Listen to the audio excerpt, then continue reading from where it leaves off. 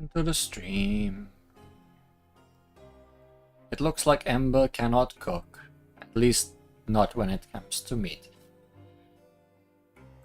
And we cannot meet. Because it's been a while since she sent that. And she's probably not waiting anymore. And we are in prison again, so it's not like we can just leave whenever we want anyways. Today, we are still in prison. For the Masquerade of the Guilty. Chapter 4, Act 5. Deluge of Wrathful Waters. This is the day you get out of prison, and you proceed to complete the paperwork for your release as arranged. The story continues in a new version of the game. Let's see what happens.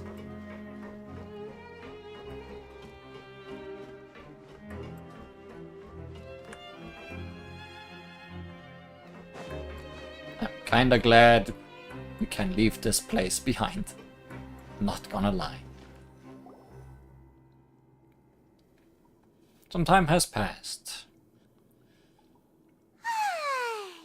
Now for a little rest after breakfast. This is the life. Paimon wants to keep being imprisoned. Wait a sec. Isn't something important supposed to happen today?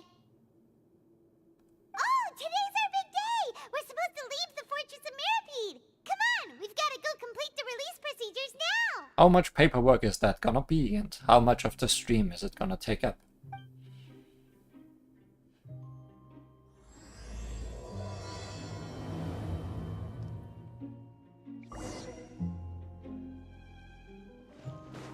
Talk to the receptionist. Will I find my way there?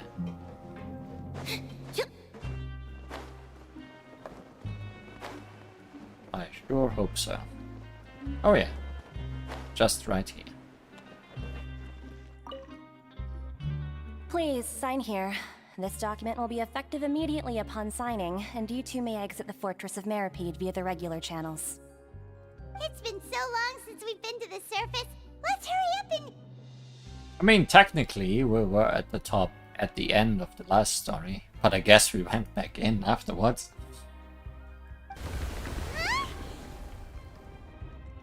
Oh, that's just fine. That's just something that prison does sometimes, right? What's happening? Are you okay? I'm fine, thanks. But I wonder what that tremor was just now. Let's go ask the Duke. I guess we are not leaving the prison just yet.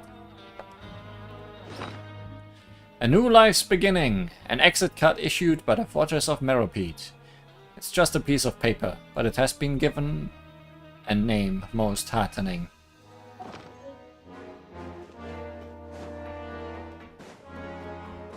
Don't need to have a prison if everyone is dead inside. That is the right way to look at things. No more prisoners. Only funerals. Your Grace? Ah, good to see you two. Is there something you wish to see me about? Have you not noticed the shaking? Yeah, what was with that earthquake just now? Ah, that. The tremor didn't originate from the seafloor. In fact, it seems it came from the surface. Over the years of serving as the warden here, I have developed a sense for distinguishing between what occurs on the surface and what occurs underwater.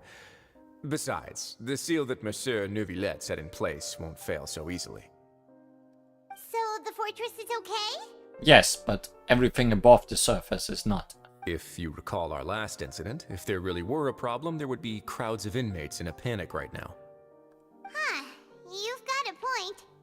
Okay, seems we need to get back up to the surface and ask about what happened. By the way, do you know what day it is today? I believe today is this month's pipe cleaning day. Great. Wait, seriously? Actually, today is the day we say goodbye to the fortress. Ah, yes. Have you completed your release papers? Yep. It was surprisingly smooth. It's you two. Are you leaving now? That's right! Today is our last day in prison! But now that Paimon says that, it doesn't feel like we were confined here. It's actually been pretty nice!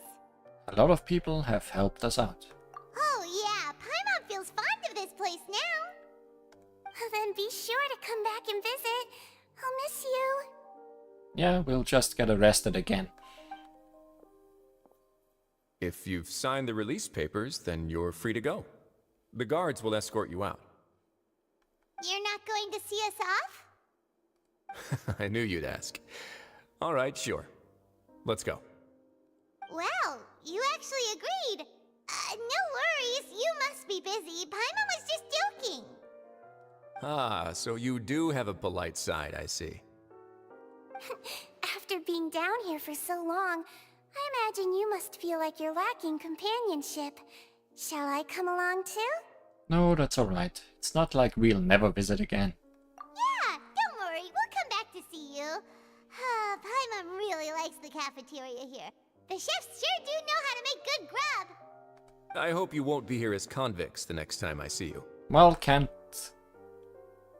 We'll do our best promise to stay that. out of trouble. Well, it seems our work in the Fortress of Maripede is finished. That's the end of another chapter in our journey. And since Nervlev was the one who asked us to come here, we should probably go report to him now. Next up, the Palais Mermonia. You're going to see Monsieur Nervillette?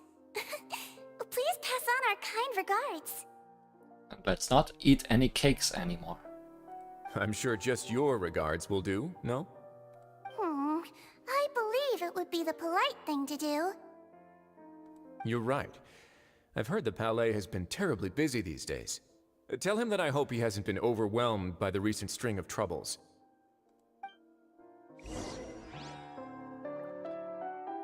Well, let's just teleport out then. There may be new parts to the map as well. Wonder if we'll get there today. Or if that will be for another time.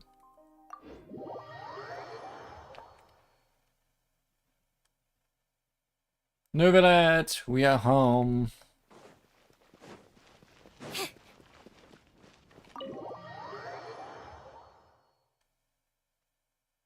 Your home, that is.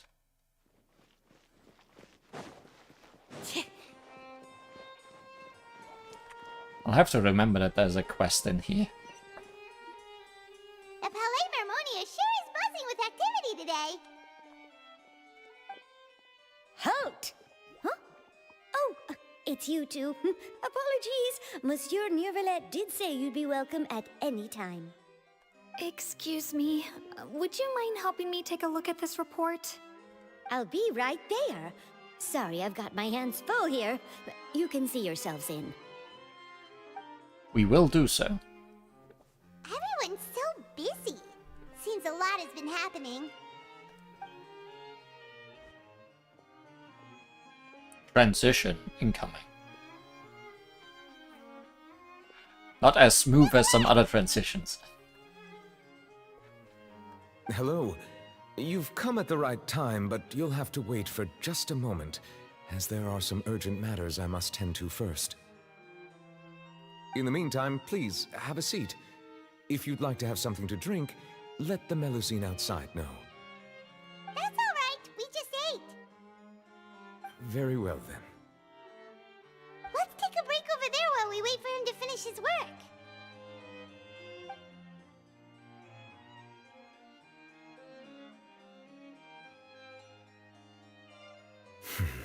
Nervillette, have you noticed that your clock has stopped moving? All right. That should wrap things up for now.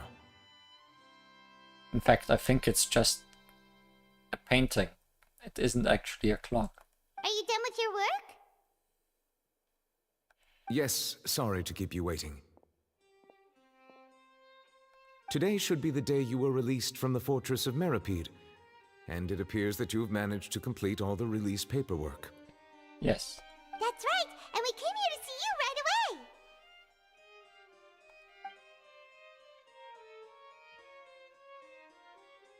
A massive whale.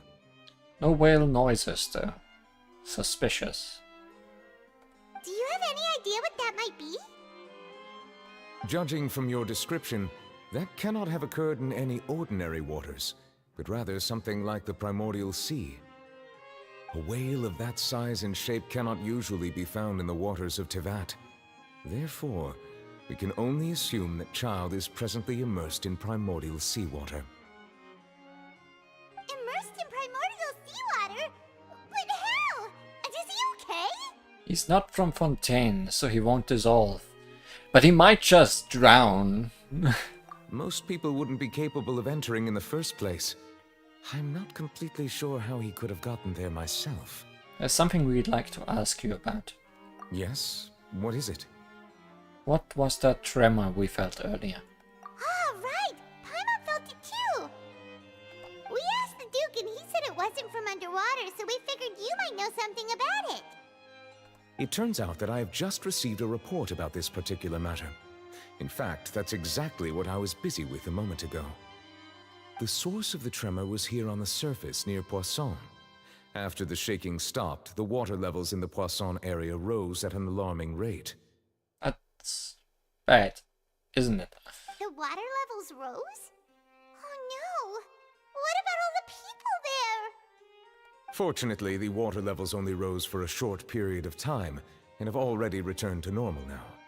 However, I still have a bad feeling about the whole phenomenon. If the change in water levels is connected with the leaking primordial seawater, then the situation in Poisson may be much worse than it appears. There might be poison in Poisson. Navia should be in Poisson, right? We need to go check on her! Yes, Spina di Rosula's headquarters is there. I would also like to go there as soon as possible, but I'm afraid I can't leave just yet. We must immediately formulate disaster prevention plans for the surrounding coastal areas to avoid potential catastrophes. I'll have to ask you two to go to Poisson first. I'll meet you there to check on the situation once I finish things here. Sounds like a plan. There's no time to lose! Let's get going! Please be careful. Careful is our third middle name that we use sometimes when we have spaceflight. The two of you have my thanks. If you need any help, just let me know. Do not ask about my other middle names. To Poisson, which is on the border of new stuff.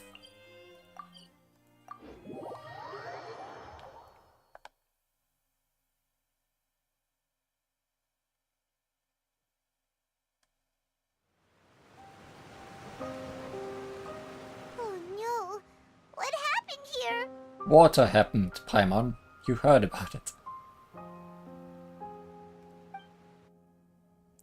All the buildings here seem to be in pretty rough shape now. There's nobody around. Are they all dissolved? No, let's not assume the worst yet.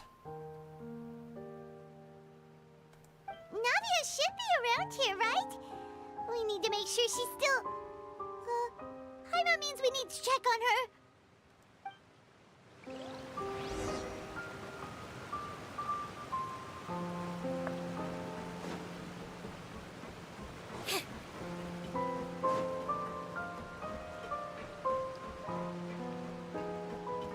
But at least you have a ship down here, so you could deal with the water if necessary, right?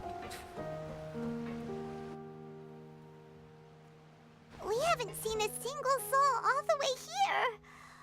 Oh, this is getting scary. What will I ever do now? Look, there's someone on the roof over there. Just stay put. We're coming up. Watch your balance. All right, just hurry.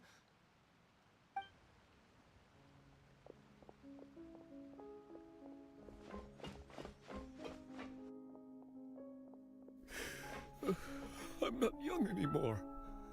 How will I survive on my own?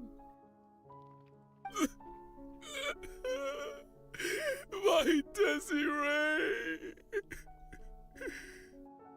Oh, he looks pretty sad. My leg! leg! How could this have happened? It hurts! Just hang in there. Help is on the way. You can hold my hand if it makes you feel better.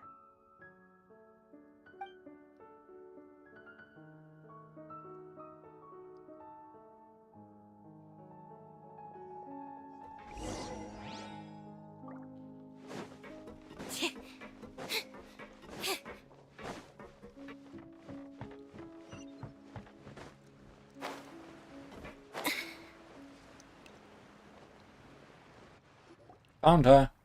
I saw her pop in before the cutscene happened. It's Navia! She's over there! Hey, Navia! Are you okay?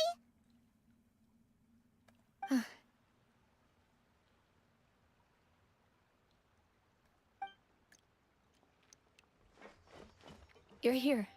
We heard there was a situation in Poisson, so we came as quickly as we could. Yes. As you can see, the water level suddenly rose. It caused quite the disturbance, in fact.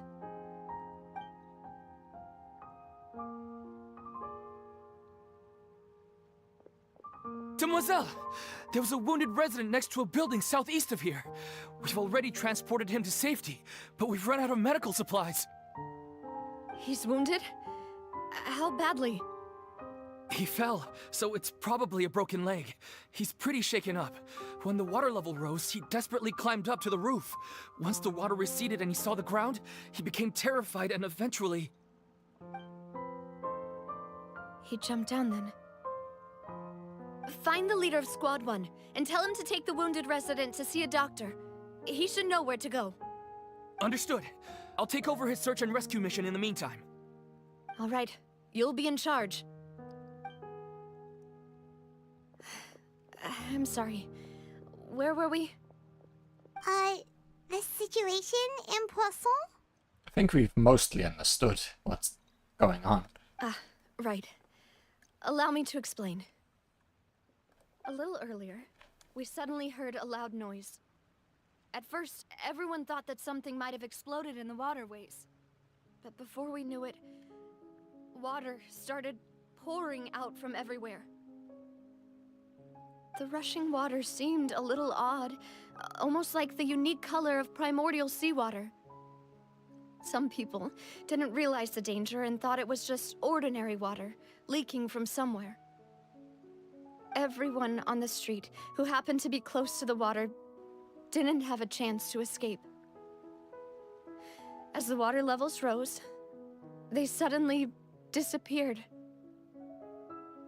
They were all dissolved. So it was primordial seawater.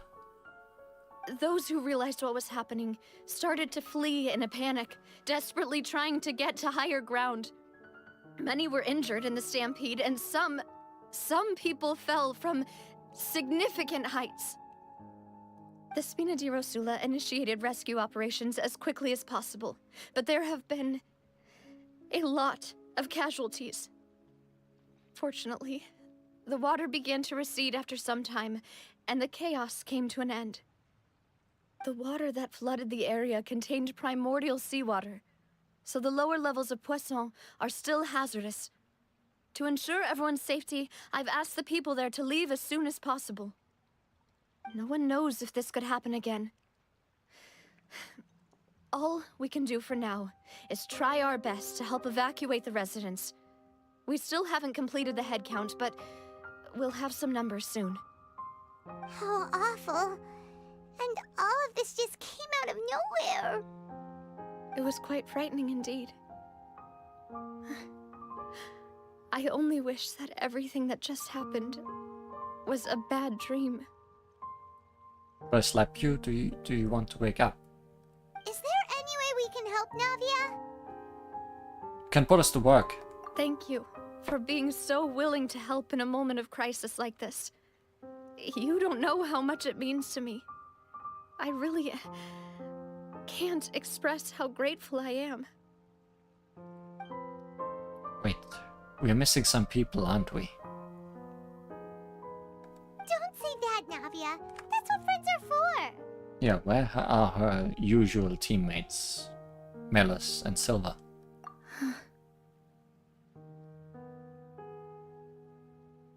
Demoiselle! We've got a situation here! I'll be right there. Sorry, I need to go for now. And off she goes. Seems it might be a while before she can take a break.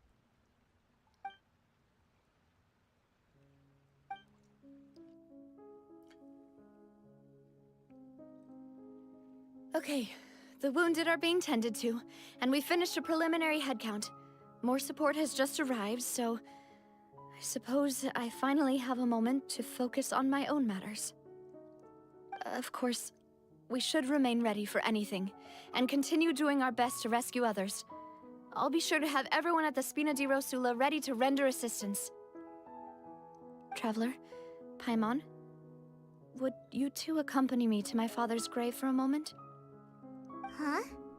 Right now? I understand. Thank you.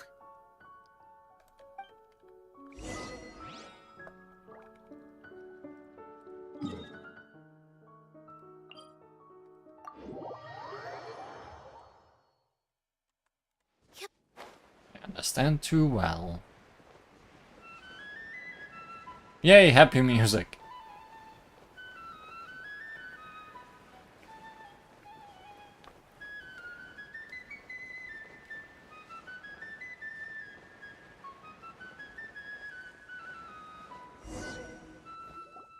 Happy music lasted right the correct time. Not a lot of people here, huh? No, I think they're busy with other things currently. Well, given the time of day and the whole situation in Poisson, Paimon doesn't think there'd be a ton of people here visiting graves. Right. That's how things are now. The living are so exhausted that they've no strength to spare any words for the dead. Navia? There's no need to push yourself so hard.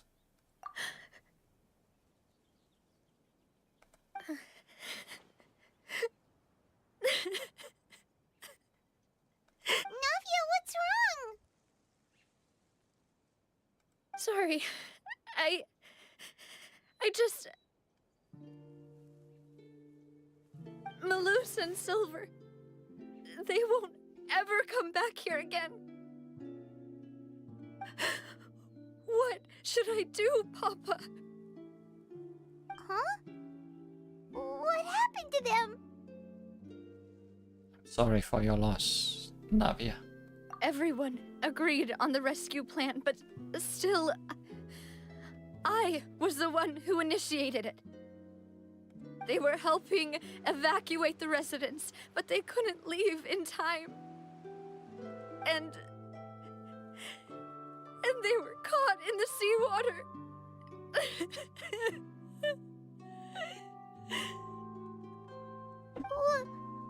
What should we do? I've known them for so long. And I know they weren't afraid. But I could at least hold a funeral for my father. And I know where he rests. But as for Malus and Silver, they're just gone. I just can't.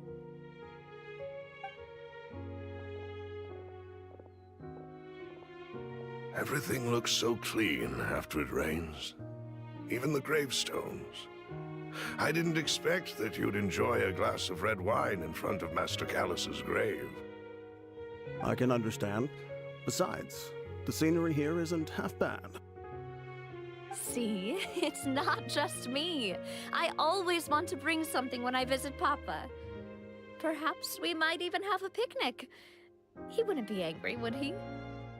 How could Master ever be upset with you, Demoiselle? Yet the cemetery is the home of those who have passed, is it not? Everyone ends up here sooner or later, no matter who you are. Buying yourself a plot in advance, are you? No need yet. But when I do, I hope you'll let me be buried beside Master Callus, demoiselle. Hey, stop joking around. I'm quite serious. That way, it will save us both the trip to see each other whenever you visit your father's grave. That makes sense. In that case, could I be buried on his other side? After all, besides you, demoiselle, the two of us could certainly be considered Master's closest companions, no? Personally, I believe we fill those shoes just fine. Why are you bringing this up all of a sudden? Seriously. All right. I'll remember your requests. Thanks for death-flagging yourself, you two. But I'd really prefer not to talk about this stuff. And what do you mean by saving me a trip? I'd make the journey even if I had to visit you two somewhere else. I'd promised to let them rest in peace here. But here I am breaking that promise. I'm sorry for letting you see me in a mess like this. I don't usually cry, really.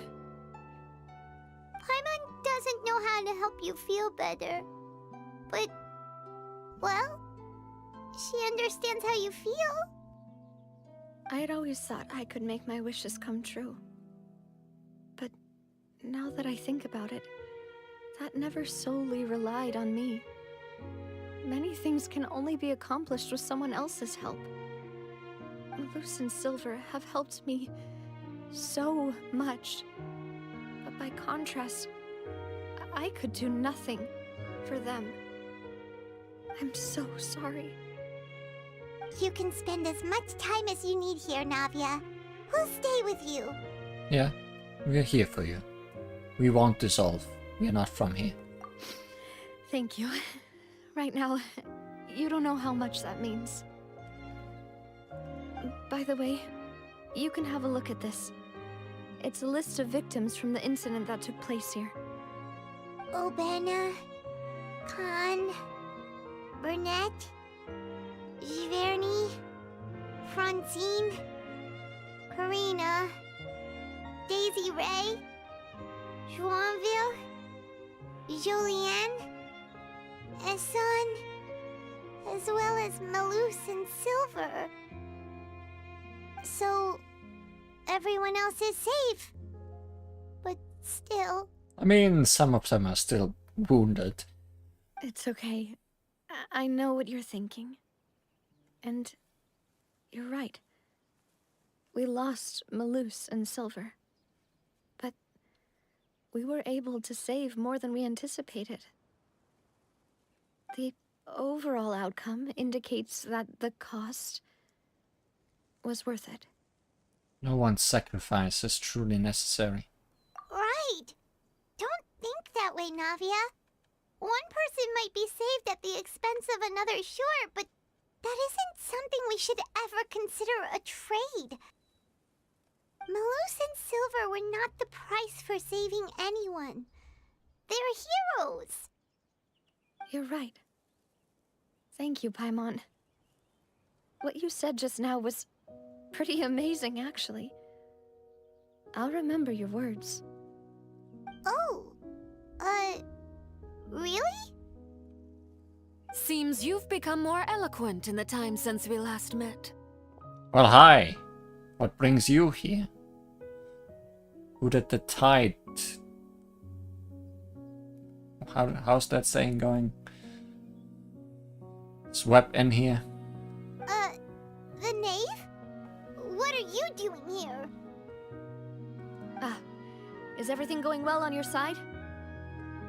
Yes, my people are carrying out the mission according to your request. All the residents of Poisson have been evacuated, and we're preparing to relocate them to higher ground. As for these supplies, we have everything taken care of. There is no need to worry. Thank you very much. Wait, do you two know each other? The tides have certainly turned, yes. As to the tables. We just met recently. Right, Miss Navia? Usually, I would call this a coincidental encounter, but that doesn't quite fit this time. Besides, it never even crossed my mind that a Fatui Harbinger would come looking for me. Thanks to the Knave, Spina di Rosula received generous support from the Fatui, which allowed us to complete the rescue and evacuation work so quickly. Mutual aid is essential to fostering positive developments. We were already in the area, in any case, so it was nothing. That said, I must say that you're a lot sharper than you let on. I'm sure you understand what I mean. I apologize for all the ways in which I tested you previously. We've never worked with a Fatui before, and it's extremely important for us to know who we're working with. My subordinates have reported that Fatui soldiers have been observing water levels and taking head counts in various locations. I hear that they've also prepared a large amount of emergency supplies. I'm quite surprised. This is nothing to brag about, nor do I intend to. It is simply the way of powerful organizations to act forcefully, whether they are doing good or ill. You've witnessed that firsthand, in any case. As I've told this traveler before, I know of the prophecy, and I intend to prevent the impending disaster. Lending your organization a hand was a natural first step in accomplishing that. As such, do not be troubled by this token of our sincerity. Perhaps one day, you'll also be able to help me in the same way. Without your help, there would have been many more casualties. I won't forget your kindness. Furthermore, I sincerely regret what happened to Malus and Silver. I only wish that my people could have arrived a little earlier to prevent this from happening. Don't say that. You and your subordinates did everything you could. As Paimon said, Malus and Silver didn't choose to sacrifice themselves for any specific person. And they weren't the price paid for other salvation. They chose to become heroes themselves. I've never liked hearing people put it that way. It's like trying to relieve pain by saying some noble-sounding words. But right now, there's nothing more suitable. They really did become heroes. You're right. I'm sorry for your loss, Miss Navia. Water is life to Fontaine's people, and it also spells disaster. It's no wonder that people always say that prophecies represent fate. Fortunately, I've never been one for such opinions. So, you're one who will try to change fate, then? Of course. That is why I'm going to Hotel Bouffe de Thé. I still have some things to take care of, and the children need my attention.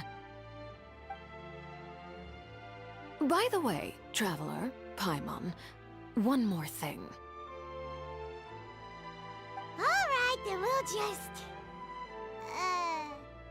Huh? This isn't right. Paimon thought you would ask us to walk with you for a moment so you could tell us something in private. That is a clever and useful conversation technique, which I do like to use when necessary. But there's no need today. It would not hurt to have Miss Navia listening in. Traveler, I'm sure you remember that I said we could work together when we had the chance. You and I both know that there may be issues with the Primordial Sea. Previously, it was the Fortress of Maripede's sluice gate, and this time it was the water levels in Poisson. These are both signals. The time for jolly cooperation has come. Indeed. Allow me to share the latest intel I've received from the House of the Hearth's intelligence network with you. During some recent investigations, a child claimed to have discovered some ruins near Poisson. The ruins date back to ancient times, and seem to be worth investigating in many ways. Judging by the dating of the ruins, they may be related to the prophecy and the coming crisis. The situation is becoming more urgent, so any pertinent information will prove extremely precious. My people initially came to prepare for ruin exploration. Unexpectedly, this disaster struck, and at present, we're all busy prioritizing the rescue effort. So that's why the Fatui were already in Poisson. I wanted to take the children along, but unfortunately, Linny, Lynette, and Fremine have all been dispatched to higher ground to assist affected residents. Linny told me that outside of the house, the person they trust most is you. Which is why I want to give you this task. Are you sure this will be okay? Can you trust an outsider like me? The House of the Hearth's members see each other as family, but Linny, Lynette, and Fremine said that they also see you as such, even though you are not from the house. I'm sure you already understand how earnest they consider their friendship with you to be. Oh, that somehow makes Paimon feel kinda happy. The intel I just shared about the ruins could fetch a high price. But since the children consider you family, it's only natural that I freely share it with you. Got it! So all we gotta do is go to some ruins, right? We can handle that. Excuse me, but may I tag along? You wish to join, Miss Navia? But are you sure you're up to exploring some ruins? You need to rest. Well, I'm sad, yes. But I can't just go back and plop myself into a chair by the roadside and do nothing. There's no point in being depressed while we still have a disaster on our hands. As my father's successor, I must live up to the hopes he had in me. Besides, I'm also doing this for myself. I need something, a distraction, to keep my mind off Malus and Silver. Navia's strong, but she needs company right now. We can be that company. She goes to explore the ruins with us. Since you put it that way, I have no objections. What do you say, traveler? We'll go to the ruins together. All right. The ruins are to the south of Poisson. Here's the map. Okay, the three of us will handle it. Come on, let's pack up and get going.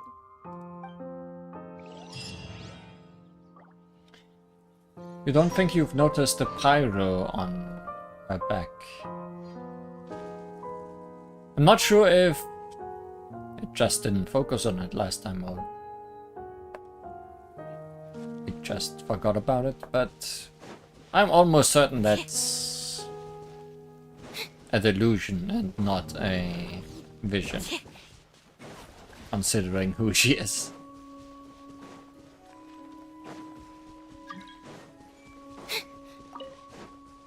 Also, I thought I turned off world join requests at some point.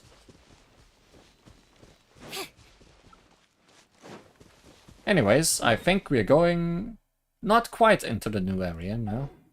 I thought this was the correct direction, but not quite.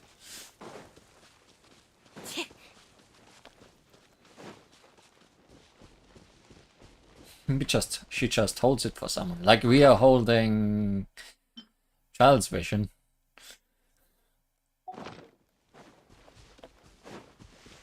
Nice decoration.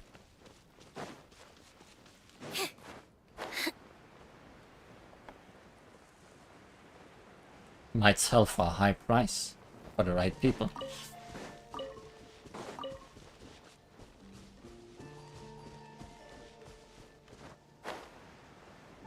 Well, that certainly looks like ruins. And certainly looks like a domain. So, are these the ruins the knave was talking about? Whoa, talk about old. Yeah, very dusty. They seem to be pretty ancient, all right. Let's go in and have a look. Just be careful. Aren't we always? Place of Secrets. Fatui intelligence indicates that this place may play host to heretofore unknown clues.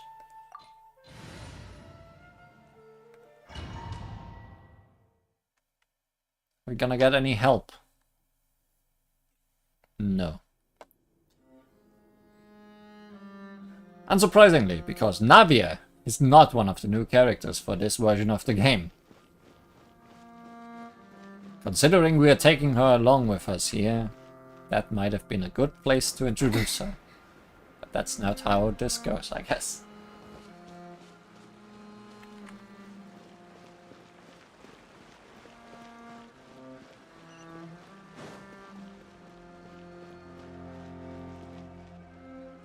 Well, that's Hilly Charles. Emerge, right here. Sorry to right interrupt. here. Nice and spicy. Over here. Be amazed.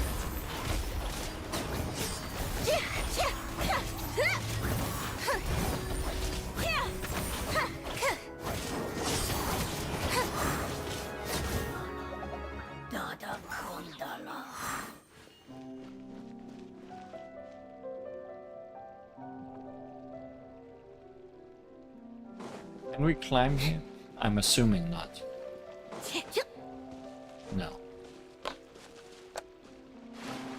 And also not swim.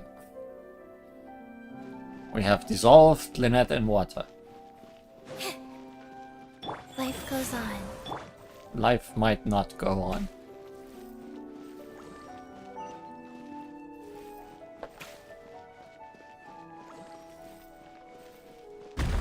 Whoop! The floor here isn't safe. Wow! Right here. That's Emerge, a trap right if here. I've ever seen one.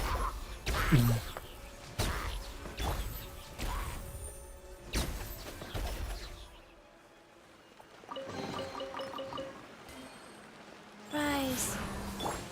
That's a new kind of... Go ahead, just insta-kill me. That this game has not pulled off before.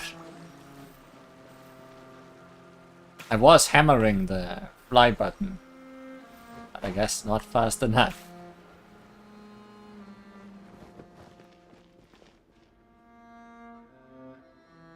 And I'm assuming that down there is also just death water.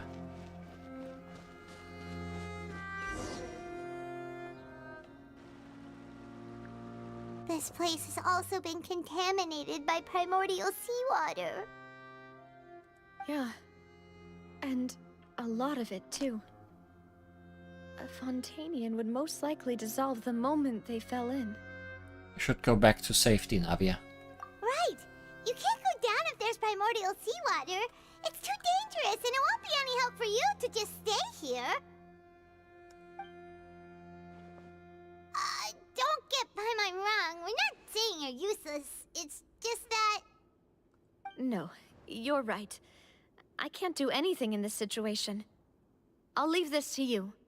From the look of things here, maybe there's no way back.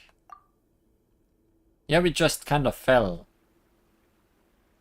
So... Complicates things. Maybe the only way left is forward. Well, Navia, you live here now. In that case, do you want to wait for us here? The water levels here are unstable, and there's a chance the water will rise. So, staying here wouldn't be safe either.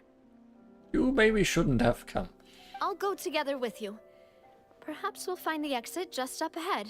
Seems like there isn't any other option. All right. Come with us for now then, but please be careful.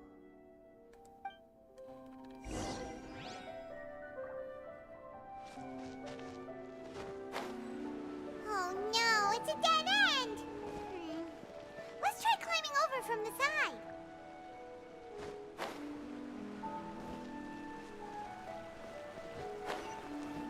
Lynette, that was that animation you did. Was for diving in the water.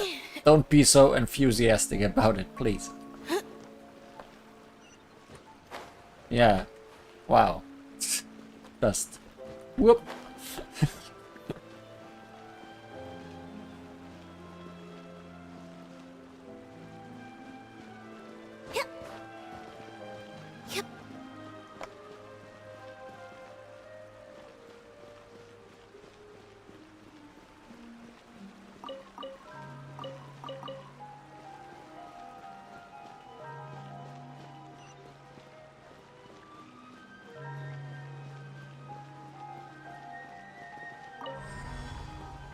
Open sesame.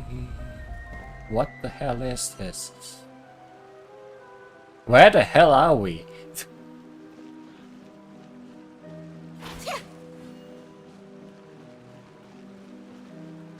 Are we really that deep?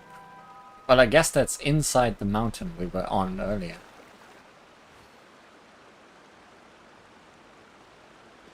Did you just teleport me back? Just for going over here? Yes. You are being very restrictive on where you let me go, huh?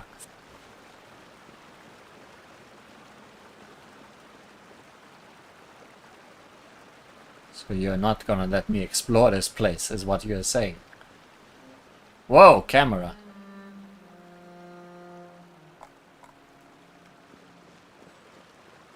Game is being very specific about many things.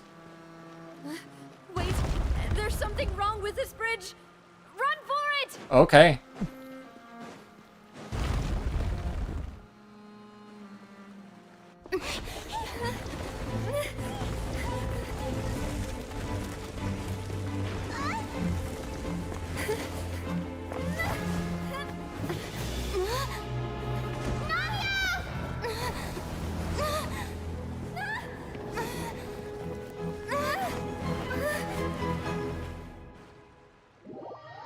And then she never was playable.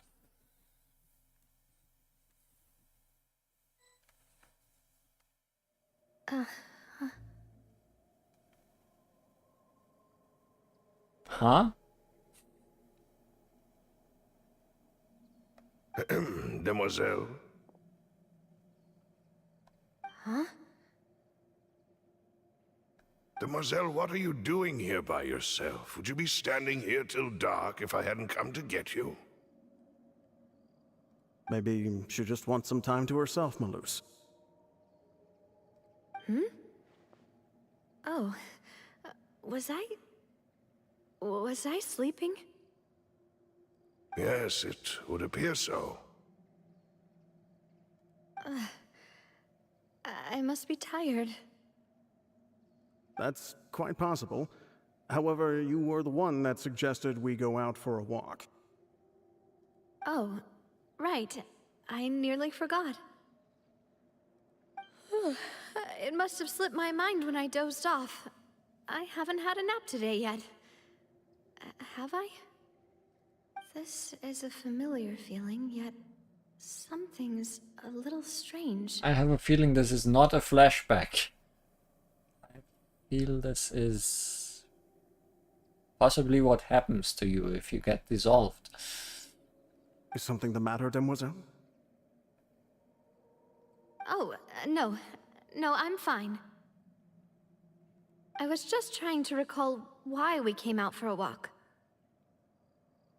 Do you remember Mr. Giverny? He'd requested our help before with foreign merchants who had a debt dispute with him, and we'd resolved the matter not long ago. We were headed to see how things were going with him at the moment. Ah, right. Yes. I remember now. Oh, Miss Navia. Ah, Mr. Malus, and Mr. Silver, too. It's good to see all of you. How have you been? I've been great. Thanks to your help, those bothersome merchants finally realized that I wasn't the one they were looking for. Why, I wasn't even the guarantor for that person. They were knocking at my door day and night. Even my neighbor, Obina, was getting fed up with them. Sometimes force is required to calm someone down and get them to listen to what you have to say. That's right. Oh, by the way, Burnett, what was it that you wanted to give to Miss Navia again? Navia, you're seeing dead people. Oh, yes. One moment, I have it right here. Miss Navia, these are some flower seeds that I prepared. Please take them. They're a very good variety, and they'll become very big and beautiful once they bloom. I don't know what we would have done without your help, so this is a little token of our appreciation.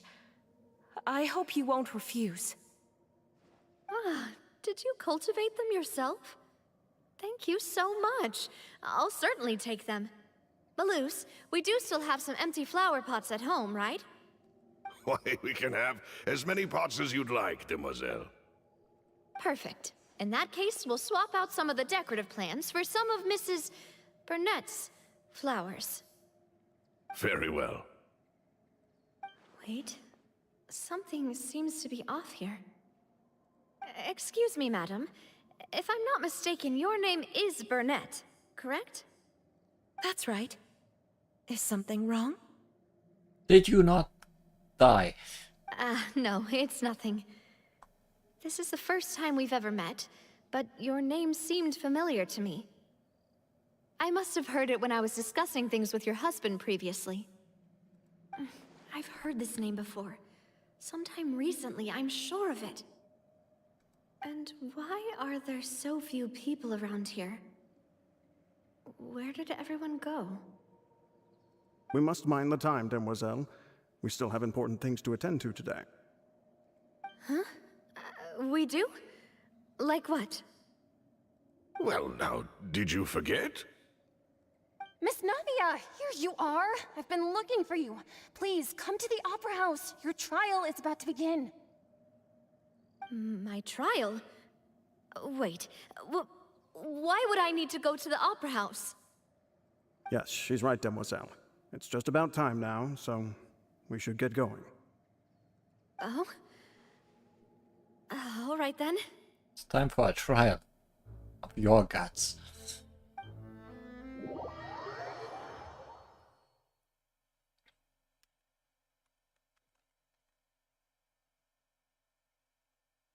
Look, it's Navia! She's here! And her two attendants are with her. Goodness, everyone's finally here.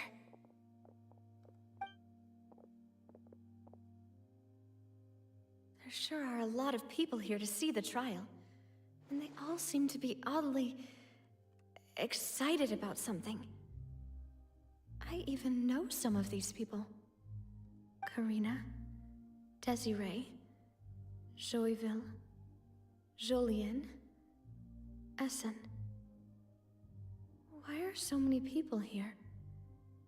And why do I have no recollection of this case? And as for the judge... huh? Where's Monsieur Neuvillette? He has not been dissolved yet, thankfully. Please sit in the defendant's seat. Don't worry, Silver and I shall accompany you. All right.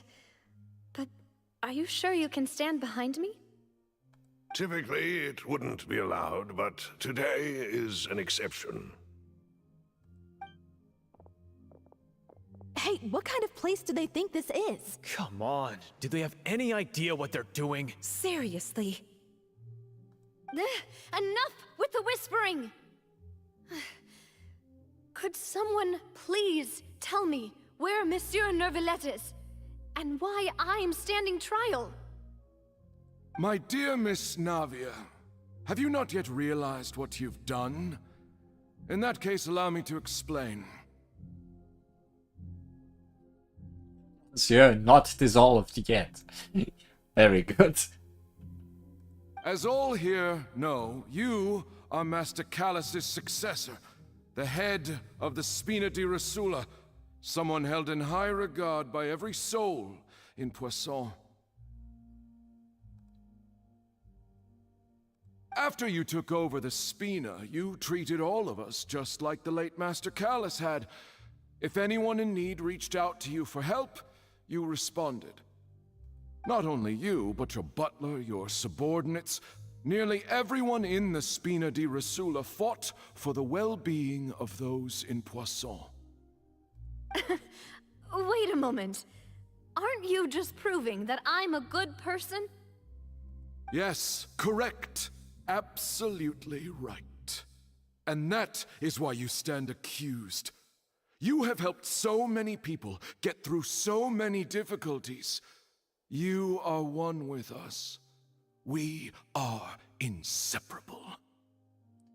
Right. We had that before, right? With that one guy's friends and wives and victims all being fused into one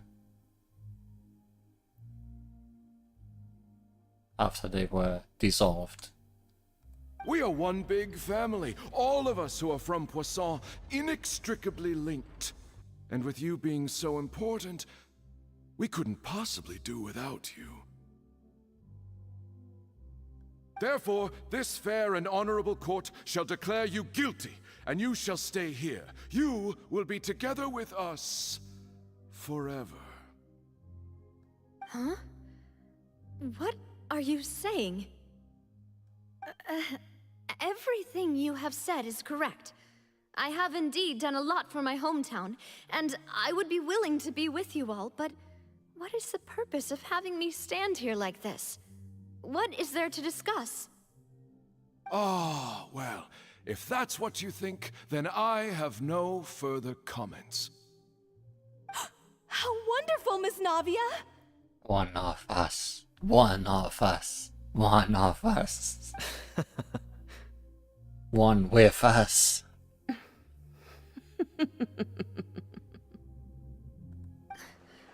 I know all these people. Why are they laughing? I seem to remember now. Yes, I get it. This trial is... Wait just a moment. This isn't right! Malus? What was that, Mr. Malus? Our conclusion is very clear and unanimous. Let the court judge her now. She's guilty! Stay here, Navia! You're one of us! Demoiselle, don't admit guilt. This trial means to keep you here forever. I wish to exercise my right to defend Our Lady. Mr. Joinville, you only know of Navia's goodness, but nothing of her utterly independent mind. She was born a free and independent spirit. She has never been tied down by anything. Indeed, even the death of Master Callus couldn't stop her. Her actions cannot serve as proof that she identifies herself as part of any group. She merely acted as an individual, extending her hand to help others. Please do not mistake her actions as being otherwise. Really? As an individual, you say? Don't forget, we are all Fontainians here. This is the nation of justice, the nation of Hydro. Even if Miss Navia only voluntarily rendered her assistance, that doesn't change the fact that her beautiful soul must return to everyone. Water accepts all, blends with all. It will surely accept her kindness. Everything is measured here in the nation of Hydro, and in the end, everyone shall meld together. Thus, when a unanimous opinion emerges, that opinion represents justice. Now I speak for everyone. Our opinion is consistent. Navia should stay. We and Navia are one. And you would call this justice? Preposterous. You are merely jealous that Demoiselle still has a chance to exist as an individual. Have you forgotten how much you all once longed to become individuals, to become independent? Do you mean to defy our justice? If your justice is flawed, then why should we acknowledge it? As you said, we can also have our own justice. Silver and I shall defend Demoiselle. And that is how we will enforce justice. Ugh, my head... it hurts. Demoiselle! Silver, it hurts. My head is spinning. All I can see is stars swirling in front of me. I remember now. Everything that seemed odd from the very beginning.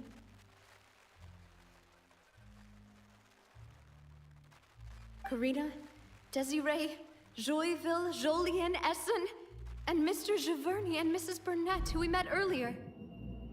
Even Malus and Silver. I don't want to admit it, but they're all dead. Don't be afraid, and don't admit guilt. We will protect you to the very end. Absurd! Who are you to say that she cannot be judged? We are the majority, and in the nation of trials, the majority is absolute justice. We are the will of all. Don't let them escape! We shall keep Navia here with us!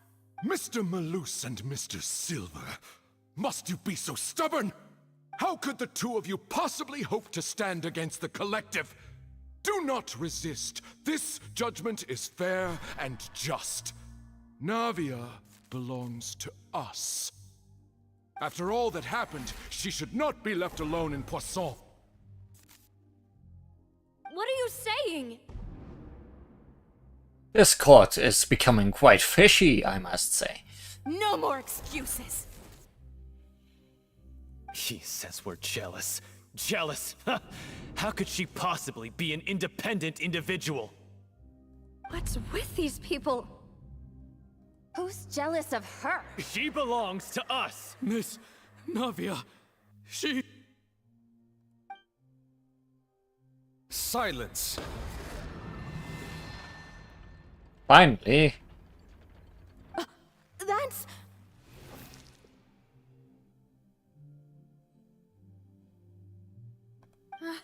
Monsieur Neuvillette! Such commotion is prohibited in the court. The accusations you just presented are nonsense and cannot constitute a proper trial. The court will adjourn for the rest of the day. In this, I shall hear no objections from any unauthorized party. Our thanks, Monsieur Neuvillette. Please leave with me, Miss Navia, while there is still time. But... Go on now, demoiselle. This is your only chance to leave this place. What, can't bear to leave us behind or something? Malus. My apologies. I couldn't resist making one little joke once I realized that this shall be our last goodbye. Malus... Silver... Quickly, you must come now! Goodbye, demoiselle. Farewell.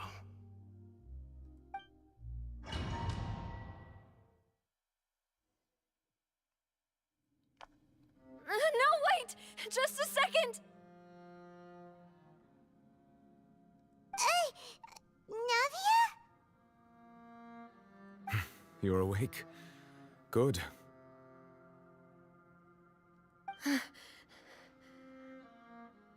I must have been dreaming.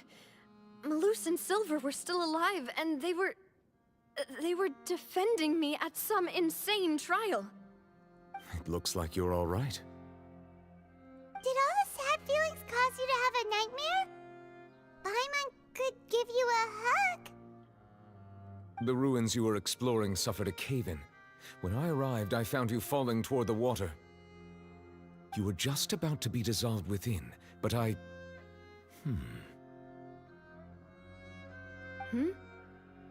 What is it? I think I saw 2 Oceanids protecting you. It was only for a moment, perhaps even a fraction of a second, but they gave me the chance to retrieve you. Were it not for their intervention, I would not have been able to rescue you before your consciousness dissipated. Wait, did you say Oceanids? You mean like what happened with Vache? People that are dissolved became Oceanids. Perhaps those 2 Oceanids were the people you saw in your dream. I always told them that they didn't have to protect me. To think that they'd keep doing so even after death. Please come with me.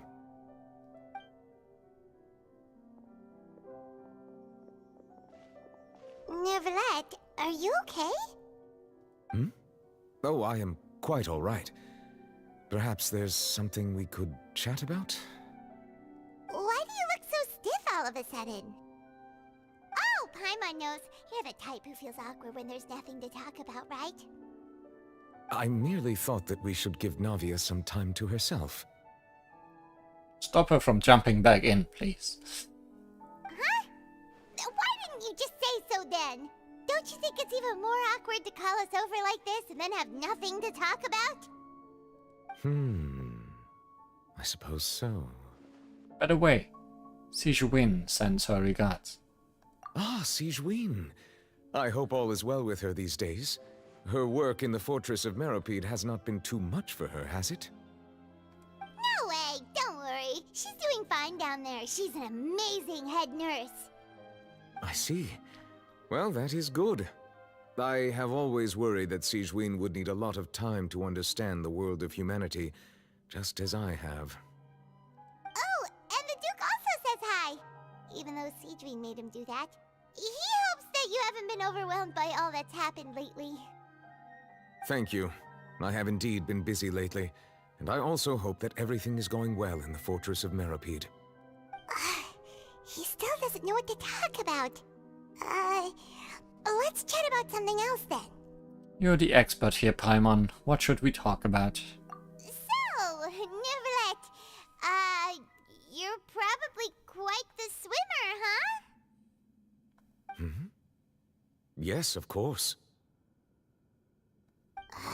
This isn't going anywhere.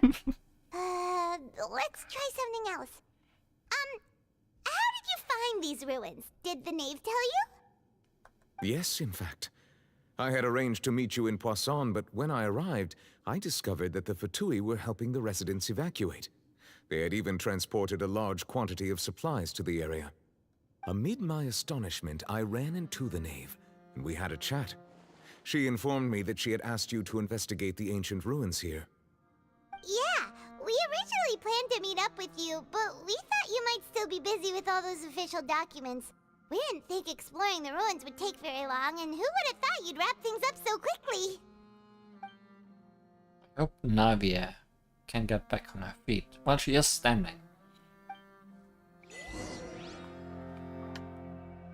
All these achievements I will never I'm read. sorry to have kept you all waiting like that.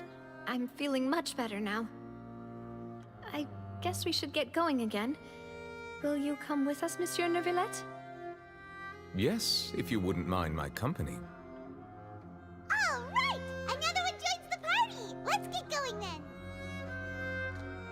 What is this place still?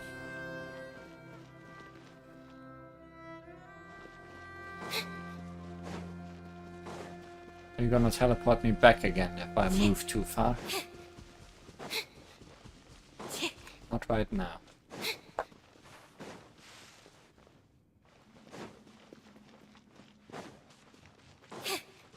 You're gonna turn the camera on me again. By turn I mean zoom the camera on me.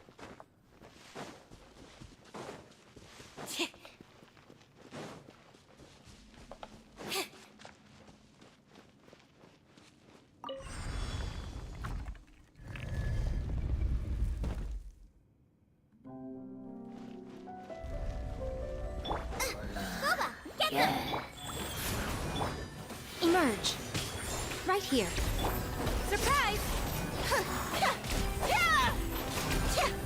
Over here.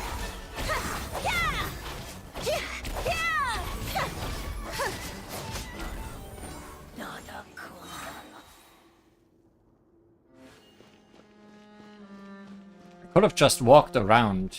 I found the way. I didn't need to fight that guy. I could have just walked up here without you stopping me. Oh no, another unstable path. Watch your step. My first instinct is always to walk backwards. Which would mean...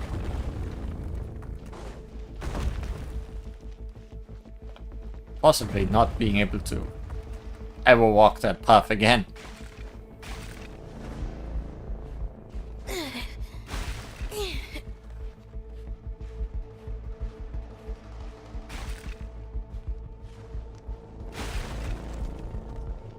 Nice of you.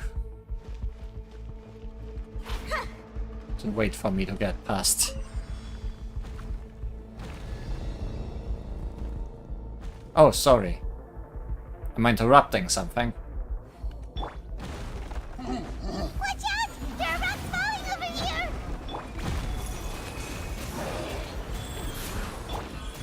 Right now, emerge. Surprise!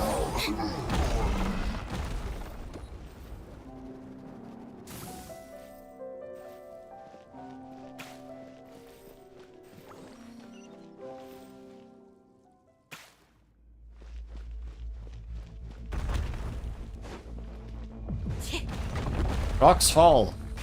Everyone dies. Or rocks fall, everyone dissolves. Seems we're almost at the top. Keep it up!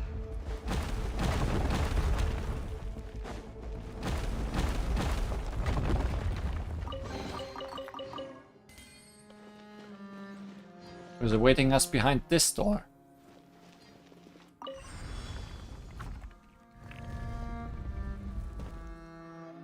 More friends.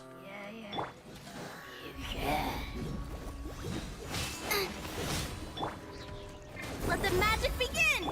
Right here, emerge. Wheel of life. Nothing lasts forever. Right now, emerge. Nice and spicy. Eat this!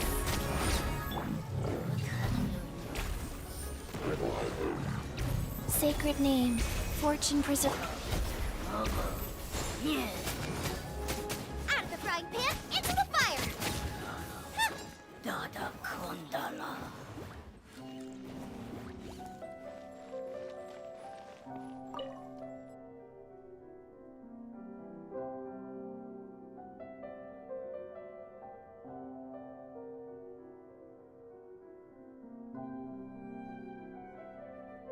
Found the elevator.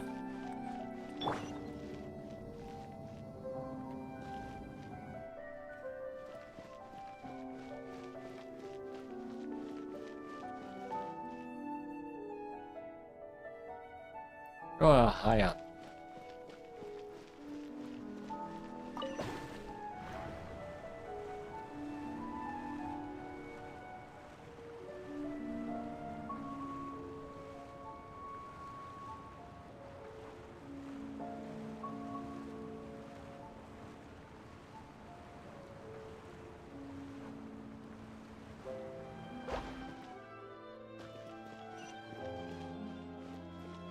Are more friends waiting for me here? Not immediately.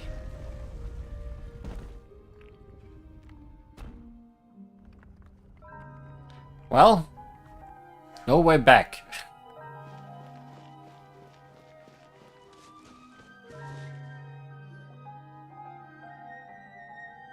Looks like we've reached the end. This is the place. There should not be any other hidden spaces in the vicinity. The path sure had some twists and turns, but it turns out that this place isn't actually that big.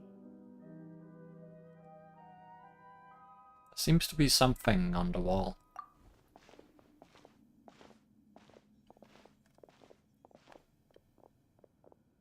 History. Stone slates. It seems like they were put here as an offering. Could we take them down and have a look? Well, I recognize one of those images. Perhaps we should just leave them be for now. There are 4 locations in total, but only 3 stone slates. The slate that should be in the first empty spot is missing. The surrounding walls also show signs of damage. There's something written below. Let Paimon see. Reason dictates that this nation be destroyed. I shall record the history of its future here in its past.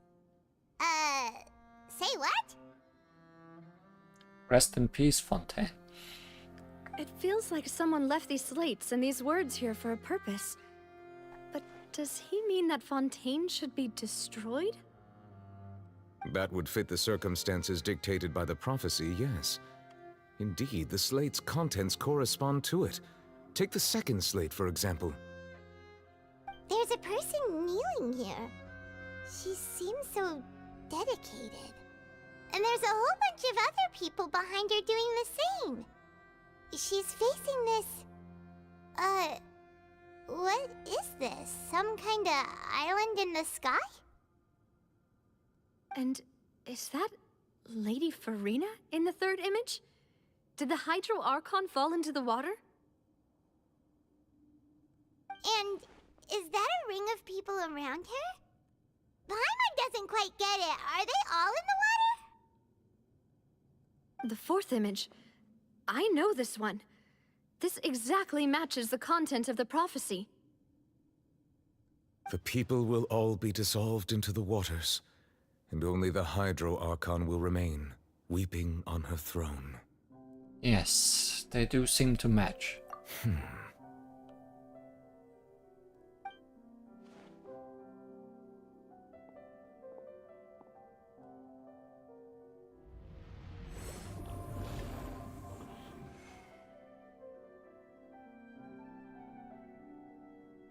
More information should be hidden in these slates, but I fear I cannot easily uncover it, most likely due to us missing the first slate. I am very sorry. Don't blame yourself, Monsieur Neuvillette. Deciphering ancient stone slates isn't one of your duties.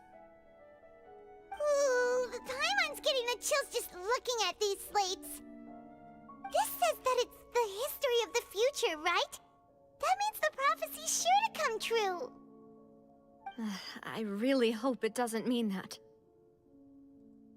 Still, Paimon feels like these images are kind of weird when you look at them together. I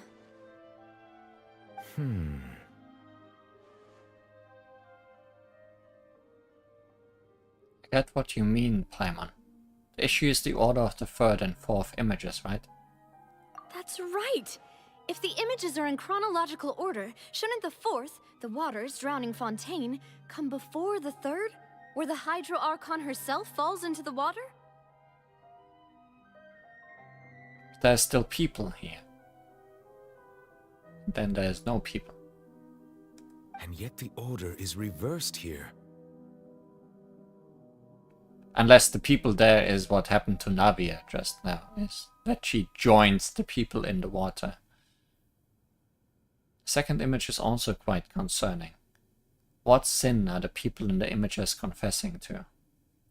If we go by timing, Lady Farina only emerges in the third image. That means that the person in the second image might be the previous Hydro Archon.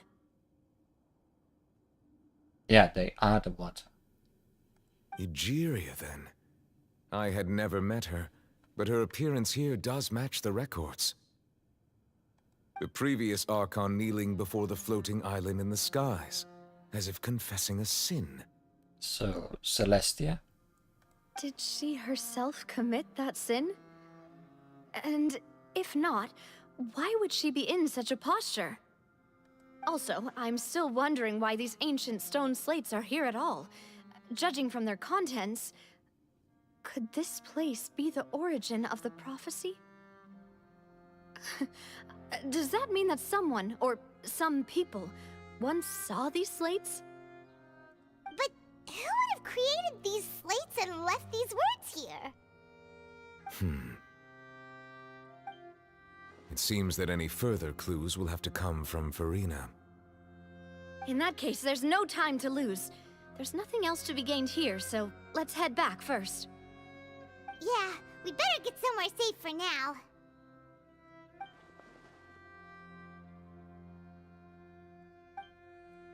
Honestly, who created the slates doesn't matter now. The real question is whether things will truly play out as the prophecy foretells or not.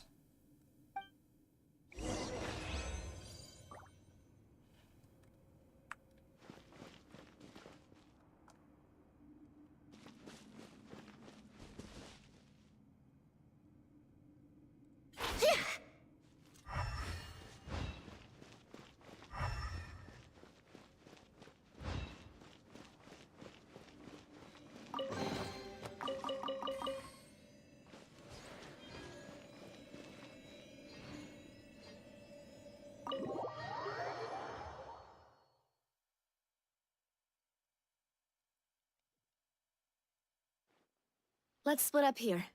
I'm going to check on what's happening with the Spina. You know how it is. There's some things you just need to be there for yourself. You still have energy for that, Navia? Paimon's already beat! Just head back to the Fluvsandre and have a rest then. Thanks for keeping me company all this time. I'll depart as well. Thanks for your hard work today. Rest well, everyone. Traveler, I will go talk to Farina tomorrow morning to ask about the stone slates. I'm sure that you're concerned about this matter as well. If you have time, drop by my office. I will share the results of our discussion with you. Alright, see you tomorrow. And good luck getting any concrete information out of that Archon. Are you really gonna talk to her about this directly? Will that be a problem? Paimon's getting a little scared now that it's come to this.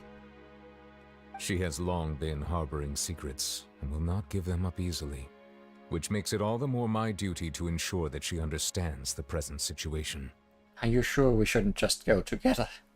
Alright, we'll leave it in your hands then. You're probably the best person to talk to her anyway. I will be carefully considering my words tonight. Traveler, Paimon, our safe house at the Fluvsandre is always open to you, as ever. So please don't think you're an imposition. Alright. I'll be on my way then. Bye, Navia. Don't get dissolved anywhere.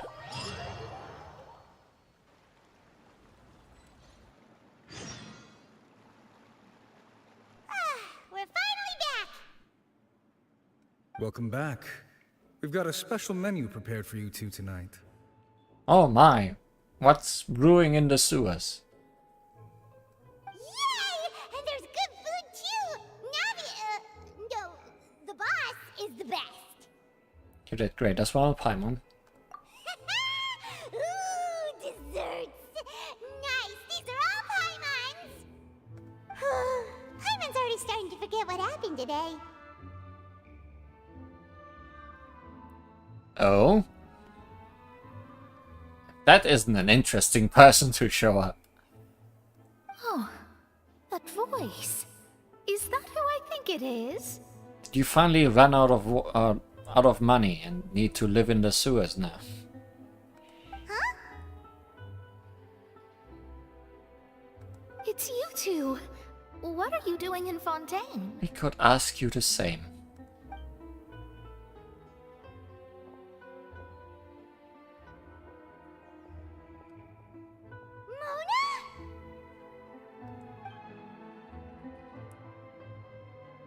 Did the stars not tell you that we might meet here?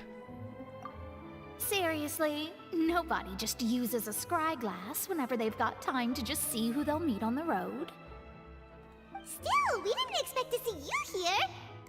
Wait, you're not a Fontainian, are you, Mona?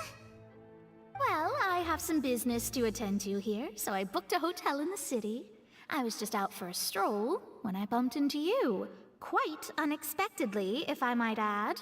The sewers are an interesting place to stroll.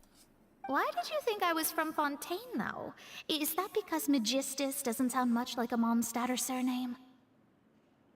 Also because you are hydro-character. Yeah, let's go with that. Well, I used to have my own surname, which was, well, some other thing.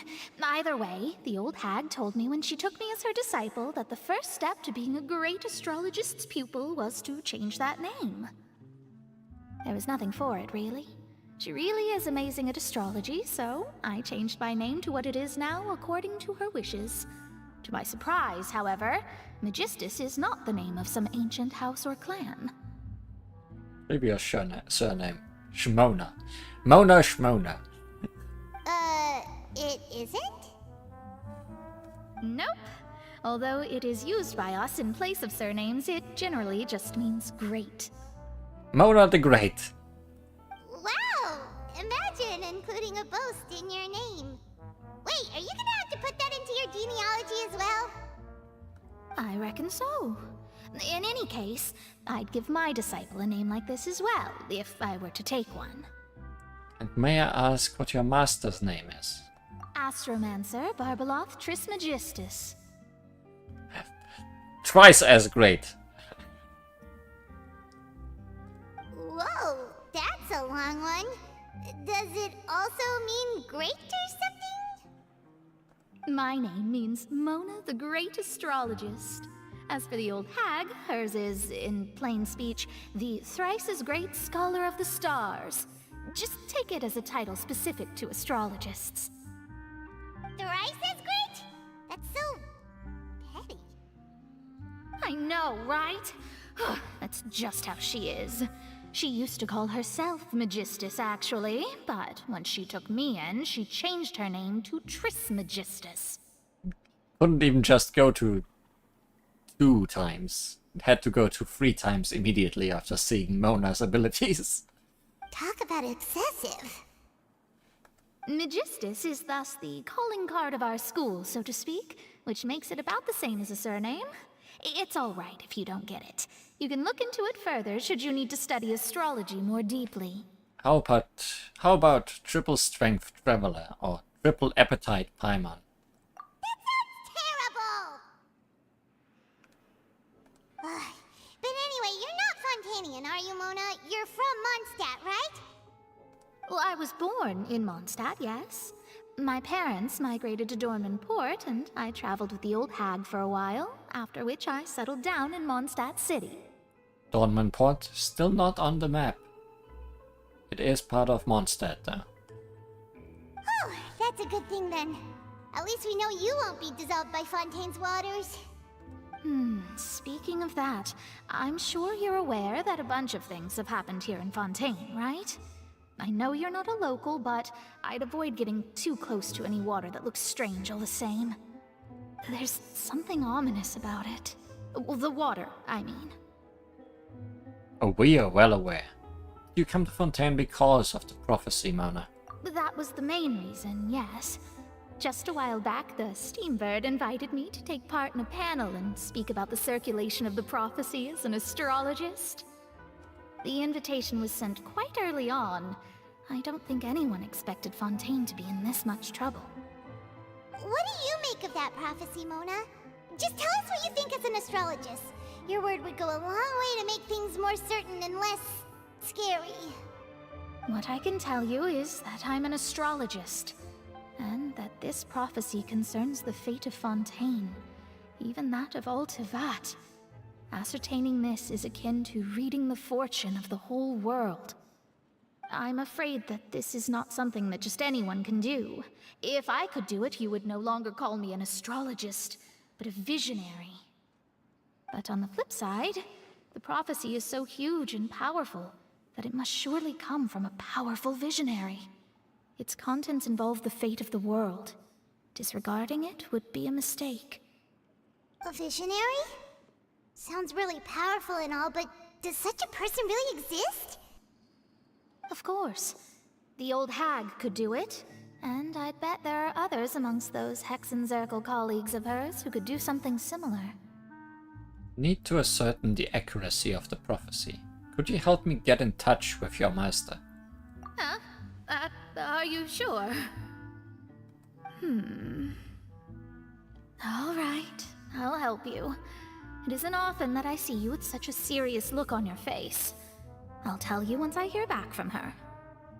Thanks, Mona! You're amazing as always! Oh, well, this is something only I can do after all. So yes, your praises are quite welcome. That's the greatest of astrologists for you! Of all the people we know, you know the star's the best! Indeed, indeed. That's the spirit. Oh, sorry. I came to see what all the commotion was about. If there's anything you need, do not hesitate to inform the Spina di Rosula. Oh, whoops. Guess we were getting a little too carried away there. Well, I'll go tend to my own business now. If I receive any news, I'll be sure to come find you two again. Please do. And there she goes, quick as rushing water. And here we are with the Spina guy giving us suspicious looks. Well, we are making a ruckus, especially with all the echo in here. Try to keep it down next time, Paimon. If Paimon hadn't spoken for you, it'd be you getting all the weird looks. The things Paimon does for you. Alright. Thanks, Paimon. That's more like it.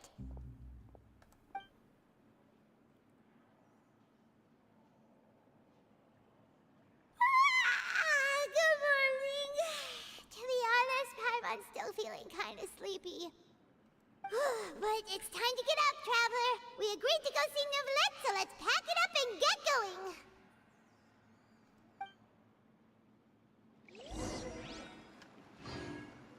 Back to the office.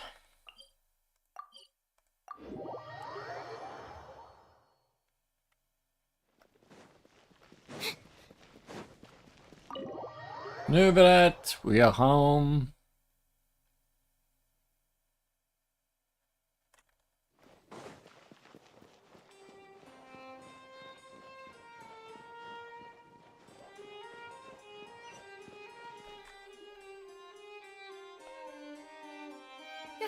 You're here! Finally! Things bad. Is something wrong? Monsieur Neuvillette and Lady Farina, they seem to have gotten into a dispute. Please go see for yourself. They're splashing each other with water. It's terrible.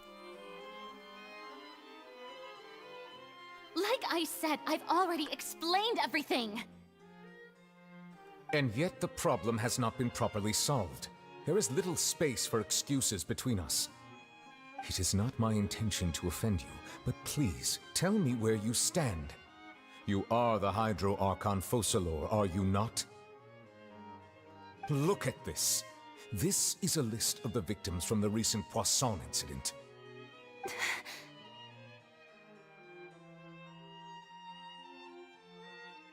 You mean... they're all... We did not arrive in time to avert this disaster, and I will not have it happen again.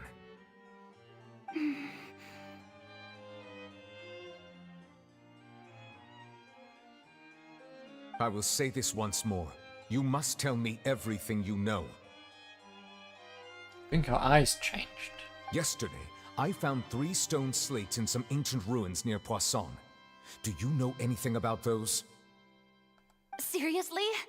You're questioning me like this is a court case now. I don't know anything about that. But you found them in some ancient ruins, you say? That's correct, which is why I came to ask you some questions. There should have been 4 slates, but one of them was missing. The other 3 featured different images that seemed to correlate to the prophecy. No, her eyes were always 2 different eyes. The prophecy? The second of these slates depicts the previous Hydro Archon Egeria kneeling before a floating island in the sky, as if confessing something. Do you know nothing of this either? Having 2 different sides is very much a part of Farina's character design. I don't. I've never seen such slates. I'll ask you again. Do you really have no information regarding the previous Archon? My deciphering of the slates indicates that the Hydro Archon Egeria once had to confess to, or apologize for, a certain sin. If anyone would know about it, it should be you. All gods don't have the same secrets, you know. She was herself and I'm me. Is it really so strange that I know nothing? I understand your concerns, but I'm sorry. I just don't have anything to tell you.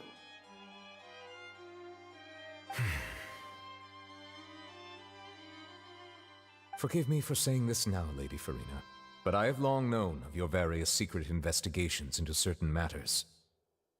There are several indications that you have been investigating the prophecy on the sly. This is not strange in itself, considering that you are the Hydro Archon. But it is strange that you should also claim to not know any of Egeria's secrets, as well as do nothing following your inquiries.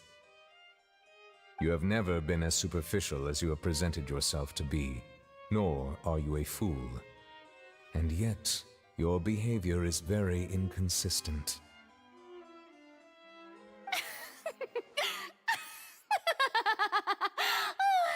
So you've been watching me all this time, have you? I didn't think you were that type. He flipped. You... Well, since you know about my secret investigations, then you should know I'm actually working to take care of it. There's no point questioning or suspecting me. You're the Eudix, but you're still my subordinate. You should be following my lead. Just trust in me. You're Archon, and do as I say. Never mind whether you can truly convince yourself to or not. It'll all turn out fine. That's all I have to say. We do not discuss this matter again. Oh, the opera's about to start. Toodles!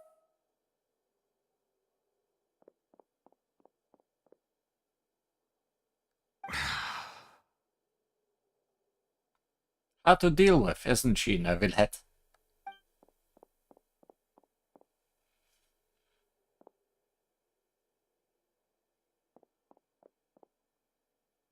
Did Farina not notice us standing by the door? Wonder what's up with her. She was smiling. Huh. She didn't seem in the mood to care if we were listening in or not. She seems to be deliberately hiding something. I assume you've been outside for a while now? Oh! You noticed! Seems Farina didn't even realize we were here. She was in a great panic, though I cannot discern the reason. Our discussion reached impasses time and again, a state of affairs that we cannot allow to continue. Still, I do not understand. Dialogue is the basis for understanding, so why did she keep refusing to engage? I'm afraid questions alone might not suffice. We need to make her understand how dire the situation actually is. Everyone in her inner circle has noticed that she is hiding some secret. The issue is her attitude. I fear that she will not reveal anything unless absolutely forced to. Communication is key, yes. We need to actually communicate with her. Possibly on her own level. We may have to create a situation in which she will have no choice but to speak. Oh? Like what? Normally, people will only reveal the truth when standing trial. Perhaps we must have the Hydro Archon experience just such a scenario. Are you putting her on trial? But Farina's seen so many trials, and she's really good at dodging questions. How do we make sure that she won't just slip away at the first chance she gets? We will need to consider this thoroughly, join forces with various parties, and then do what we can. If at all possible, I would prefer to recuse myself from this affair, but we must prevent the prophecy from coming to pass. Yeah, let's ask the damn knave. Surely she has some plans. She seems to be able to deal with Farina. This may be cruel to her, but all Fontaine is in crisis. The information a god possesses is too precious, and so we must take a chance on this. In that case, we will need help. But who will lend us their aid to do such a thing? Oh, I think I know who to call.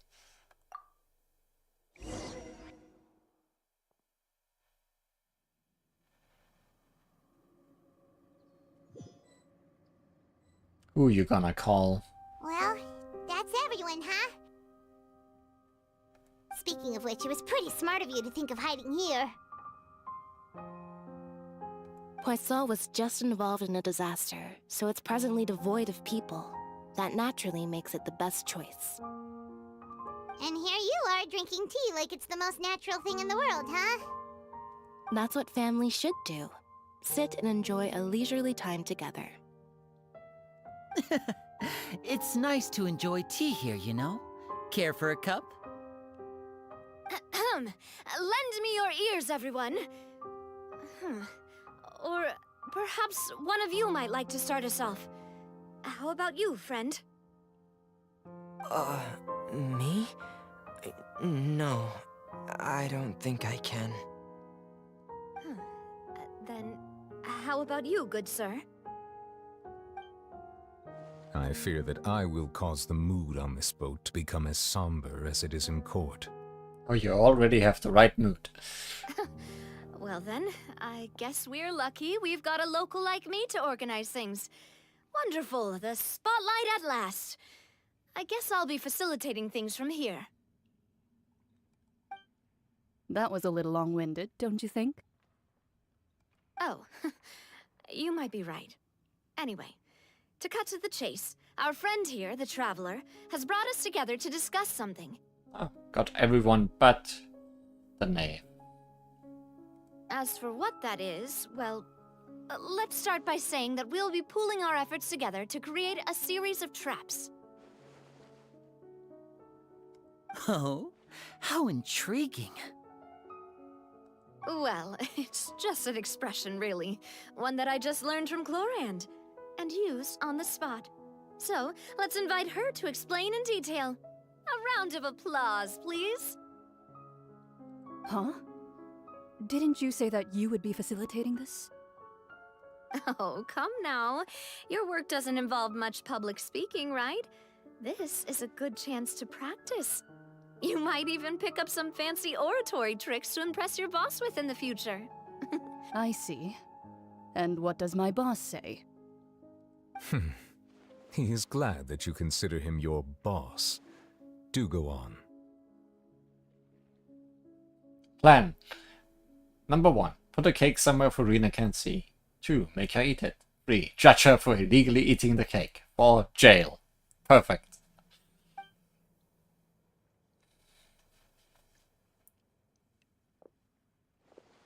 In that case, do any of you have experience hunting? It worked once, it just might work again, yes. Not that I recall.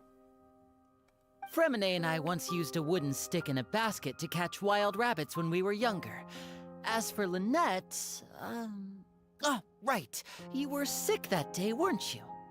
I've also gone diving to catch some fish before. Does that count? I'm afraid not. You may or may not have heard, but Fontaine once played host to a group known as the Marechaussee Hunters. Though that was their name, they did not hunt animals, but rather various monsters left behind by the ancient dynasty of King Remus. Today, Fontaine's monster population has already thinned greatly, so the hunters have blended back into society, taking up arms in other lines of work. They even left a unique methodology of hunting in their wake. A trap comprises of the following components: bait, a trigger, and a containment device. Sometimes a lethal implement will also be necessary to deal with the prey. We might not want to kill Farina.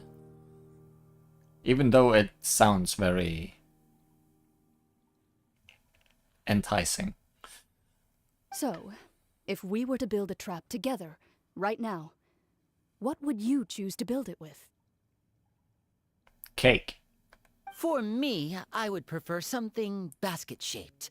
Pigeons and rabbits will see the bait and naturally enter the snare. Our line of work requires a deft hand, and we're some of the best in the industry, so you can count on our techniques.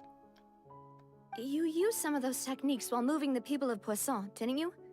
My subordinates mentioned that you even performed some magic for the bawling children. Yes, and I even managed to gather some intelligence in the meantime. I'm quite the multitasker if I do say so myself. I'm afraid I can't claim that as my strong suit. I prefer more stable methods, like placing bait in the water and waiting for the fish to come within reach. That's the kind of method I would count on. Calm and steady. Exactly the kind of person who would catch loads of fish. And I can be their assistant. With discretion, I'm sure. I'd probably use some sort of mechanical animal. Papa once bought me some small clockwork squirrels, mice, and such. When placed in the forest, they can attract others of their kind. I remember that you liked those too, didn't you? I did. And that would be a good way to go about it. If they're realistic enough, animals of the same kind will follow them all the way to the trap. Farina sure seems to like cats. What about you, Monsieur Neuvillette? I fear I do not have any related experience. That makes sense. You usually solve problems directly, without the use of any such tricks. But I do have one more question for you, monsieur. If we were to create a trap now, how would you design it? I would like for it to be effective, but bring no harm to the prey. A more gentle trap would be ideal. Kind, as always. However, our intention doesn't necessarily change the containment device and the type of implement we need. If we wanted to kill the prey in one strike, we would need a powerful implement. However, that also goes for prey that must be captured and safely contained. Wait, why's that? Only a hunter who's a true expert at subduing their prey can snare it without harming it. The line that divides life and death is often exceedingly thin. So are we going hunting together? Huh. We hadn't thought of seeing ourselves as hunters. It kinda works, but maybe it's still not the best metaphor. If our means of capturing and dealing with our prey is to put them on trial, then the hunting metaphor is actually quite accurate. But we shall require much more courage than any hunter to judge a god, a being whose seat is an exalted throne. That's right. Oh, so that's what's going on. Sounds very interesting. Florin's hunting metaphor was just that, a metaphor. You will not call this a hunt, because that is not what you could do at present, nor has the relationship between you and Florina reached such a dire stage. What you need is simply the secrets she is keeping. Attempting to take her secrets is an act of sacrilegious disrespect, but must be done to prevent Fontaine from sinking into the waters, as foretold in the prophecy. There is neither hunter nor prey, but there must be a trap. That is what you will need. The Stage of Fate.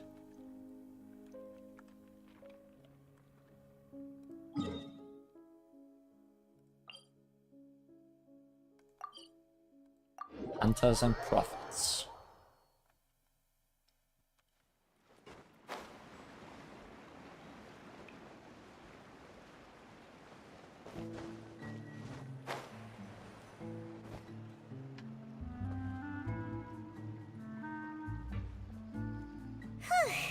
It's been a tough few days, hasn't it?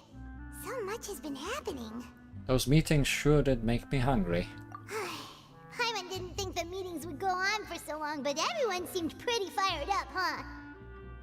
Paimon thought they'd be at least a little frightened. Well, Fremine was, now that Paimon thinks about it, but everyone else just looked a little surprised. Do you feel more confident after the meetings, Paimon? Well... It's hard to say. Paimon doesn't have any experience with this sort of thing. But with you around, Paimon sure will do great. After all, you're the most reliable person in the world, aren't you? Huh? Is something wrong? Did you just pour some tea? Paimon didn't notice you doing that at all. No, I didn't. Then what's that? Paimon's never seen that cup before. Don't be frightened. I'm just joining you two for tea. I merely refrained from saying anything till now. We might be in trouble. Who's that voice? But there's no one here. Ah, have you forgotten me already? Wait, you are familiar. You're the voice we heard from the sky in Sumeru. The voice from the sky, I fear that description is wrong. Though, not completely wrong. You're feeling lost now, just as you were feeling previously. I sensed that confusion and thus came to you. Guiding people is an irresistible hobby of mine, after all. Who are you? And what do you want with us? Consider me a passerby. Just accepting a commission from my friend's disciple on a whim. Friend's disciple. So this is one of the friends of Mona's master. Enigmatic N of the Hexen Circle. Allow me to ask you, will Fontaine's prophecy come true? The prophecy. Yes, what has been prophesied will be fulfilled. You may view such things as the history of the future. What? Then is there any way we can stop it? I believe you have witnessed a failed attempt with your own eyes. Can everything in Tevat so easily be changed? That is again fate. Can there really be no exceptions? Ah, so you've caught on. Just as prophecies are usually only the future as seen from the perspectives of the gods, could things be happening in hidden corners where the gods' gaze does not fall? Are the things that you shall see different from the fate that the gods perceive? What is she talking about? It all sounds really impressive and important and stuff, but it also sounds kind of scary. The tea in the teacup is just about gone as well. I believe that you understand, right? Some things are insignificant, but others you must reach out to change.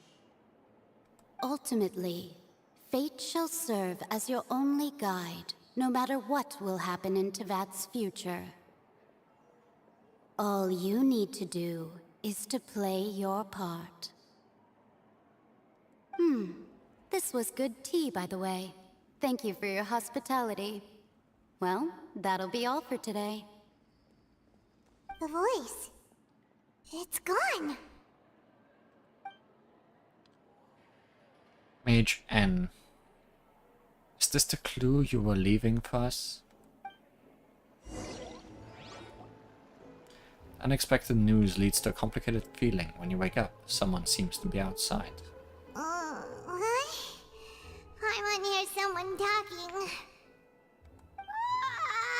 Alright, coming!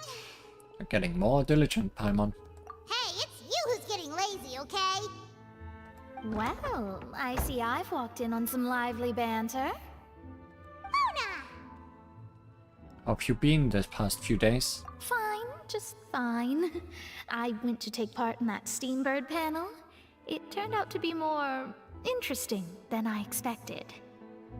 Not all Fontainians are pessimistic about this. One journalist mentioned that sitting around and waiting for the end to come would be wrong, and that they should make their own rescue preparations. I agreed, so we had a brief chat with her.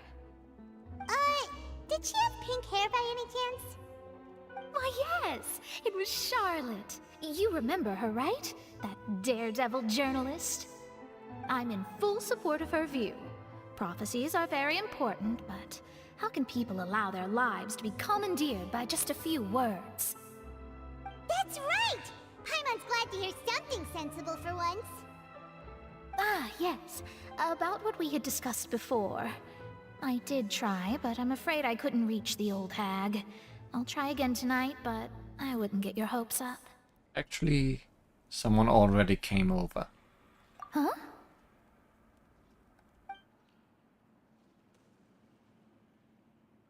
Goodness gracious. Are you serious? I believe she came to pass a message to us. She said that even the god's gaze has blind spots. Pretty bold if you ask Paimon. Most people would believe the gods to be all-knowing, right? The Hexen Circle members are certainly anything but ordinary.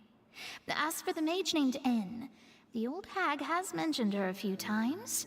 She said that N's sense of direction is incredible, and that she loves guiding those who are lost. But I've never met her, and if she were still alive, she'd be... well, suffice it to say that the hag's at least a few hundred now, and N's been around for longer than that.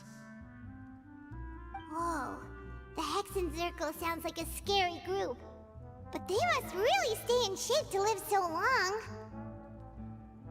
Their abilities alone are pretty terrifying.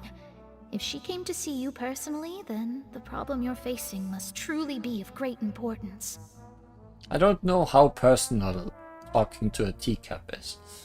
Well, it's not like Paimon could understand anything she said. Yes, she was quite cryptic, but I suspect she means that there is still a way to turn things around. She didn't say when or what that would be, though, so perhaps it is something that you cannot know right now. True. Her words were meant as a helpful hint, but when will we realize their value and meaning? Was that the best answer that my question could have gotten? Traveler, Paimon, are you two alright? Oh, we're fine. We're just a little down right now. It kind of feels like the end is coming, you know? The end of the world. Like we know it. I see. I feel that same sense of desperation, too. I guess you could consider me someone who has often witnessed fate. So far as I have seen, it cannot be swayed. But even so, I still hope for, and believe in, miracles. Astrology is eternal and rational, but fate may not be. It is cruel, but it can also be beautiful. Perhaps that's what En was trying to tell you.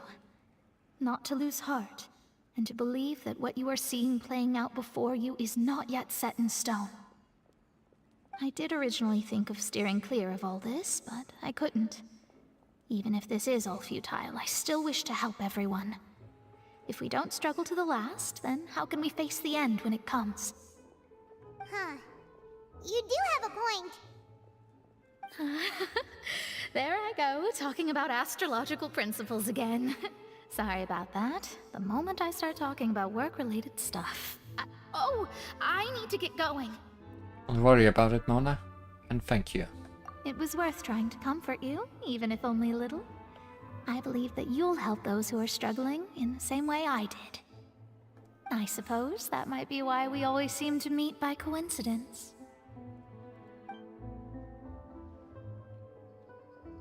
Paimon feels kind of moved by what Mona said, but also kind of sad too. Hey, Traveler, Paimon suddenly feels like going outside for a walk. Let's go. Let's walk around the city, shall we? There's a few spots we always like to walk by. Go to the newsstand.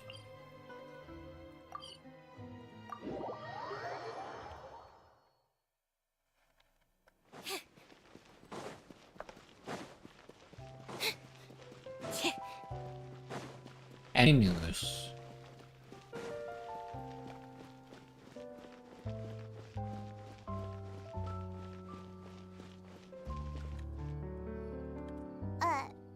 Huh? Our names are written in this newspaper. What's going on? Maybe we are famous? Let Paimon see! The underwater stronghold, the Fortress of Meripede, has continued in its noble autonomy, but that does not mean that others cannot interact with it. My recent attempts to enter the fortress bore little fruit. Huh. Guess Charlotte still hasn't given up on that. Thus, did an Outlander friend become the focus of this report, a blonde adventurer with their white fairy legends trailing in their wake. It is said that this mysterious traveler once visited the underwater fortress. So while the fortress's interior remains a mystery behind closed doors, do not fear, for the tales of the traveler contain surprises in spades.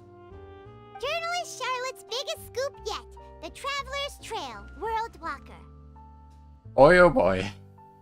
Huh. He's putting it on Charlotte thick. took so many awesome photos of us and we never even noticed her. She hasn't been able to get a hold of anything at the fortress, so since we're easier to find, she's using us as the subject matter instead? That sure seems to be the case. Ugh, seriously? Well, fine. Those headlines and photos do look cool, so Paimon will forgive her this time.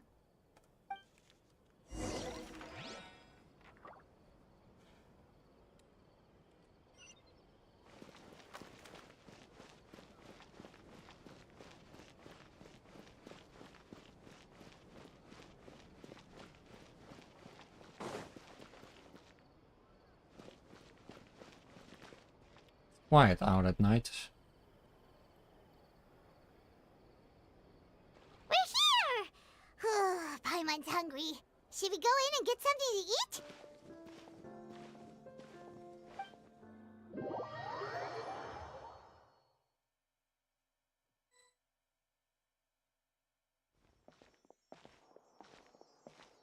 Ah, back at our favorite restaurant. Hey, quick! Look! That's the limited edition, only 16 slices a day cake! It hasn't already sold out for the day. It was so delicious the last time we tried it! Despite the tense situation we were in, let's give it another go. I'm sure it'll be great! Can't let anyone get ahead of us. 1 slice of cake, please. Rest in pieces. Someone showed up after all! Oh, wait, you're the one from the Palais Mermonia. Oh, are you here to buy cake too? It seems Monsieur Nervalette was right. You really can eat. Wait, did he really say something like that? That's right. Even he has his own preferences when it comes to food.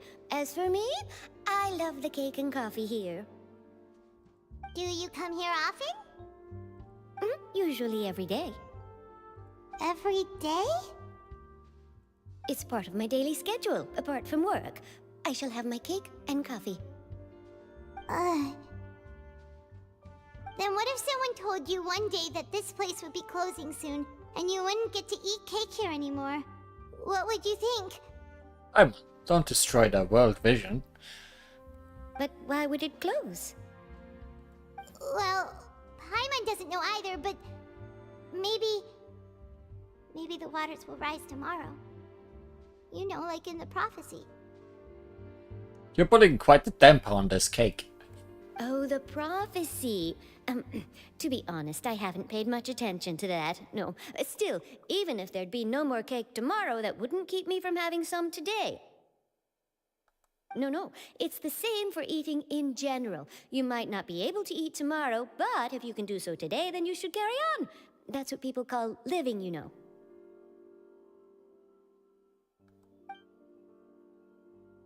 Huh.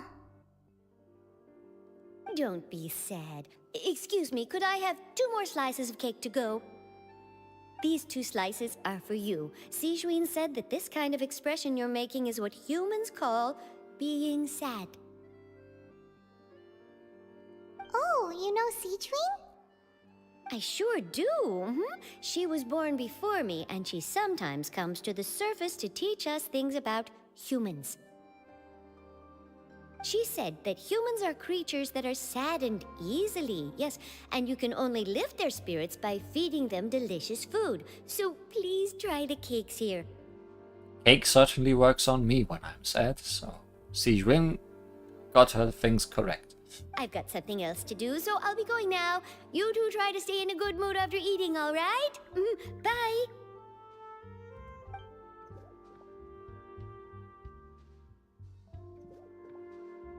And there she goes!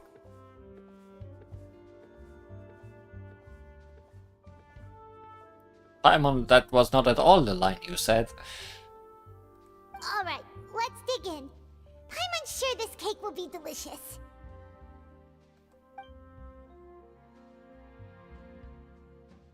It's more delicious than last time! And the flavor gets even better with a sip of tea. It sure would be nice if we could come again tomorrow. Sure would be nice if we could always eat delicious food here. Paimon, you are quite a downer today.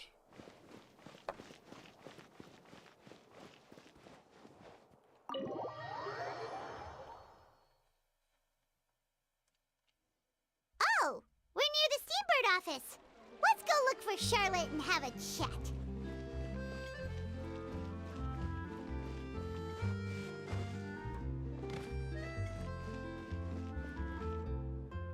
Wow!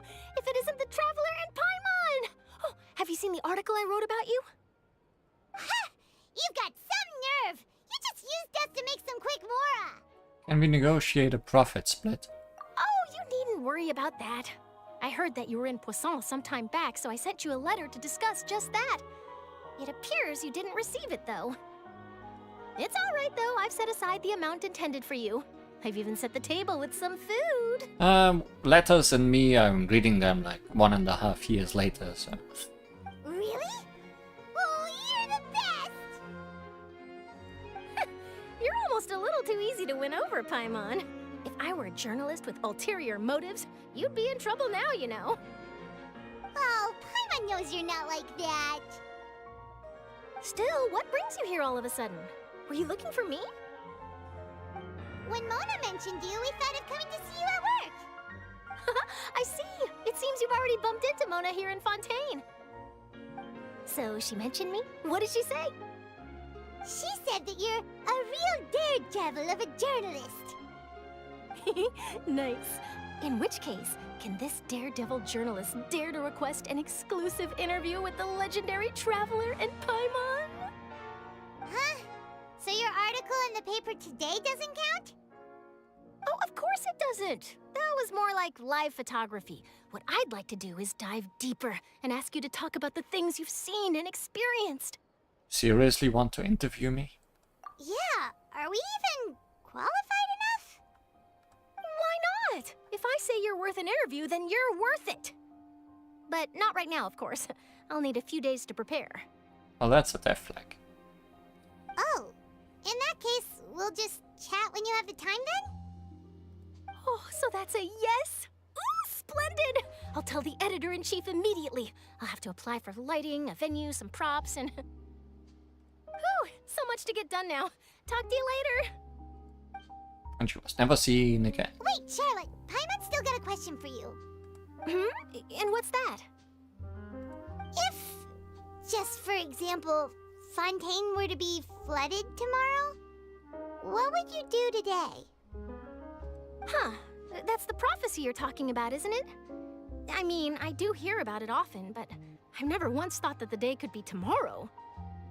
If you're seriously asking, then I might try and think of a way to leave Fontaine. Oh, but I'm still a journalist first and foremost. That means I have a duty to be reporting from the scene.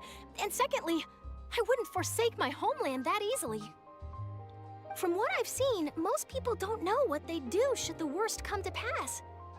In truth, it might be better just to behave like normal rather than worry over such an end. So in all likelihood, I'd probably still be prepping at the office for that interview of ours. I know what you're thinking. That sounds a bit sad, but I've always believed that it's best to do what you enjoy. Just think about it. If this nation really were to be suddenly destroyed tomorrow, but I still successfully finish an exclusive interview with a truly unique person, then the story I would wind up writing would truly be timeless. And then do you know what I'd do? Well, I'd write that story, send it for printing, and use messenger pigeons to get copies out to the various nations as soon as possible. I'm not a dreamer, nor am I a workaholic, but I do love my job, and I'd be proud of leaving such an article behind. I guess you could say that I was born to be a journalist. But anyway, that's my answer. And on that note, I'll get back to my preparations. Joke's on you, we interviewed you just now. That's so nice. All of a sudden, Paimon actually kinda envies her. Anyway, let's go and take a look at the sea, shall we?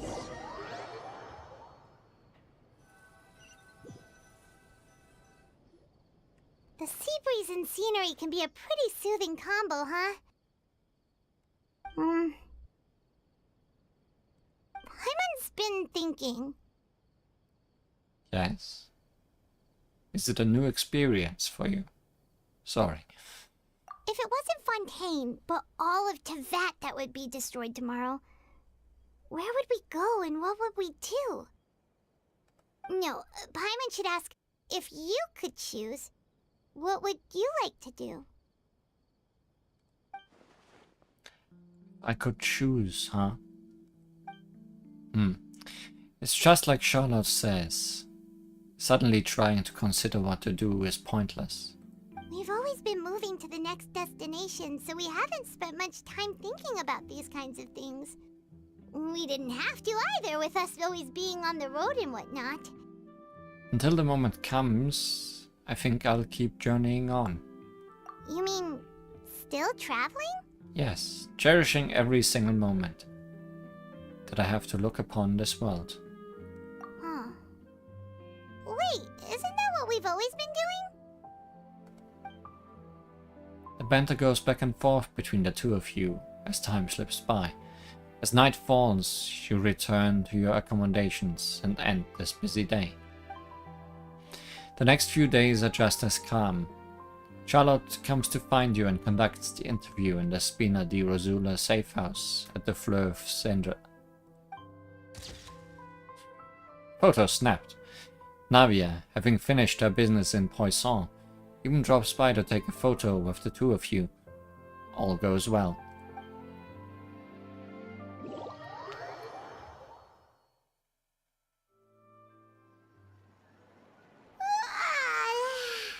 Feels like you'll grow mold if you stay here long enough. But it's still better than the Fortress of Meripede, that's for sure. It's not only damp there, but salty too. Ah, so the two of you are still here. Wonderful. Oh, you're from the Palais Mermonia, aren't you? Yes, I'm Isadora. Monsieur Nervillet sent me to look for you two before. I heard that afterward you went to the Fortress of Meripede. So you are under the impression that we might be wanted criminals? Not at all. I'm well aware that you're friends of his. Actually, I'm here to pass along a message from him. Did something happen? Yes, inside the Opera House. The Maréchaussée Phantom has declared the incident a small-scale riot. A riot? Well, that said, I don't personally think it was that serious. Lady Farina was watching a performance at the Opera House, and while she was resting during an intermission, some other audience members suddenly started harassing her, loudly accusing her of doing nothing about the prophecy crisis. Oh. And before she could respond, others started to join in. The crowd continued to grow, and protests against the Hydro Archon started to break out. Farina, it seems like your time is up. So people have started to put the blame on Farina. Guess they finally found an outlet for the pressure they've been under due to the prophecy. I agree. People will naturally rely on gods, as is customary. But the moment people feel threatened, gods are also the first to be blamed. Viva la Revolution! So what Down with the gods! Is Farina okay? Seeing that the situation was spiraling out of control and that further argument was pointless, she claimed that she'd gotten tired of this and left in a hurry. The Maréchaussée Phantom had their hands full maintaining order and did not catch where Lady Farina had gone. Only when things had stabilized did we realize that she had gone missing. So, you mean she's still missing? That's right. The Maréchaussée has dispatched many people to search for her, but we don't have any leads yet. That said, I don't think there's much to worry about. She is a god after all. Even if she were to fall into the hands of rioters, what could ordinary people do to her? I am worried. I understand the situation. Good. Monsieur Nervillet sent me to tell you about the situation, but he didn't say anything else. Don't worry, this is more than enough to go on. Thanks for keeping us informed. Considering what the knave told us, Farina is not great at protecting herself. Ah, is that so? Well, alright then. In that case, you two take care. I'll be heading back to the Palais now. As the trap sprung, Sounds like we perhaps. should hurry over to Poisson then. You sure caught on quickly. If we know Farina, she won't try to fix things in this situation. Instead, she'll look for a place to wait out the heat. And, as we also know, she may be loud and dramatic, but she doesn't have a heart of stone. When Nervillet was talking to her in the Palais Mermonia, and she heard about Poisson, she couldn't hide her sadness and remorse. It would be hard for her to ignore being accused by the public today. Paimon thinks Farina's probably taken the opportunity to slip away to Poisson and try to relieve the sense of guilt that she's feeling. Huh. Well, what do you think? Paimon knows the answer, of course, but Paimon can do the analysis to back it up too. Cool, huh? I see becoming a detective stands to you some good. In that case, there's not a moment to lose. Poisson, here we come!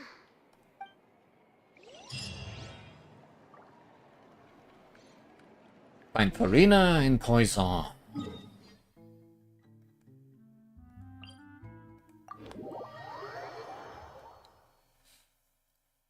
This place Liberté. looks deserted. Guess all the survivors must have evacuated already. All that's left here are signs of devastation. Could Farina really be here? Let's try to find her as soon as possible. Liberté. Égalité. No Farina nete.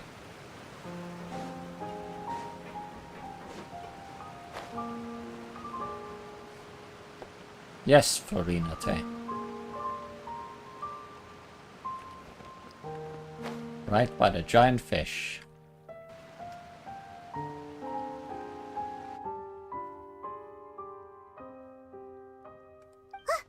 That's Farina, right over there. She really is here all on her own.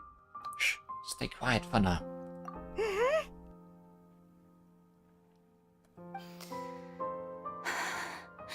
Should I just give up?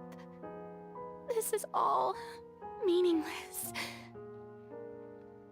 What was meant to happen did happen after all. Everyone's dead. I'm sorry. I am so sorry.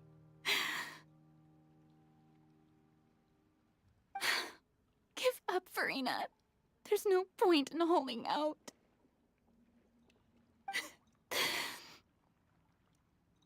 I'm sorry. But what can I even do other than to repeat meaningless apologies over and over? Farina. Who's that? Don't worry, Farina, it's just us.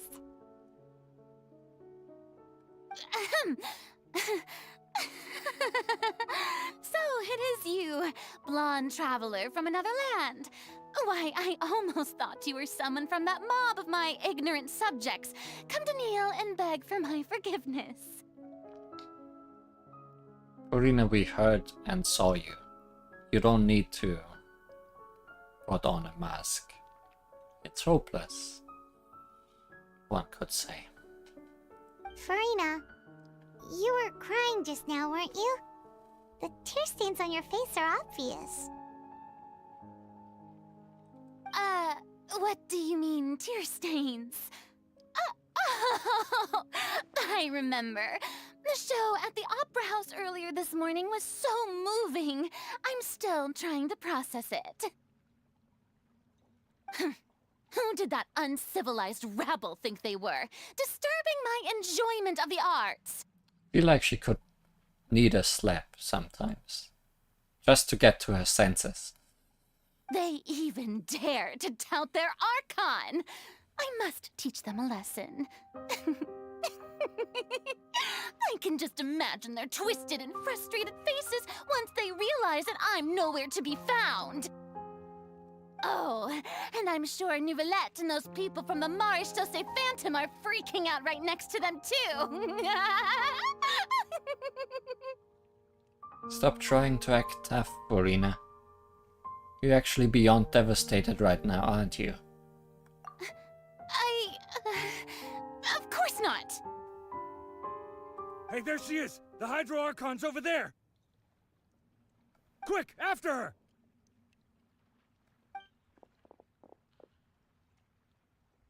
Farina, those people seem to be after you. They are?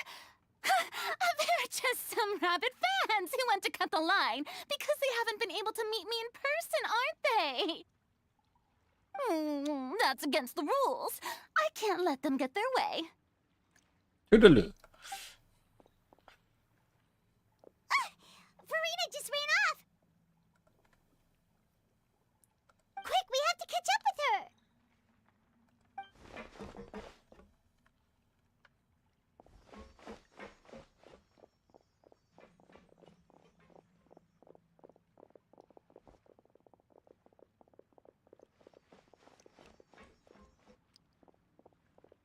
No silly chase music for this.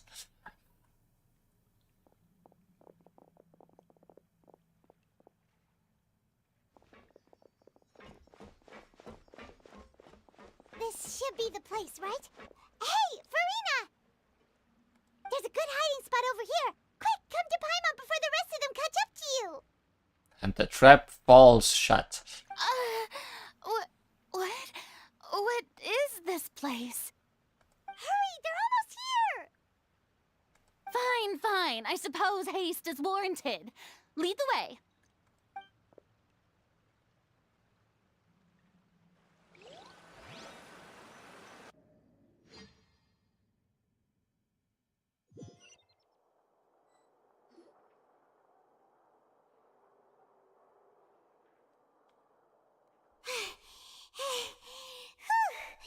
Paimon's exhausted.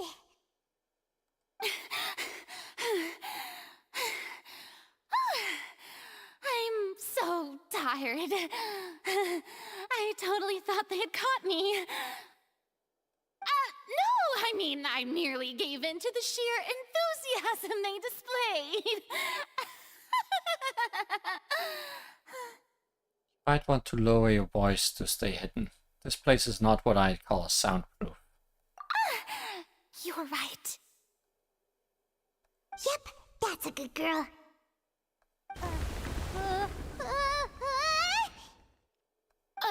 What's happening?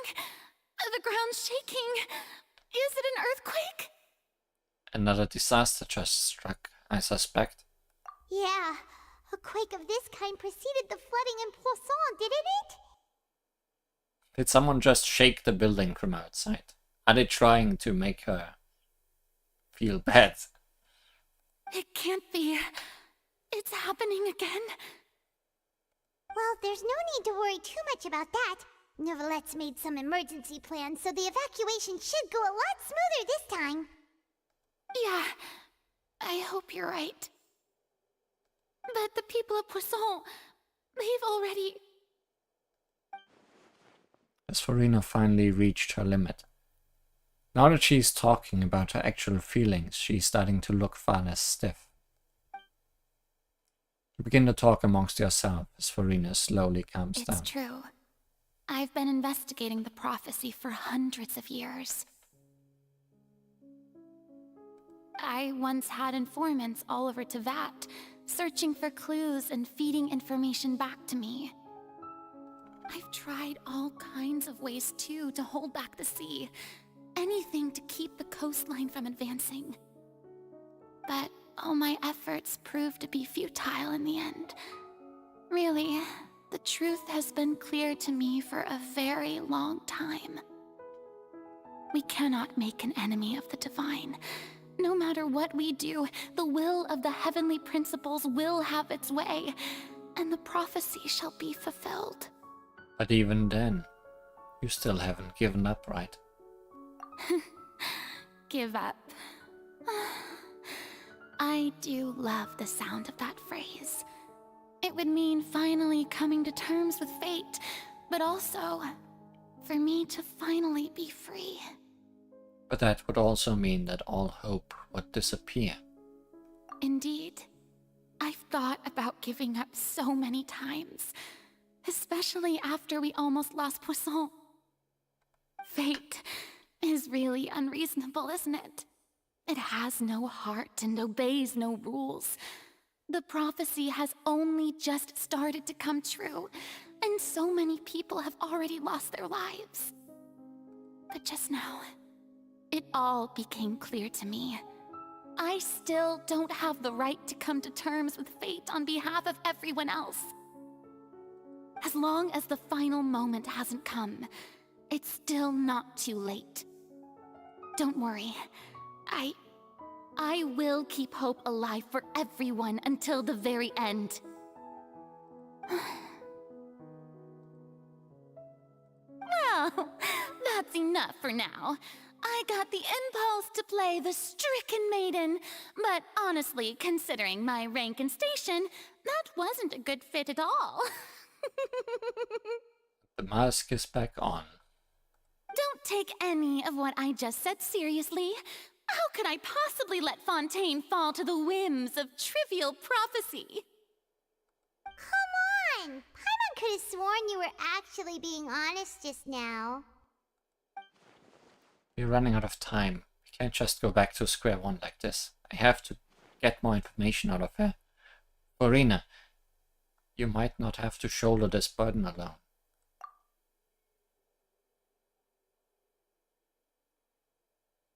Although I don't know what you might be keeping from everyone, your people are more than willing to share your burden with you. Share my burden. That's impossible. It was fated right from the start that this would be my duty alone. But even if your burden doesn't need to be shared, you can still choose to confide in someone. Just share it with me. I'm what you'd call a witness. A witness? Yes. I've heard that you came to Tevat from beyond the stars, yes. In other words, you never belonged here. And if Tevat is, in its entirety, a show on a stage, then you're just a spectator, aren't you? If that's the case... There's no time left. Please, Furina, just spit it out.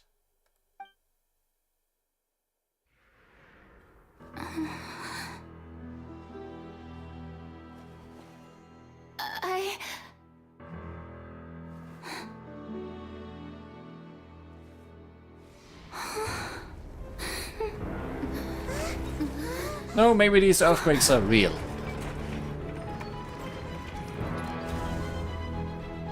No, never mind. I was right.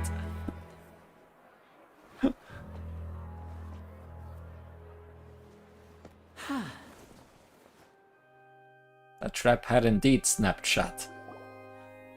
Ladies and gentlemen, this concludes my opening performance. Magic! By which you mean we lifted this building with a crane, which was the first earthquake, and the second was it landing here again. Now, without further ado, we may proceed to the trial of our god. So this is what it is. Yes, you deserve praise for the effort you took to raise the dramatic stakes. Do not forget, however, that I am Fosalor, the god of justice, the embodiment of justice itself. Does it not strike you as even the least bit absurd to bring the very concept of justice to trial? May I interpret these words as your refusal to stand trial? In that case, you will have the opportunity to defend your honor through a duel. You're much of a fighter, aren't you, Furina? You would draw your blade against a god?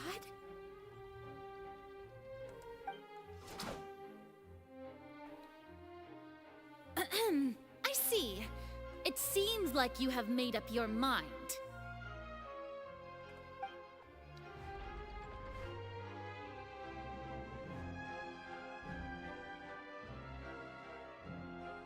Paimon can't believe it.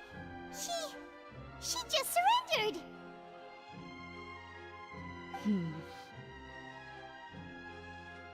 What the heck is going on?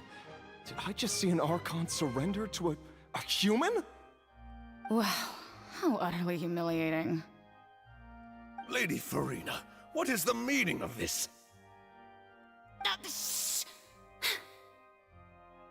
It would seem that there has been a misunderstanding. To be clear, the raising of both hands is not always an indication of surrender. Looking for excuses again, huh? I raised my hands just now to indicate my acceptance of the trial. No duel shall be necessary. I will admit that I've been running away for a long time. I'm sorry, everyone. I was unable to protect the people of Poisson. it is my duty to stand trial for my crimes. You are not the only ones to be disappointed in me. I, too, am exceedingly disappointed in myself. But now, it is time for the Hydro Archon to show you her courage and resolve. I, Farina, will use this trial to show the world the true meaning of justice! This time, I will protect you. Applaud and rejoice! One of the most outrageous and fantastical arcs known to the opera epiclese is now unfolding before your eyes. Mark my words, this shall be one of the most exhilarating and brilliant shows ever to grace the stage of Fontaine! The trial of the Hydro Archon, Focalor, will now begin! Woohoo! Oh, now we're making history! Novelette is so done with this. Why does it feel like Farina just took over the whole thing? Like, come on! Didn't she just get forced to stand trial for her crimes? Her mask is very good. Also, even though she's still acting super dramatic, she is taking this seriously this time, right? All right, then. Who will be my opponent in this trial? The court asks the prosecutor to please take the stand. Thank you, Your Honor. Is that so? Very well. Then please speak, witness of Tivat, my accuser and fated opponent. We were so close to getting her to tell us the truth, and it still turned out like this in the end. It's okay though. As long as we can defeat Farina in court, we'll still have a chance to figure everything out.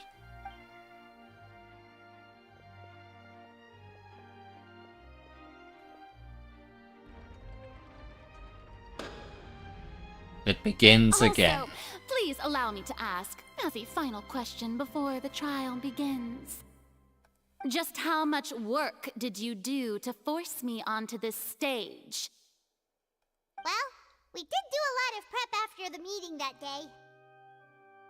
I can go over the tasks assigned to the Spina di Rosula, since they were rather straightforward and easy. Navia, the president of the Spina di Rosula. Most of the people who participated in the disturbance this morning were my subordinates. They changed into plain clothes and came to the Opera House as regular audience members, waiting for the perfect opportunity to incite insurrection against you.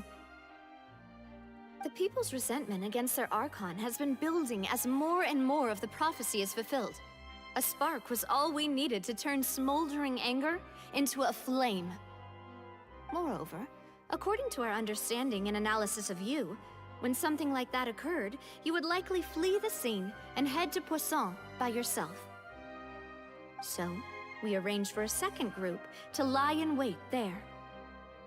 So, you mean, the ones who scoured the settlement for me were also from the Spina? And their goal was to force you to step into the giant magic box so you may personally participate in the greatest magic performance in all of Fontainian history. That's right. That house was a magic box, rather than someone's residence. As the super ultimate version of the setup that I used when I first performed at the Opera Epiclese, the volume of the box was increased by a whole order of magnitude, and the distance it traversed was the entire gap between Poisson and Aranias. Its cargo, of course, was an Archon instead of a human. My thanks, Farina. Without your help, we could never have pulled off such an extraordinary performance. You're welcome? Of course, this performance was only made possible with Father's support. The House of the Hearth spent a massive amount of labor in Mora to pull this off. Yes, a crane, in a way. We had to select a location, construct a giant magic box, dig a tunnel, and open up a path through the water. It was a lot of work for all of us. So, in other words, the earthquake that we felt within the giant magic box was just a normal tremor from the transportation of the whole house? That's right. It wasn't a sign of another disaster to come. Except a disaster for you, Farina. Sorry about that. We deceived you back there. Then, I can guess Nervilette and Cloran's parts. You gathered a crowd, prepared a stage, and made sure that the champion duelist would be immediately ready for a fight. Also that as soon as I appeared on the stage, the trial may commence without a hitch. Am I right? Yes, that is correct. Well, Clorand, I must commend you for your courage. Only the most outstanding champion duelist in all of Fontaine would accept a duel with an Archon without flinching. Thank you. As for you, Traveler, I suppose your role was to keep me distracted with conversation once you found me in Poisson. You'd make sure that I didn't notice anything amiss before revealing yourself as my prosecutor once we'd arrived onto the stage. No, you guessed wrong. Oh? My mission was to give you one last chance. We hoped that you would share your secret with us before the magic box arrived onto the stage.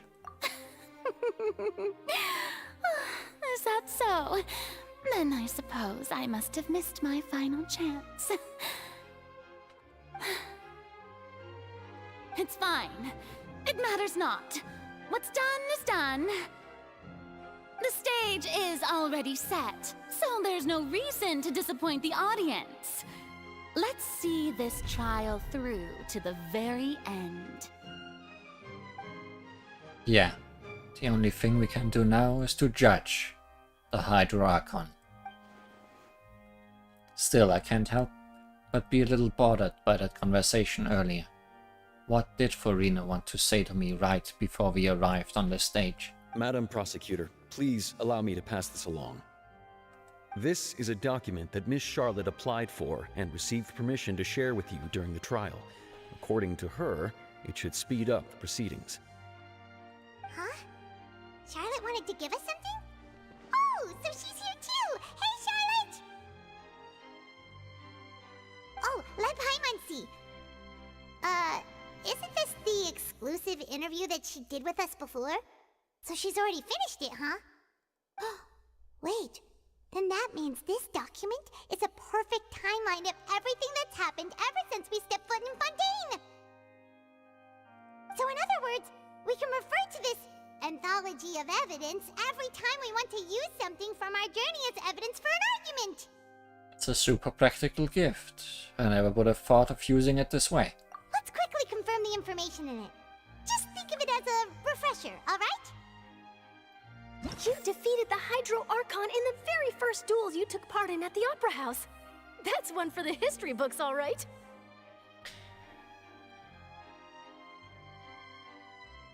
Traveler's exclusive interview handbook. We became Linny's attorney. A murder case unfolded in the midst of Linny and Lynette's first performance at the Grand Opera House. Though they were cleared of the accusation leveled against them, their identities as agents of the House of the Half were revealed. I didn't think that you'd wind up getting to the bottom of the case I'd been following all this time. I guess you could also see this as a happy coincidence. The truth behind the serial disappearance of young woman case. It turns out that Fontainians can be dissolved by water from the primordial sea. Over the years, Vacher kidnapped and dissolved many young girls for his experiments, to try and find a way to bring back his wife, who had been dissolved. This is the first time Monsieur Nervilette had a difference of opinion with the Oratrice. Even the Hydro Archon can't figure it out. Child's conviction. Though Nervilette believed Child to be innocent, the Oratrice judged him as guilty in the end, and even Farina didn't know why. Fatui Harbinger. She's an extraordinary person. Her instinct must mean something. The meeting with the Knave. During the diplomatic meeting with the Knave, she revealed that she had already probed Farina on her own. And believed it is possible that not only is Farina not really the Archon, but that she is actually afflicted with some sort of curse. The fortress of Meripede was almost destroyed in a single day. That I didn't witness that scene personally will always be a source of professional regret, I think. The intrusion of the Primordial Sea into the fortress of Meripede. The entrance to the Primordial Sea is sealed beneath the Forbidden Zone in the fortress of Meripede, and recently the Primordial Sea has nearly broken out. It was only temporarily pushed back by Nouvellette's power. According to Monsieur Neuvillette, both Child and that whale should have been in the Primordial Sea at that time. The whale in the dream. You saw a child floating in the sea in a dream, as well as an incredibly massive whale. I nearly lost my awesome friend Navia. To be honest, that still gives me shivers. Navia falling into the seawater. While exploring the ruin near Poisson, it began to collapse and Navia fell into water containing primordial seawater. Only the protection of the dead members of the Spina di Rosula prevented her from dissolving. The words of someone as extraordinary as a witch can probably only be truly understood when something surreal happens to you. Tea time with Anne. Anne communicated with you by connecting with your consciousness. She believes the prophecy will certainly happen, but that you needn't give up all hope.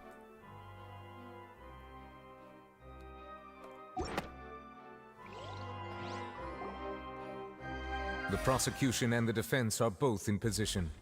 The trial shall now begin. Oh, come on, Neuvillette. There's no need to repeat all the unimportant legalese. Just fast forward to the part where the prosecution lays out my offenses. As the defendant and the lead actress of this performance, I still haven't even been informed of my supposed guilt in all of this. Of course, it is only natural for humans to struggle to understand the actions of a god. However, you will need more than that to convict me of a crime. That's true, but my charge here is unrelated to your conduct as an Archon. And so she speaks up. Instead, I would like to charge you as a fraud who's never been the Archon in the first place. Starting right off with the big one. Wait, what was that? Lady Farina's a fraud? Hey, I came here thinking that we were going to try the Hydro Archon for forsaking her duty, but did I hear that right? She's not our Archon at all? Charge accepted. Lady Farina, do you plead guilty to the charge? Lady Farina. I plead not guilty. How can I be guilty?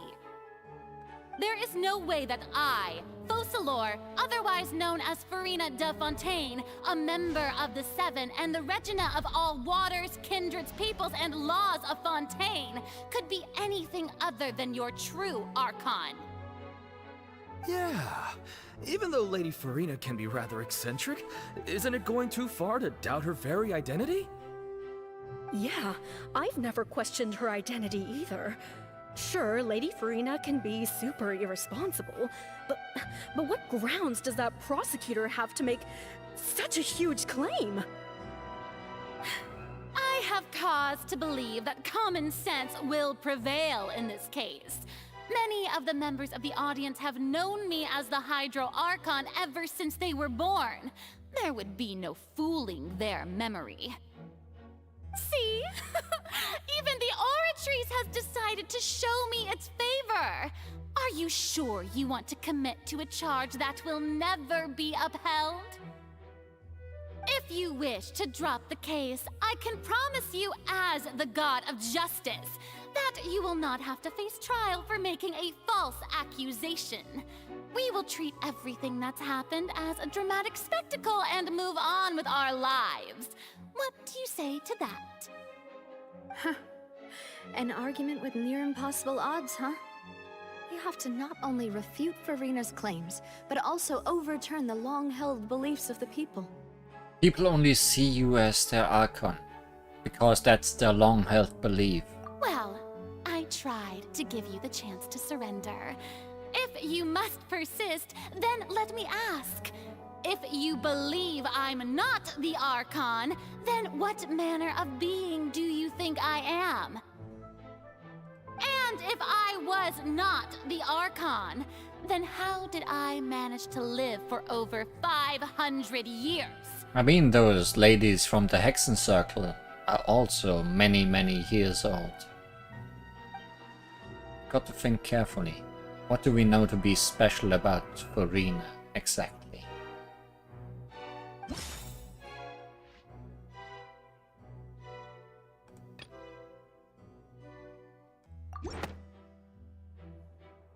First of all, you may be a member of another long-lived race, which would allow you to naturally possess an extended lifespan.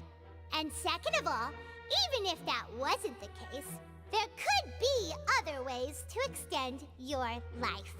Such as a curse. Who gave you that idea? Was it the knave? You'd sink so low as to use a harbinger's words against me. It doesn't matter who gave us the information. What matters is the veracity of the claim. A curse? I once thought it possible that the aura of an Archon might naturally resemble a type of curse. But in light of this claim, perhaps what I sensed was not your divinity, but a curse after all. You sensed it too, huh, Neverlet? So Furina, instead of an Archon, could you just be a cursed human? Lady Furina is actually a human? Well, it is true that it's extremely difficult to tell humans and gods apart just by looking at them. It's not impossible.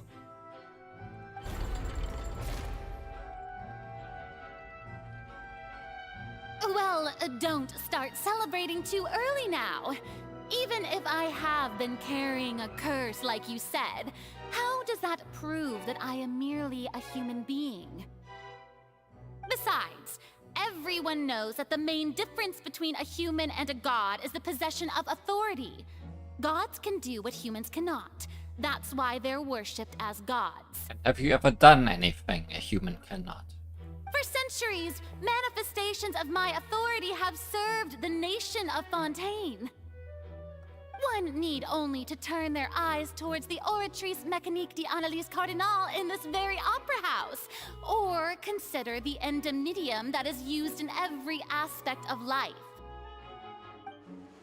Wait. That one trial proved the opposite. Furina actually has no control over the Oratrice at all.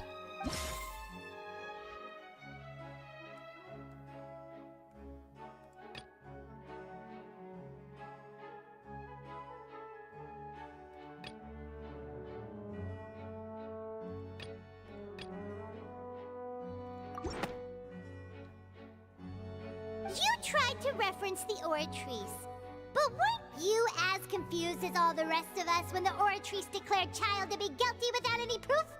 Otherwise, you should have come up with a good explanation for that by now. I think my mouse is once again guilty of not working. 1 second.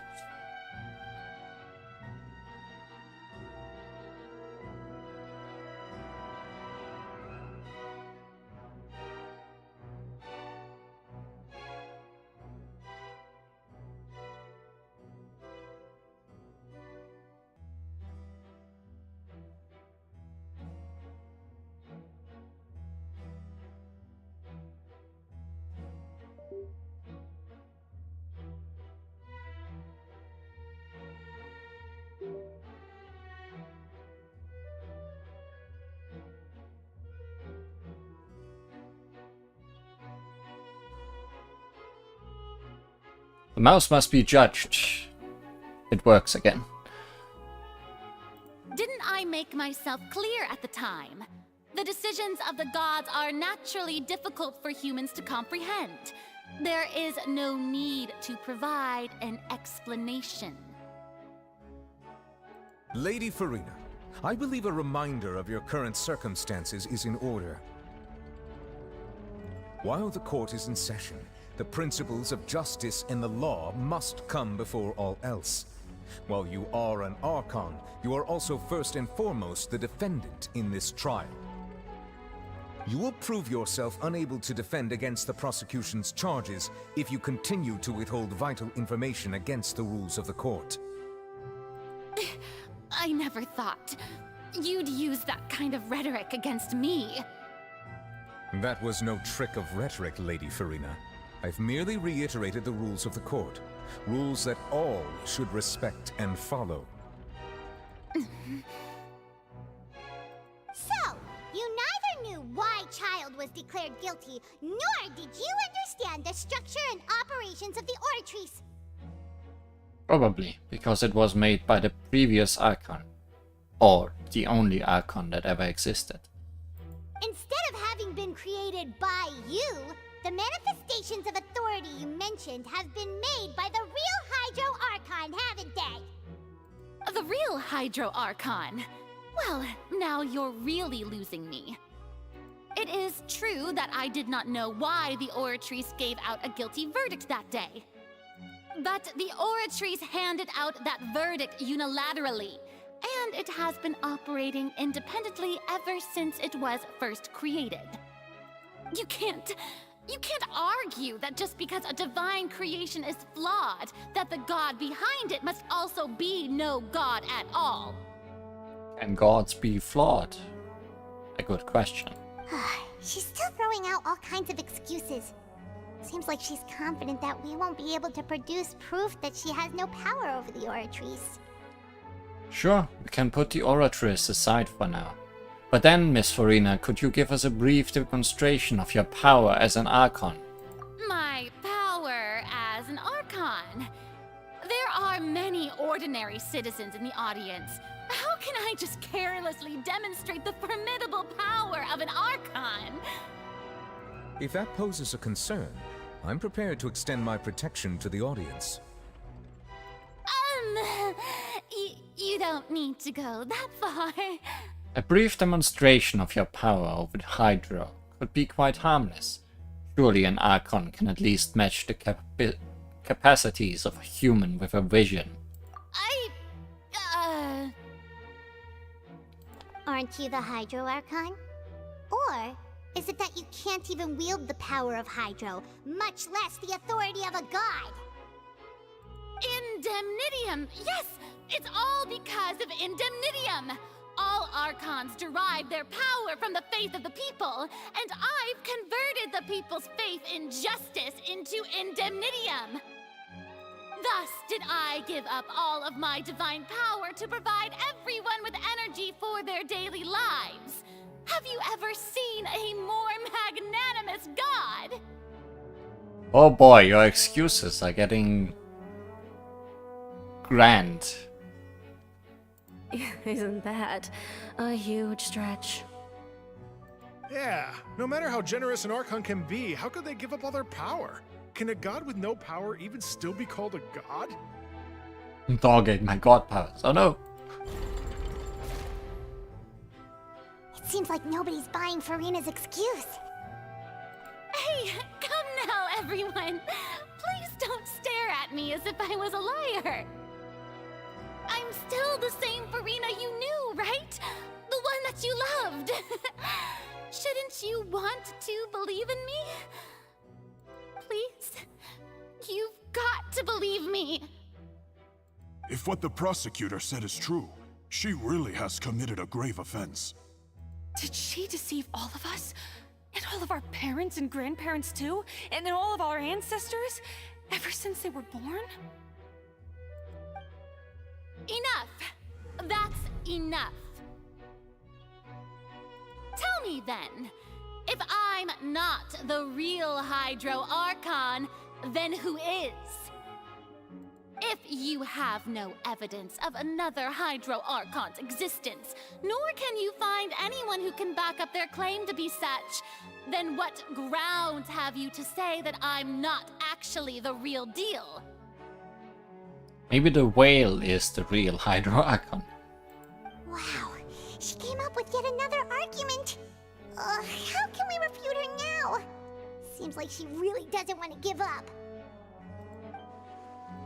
We can't prove that she isn't the Archon.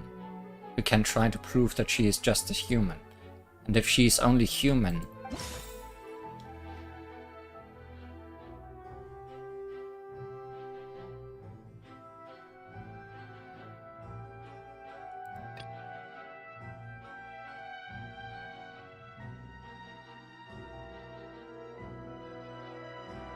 Can we try dissolve her with water?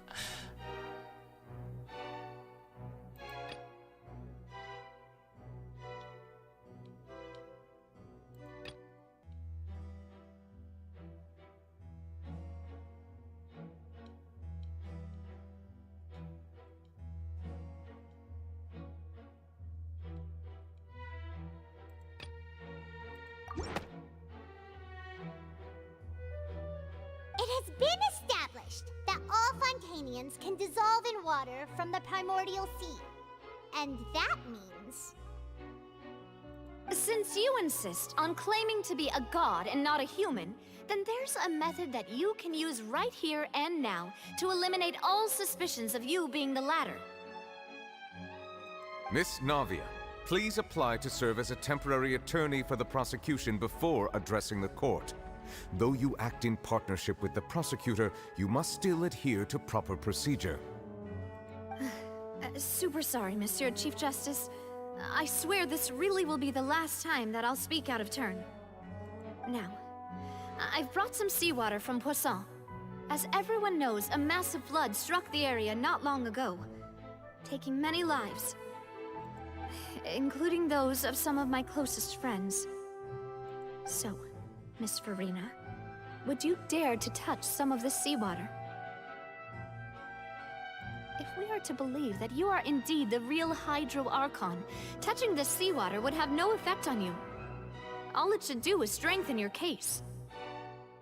But if you don't dare to touch it, then we would have basically proved the reverse. Oh, and I must remind you that after the disaster at Poisson, nobody wants to see any more people dissolve. I do hope you'll act prudently and choose the simpler path of admitting guilt. Navia from the Spina di Rasula.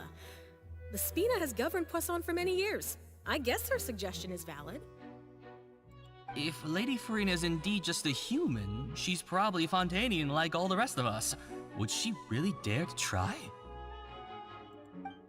What if she's not Fontainian? What if she's just from somewhere else even?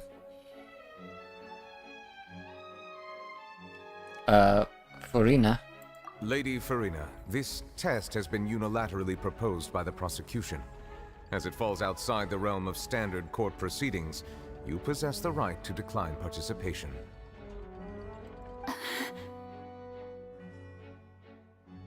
Well, of course he had to tell her that. But refusing to participate is basically the same as a confession of guilt. She's just staring at the water without saying a single word. It really does seem like she's quite terrified of it. That could only mean... What's going on? Is she really planning to... That's not what we thought she would...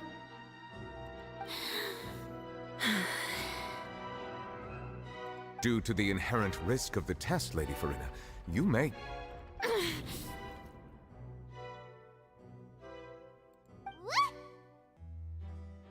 Hey! Actually...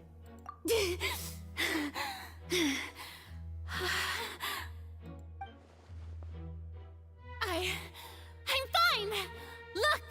Look at me, everyone! My hand is still here! I haven't been dissolved! She did that in the glove. Doesn't count. Will you believe me now?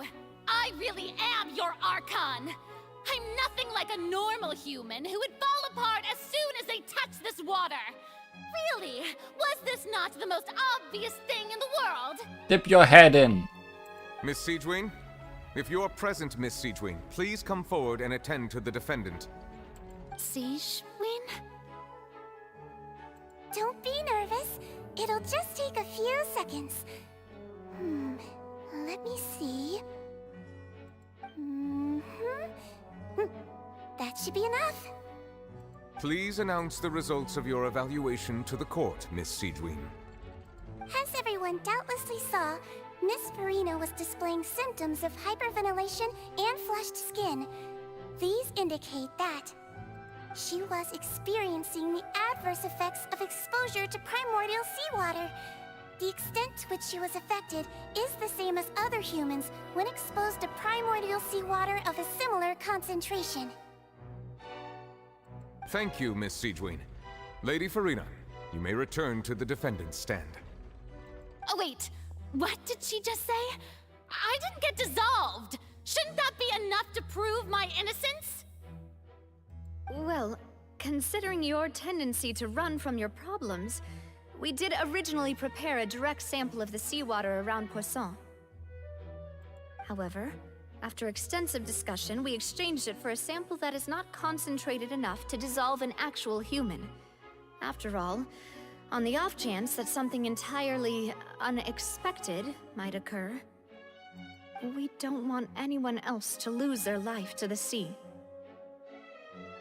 Yeah, so out of regard for Farina's life, you secured a low-concentration sample and asked the head nurse to serve as an expert witness. It's a great thing that the direct sample wasn't actually used. Farina could have... I can't believe... you... What's really going on here? Farina can't have known the consequences of touching that water was as a human. This is too unlikely how she usually acts, unless it's actually more important for her to keep up her facade than to save her own life. But hadn't she given up on everything a long time ago? Listen to me, everyone! Please don't give me such cold and disdainful looks! What happened just now didn't prove a single thing! Think about it! How can you conclusively prove that an Archon can't also be affected by the primordial seawater? Also, if I was really just a human, why would I dare to just put my hand in that kind of water?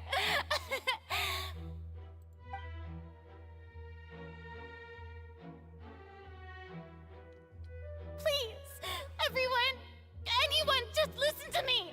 I swear, I really am your Archon!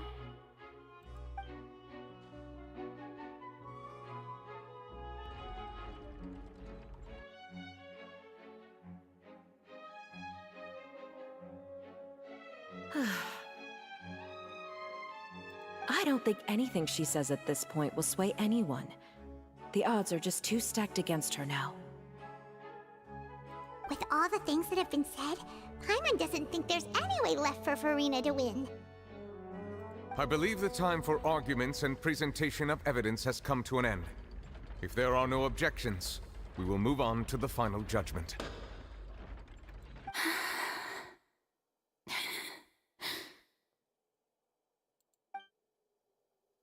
I don't think anything she says at this point will sway anyone. She's too stacked against her now.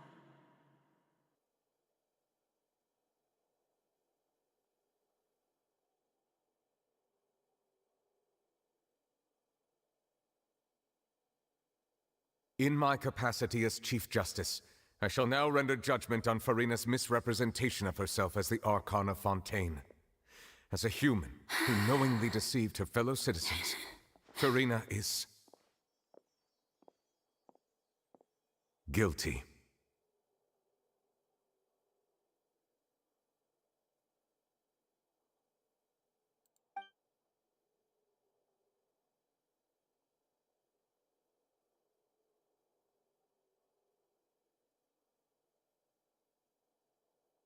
We shall now turn to the Oratrice Mécanique d'Analyse Cardinale to render the final verdict on the charges.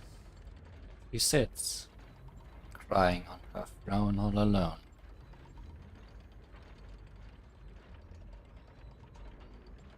Just like the prophecy predicted.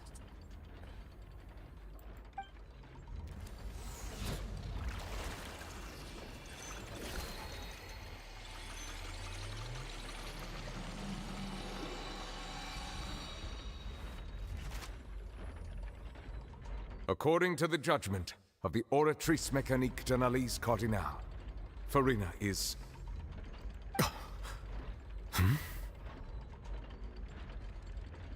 Did it once again go against you, Novilette? Well, what's wrong? What's the Oratrice's verdict? Can't be. Did the Oratrice just declare Farina to be innocent? No. The Oratrice also displays a guilty verdict. Isn't that correct then? However, the exact wording of the verdict is thus. The Hydro Archon, guilty, to be punished via the death sentence. Oh.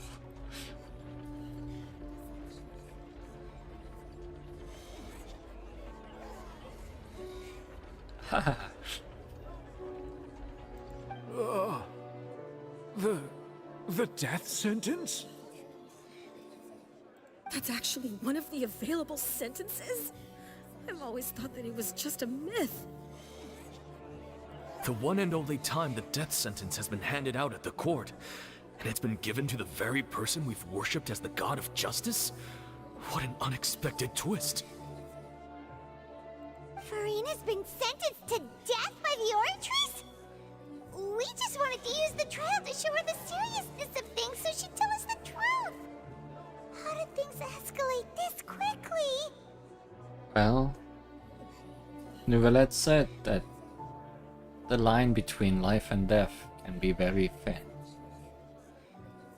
This outcome is indeed quite strange.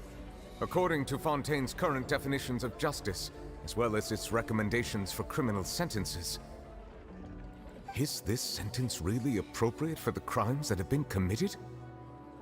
I mean, she has deceived generations of people.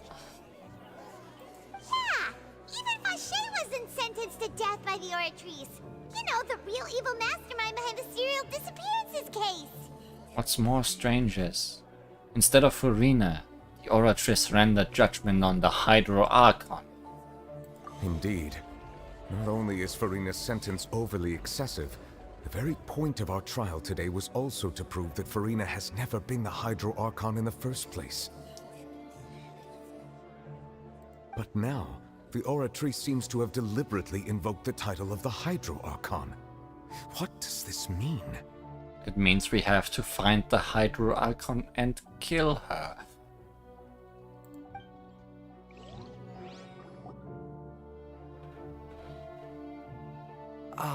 Excuse me, if I may interrupt. Well, that's an unexpected one. Is the trial still going? Fremine! You finally made it. I assume this means you've completed your mission? Mm-hmm. Any mission Father assigns to me will always be top priority.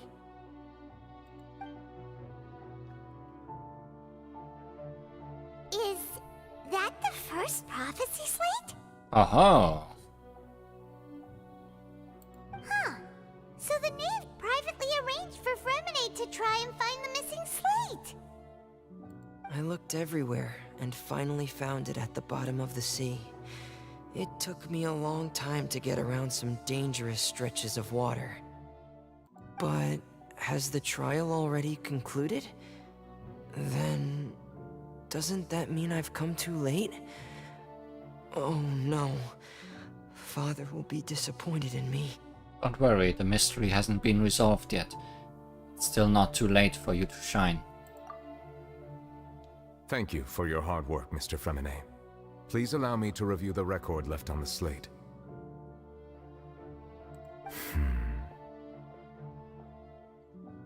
Traveler, I believe that you have already seen the other existing slates, and would like you to come here and confirm their contents.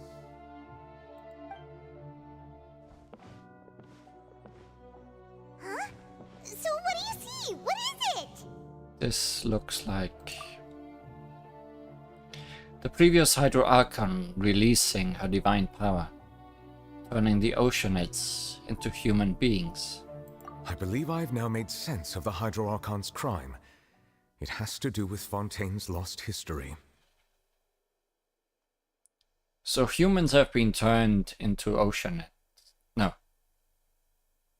Oceanids have been turned into humans, and now the seawater is turning them back into Oceanids. So the whole population of Fontaine is Oceanids turned human. And that is the crime, I assume. Fishes to humans to fishes is the natural cycle. Huh? Isn't the Hydro Archon just guilty of deceiving her people? Oh, wait, no, that's Farina, and we've already proven that she's not the Hydro Archon. So when you say Hydro Archon, do you mean the real Hydro Archon we've been kinda talking about? In truth, everything that you've encountered in Fontaine up until this point can be traced back to the contents of these stone slates. However, I'm uncertain as to how much sense they currently make to you. An association between the contents of the slates and the events in real life. Okay, let's try to recall the contents of the other 3 stone slates. Paimon will do her best to help you remember.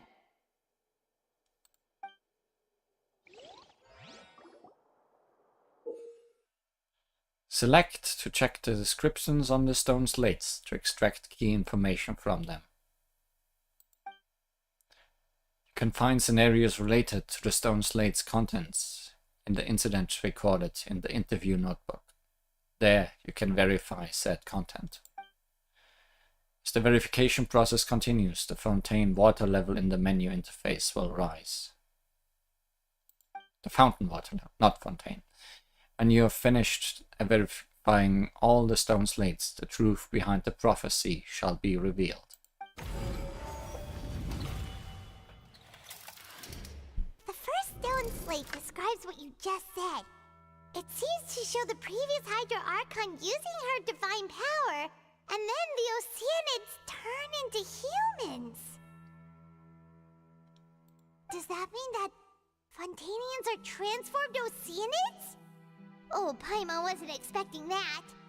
But if Oceanids can turn into humans, then perhaps this process can be reversed as well. Yes, with the primordial seawater. The second stone slate shows Celestia floating in the sky, and the Hydro Archon and her people worshipping it together. But the heavens still brought judgment down upon them. This must be the point when the Hydro Archon and the Fontainians were branded with their original sin. Does this mean that the original sin and the Hydro Archon sin are the same thing? The third slate shows the Hydro Archon sinking into the sea surrounded by many people. Or Farina, not the Hydro Archon.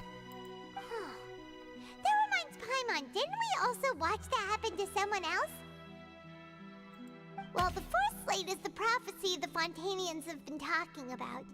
People dissolving into the sea, the Hydro Archon crying on her throne, and so on. We didn't believe that such a crazy disaster could happen at first, did we? But after that incident, it was just a question of when and not if. Fontaine water level will also rise, yes, along with this thing. The real events related to the prophecy on the prophecy slates. Stone slate in the ruins showing the prophecy describes a history of the future. The first piece that was originally missing has been found by Ferminet. It seems to show the former Hydro Archon using divine power to turn Oceanids into people. Turns out that Fontainians can be dissolved by water from the primordial sea. The years of can dissolve, yeah.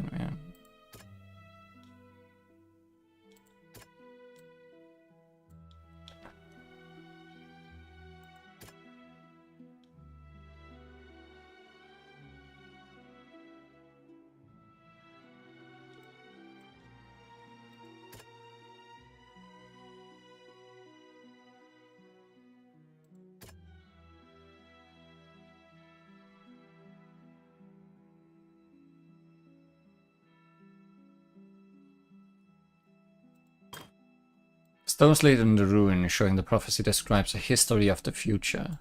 This is the second slate. It shows Celestia floating in the sky and the Hydra Archon and her people worshipping it together. But the heavens still brought down judgment upon them.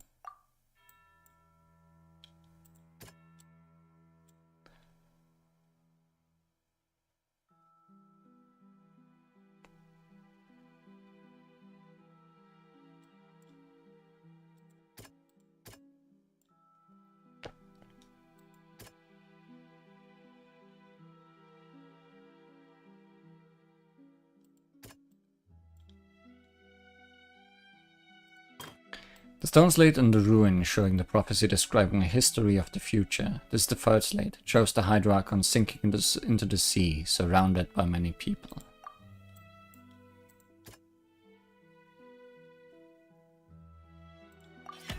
It's not as simple as falling into the sea. When Navia fell into the sea, her consciousness was subjected to judgment. The stone slates show the people gathered around the Hydro Archon in the sea. Could that be alluding to the same thing? Exploring the ruin, Navia fell into the water containing primordial seawater. The stone slate in the ruin showing the prophecy describing a history of the future. This is the fourth slate. It shows a scene that is basically identical to that described in the prophecy circulating through Fontaine. Fontainians will eventually be dissolved into the seawater. The Hydra Archon will sit alone on her throne and weep.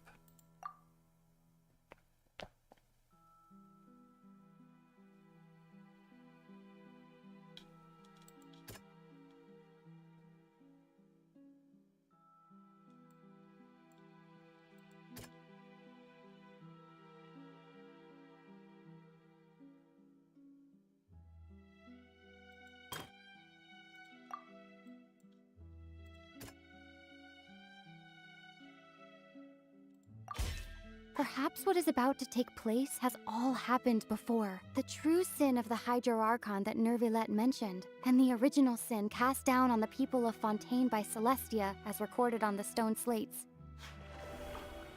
Hydra Archon, who was sentenced to death. A sentence never before passed in the Court of Judgment has been handed down to the Hydra Archon. Just what kind of sin merits such verdict?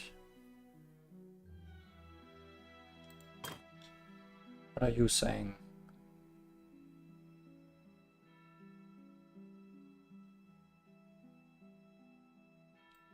Seems to shut up.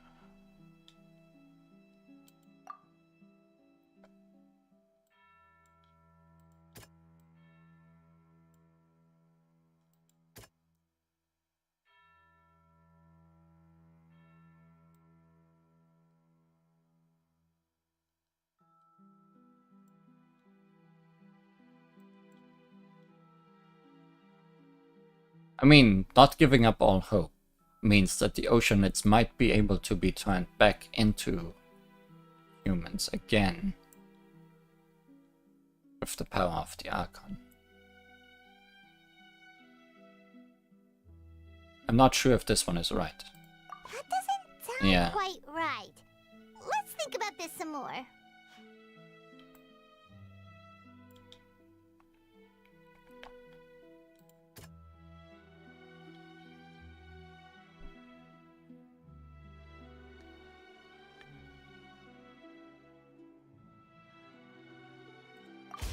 We know from the case of the serial disappearances of young women that Fontainians can be dissolved in primordial seawater. And the first stone slate tells us that long ago the Hydro Archon used her power to turn Oceanids into humans. This might be the reason that Fontainians can dissolve.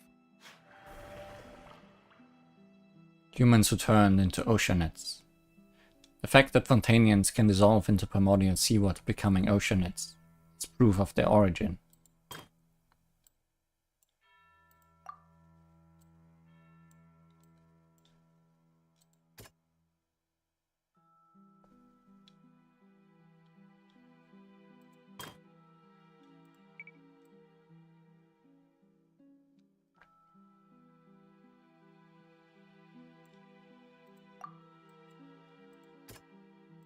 That doesn't sound quite right. It's not time for Think about tea this yet. some more. It's it's not time for tea yet.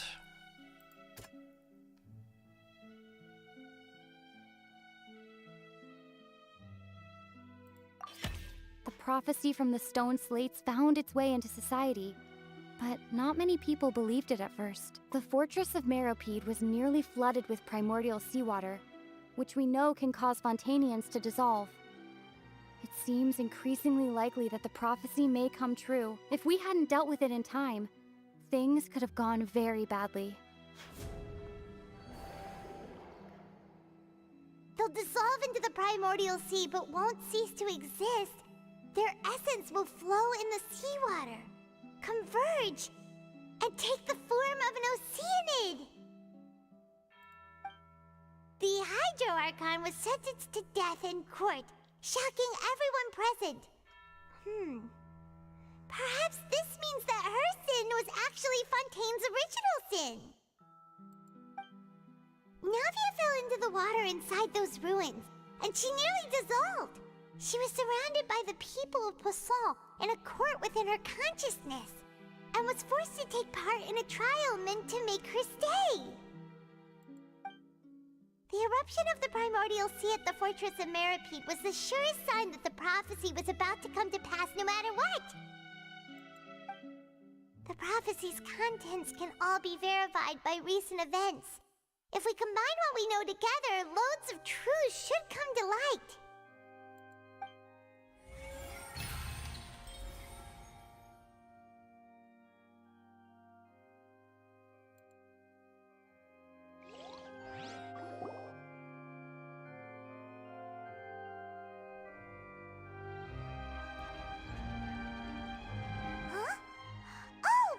Gets it now, so that's how you can make sense of it. But then it feels like we're going to have to share some truly shocking revelations. Let's hear them. First slate reveals that Fontainians are not real humans.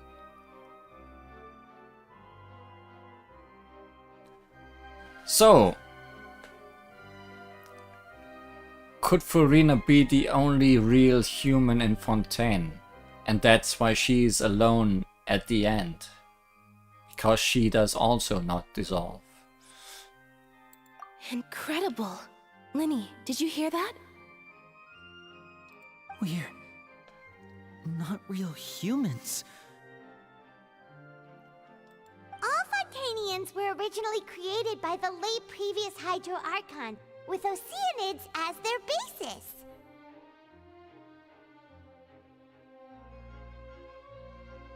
I mean, she is cursed in some way, but she might still be human. The evidence for that can be found in how only Fontainians could dissolve in primordial seawater, and how all the girls Vacher dissolved were also turned into Oceanids. Oh, and according to Navia, when she was about to get dissolved, she also saw everyone gathered around for a trial. All of them in the shape of Oceanids. Indeed. Second slate reveals that the crime of the Hydro Archon was her creation of Fontainians from Oceanids. Yeah, and it follows from the content of the first slate that she probably angered Celestia by creating humans without prior permission. That could also explain why the Oratrice judged the Hydro Archon to be guilty. It's to account for that ancient sin. The Hydro Archon's true sin was creating us? And yet, after many hundreds of years, the Hydro Archon's creations have turned around to try to judge the Archon within the Opera Epiclese. The twists of history are often the most unexpected of all. As for the third slate, I'm still convinced that it should come after the fourth slate. Yeah, isn't the image here just like when Navia fell into the sea? So wouldn't it be trying to show the image of the Hydro Archon also falling into the sea once the prophecy has been fulfilled in the fourth slate? The fourth slate depicts the fulfillment of the prophecy, as it's already widely known. In the end, the people will all be dissolved into the waters, and only the Hydro Archon will remain weeping on her throne. washed away. Did Paimon get all that right? You've made some keen deductions. I must say, given how much you still don't know, it is impressive that you've already managed to connect so many pieces of the truth. However, while you were able to decode all the information on the slates, they've also been etched with an additional layer of hidden information using a different power source. When we were at the ruins, I tried to decipher the hidden information recorded in the slates. But since we only had 3 slates at the time, I was unable to come to a full conclusion. Now that the slate collection is complete, I shall make another attempt to decipher the narrative recorded within. If everything goes well, we should finally be informed of the unadulterated truth.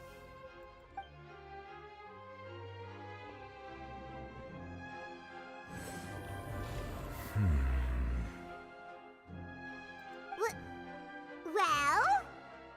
Did you get it? I believe I should share this truth not only with you, but with all the people of Fontaine as well.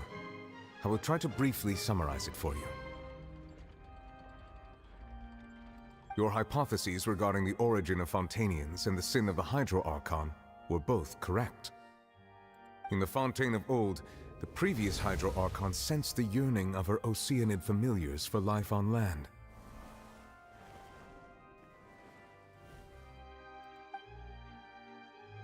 The Oceanids were enamored with the beauty and romanticism of human beings, and wishing to have those experiences for themselves, expressed to the Hydro Archon their desire to become of a similar kind. However, even though water as an element is intricately linked with the power of life, the Hydro Archon, as one of the 7, did not possess the authority to create a new form of human life.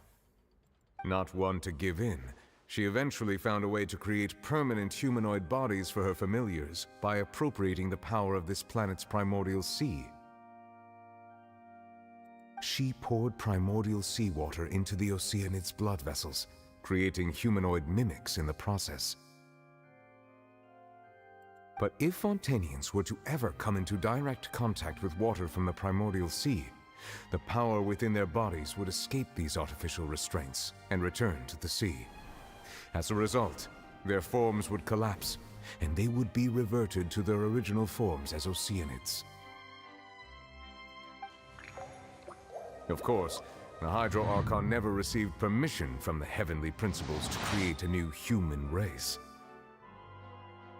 And thus, the Hydro Archon and all of her creations came to shoulder the original sin of appropriating the power of the primordial sea. That is the true history of how the people of Fontaine first came into being. So we were all Oceanids before we turned into human beings? That's way too much information for me. I think I'm just going to pretend that I never heard a single thing. Wait, but if that's the truth, we can't let the Hydro Archon be sentenced to death. After all, her only sin was creating us. This really might be too much information for your regular Fontainian, but it does answer a lot of our questions. Alas, your hypothesis regarding the 3rd and 4th stone slates was inaccurate. The slates' respective positions are, in fact, correct. They are in the right order. What is the 3rd slate supposed to represent then? A key point of the visual on the 3rd slate is how all the individuals depicted in the water are humans rather than Oceanids. They have not been dissolved, which implies that the water depicted in this slate is not water from the primordial sea. The nation of Fontaine is the nation of Hydro, as well as the nation of trials and justice. Instead of being the literal element, the water in the scene symbolizes judgment and justice. You may also recall Navia's experience. When she fell into the sea, her consciousness was surrounded by that of many others who intended to hold a trial to determine her fate. Therefore, the meaning of the 3rd slate is that the people of Fontaine shall try the Hydro Archon at the court of justice. Can't be. Yes, it refers to our present situation. I think I'm following now. So, what you're saying is, even though we decided to put on this trial to avoid fulfilling the prophecy. Instead, we actually fulfilled it. In truth, everything we've done has happened exactly as the prophecy foretold. So now, it seems, we're the ones making sure it comes true. What should we do? I don't know. It feels like there's no way out of this. Huh. No matter what, the prophecy will be fulfilled. Is this what it feels like to be a prisoner of fate? If that's the case, does that mean the scene in the fourth slate will also be fulfilled soon? It already is fulfilled. She's sitting alone on her throne crying. Traveler, I would like to point out another small fallacy in your deductions. About the fourth slate, you probably thought that the eruption of primordial seawater beneath the fortress of Meripede served as the surest sign that the prophecy was about to come to pass, yes?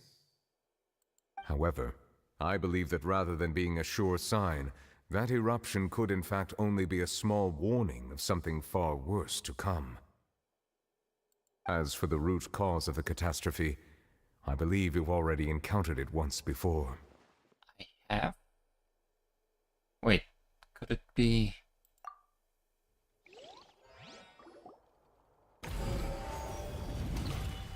the ultimate proof? This eruption was just a small warning of the things to come. We must find the root cause of the disaster. Round 2. Just what is the true source of the catastrophe? Is it gonna be time for tea now?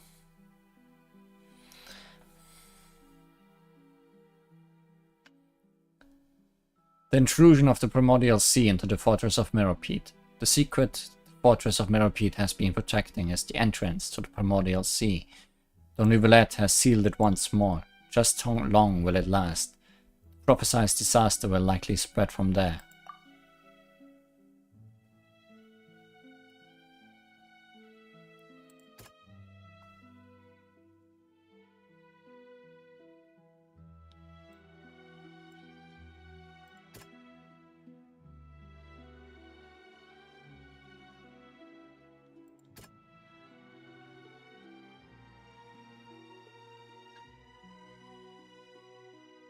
Is the problem that that whale will come to this side?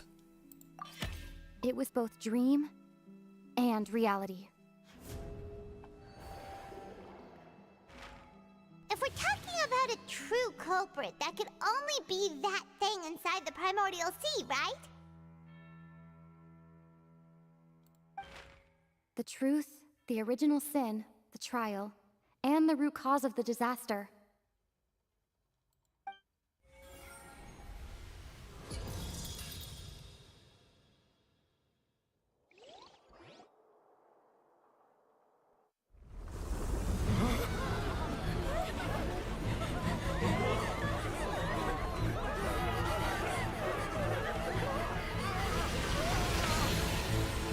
Oh well.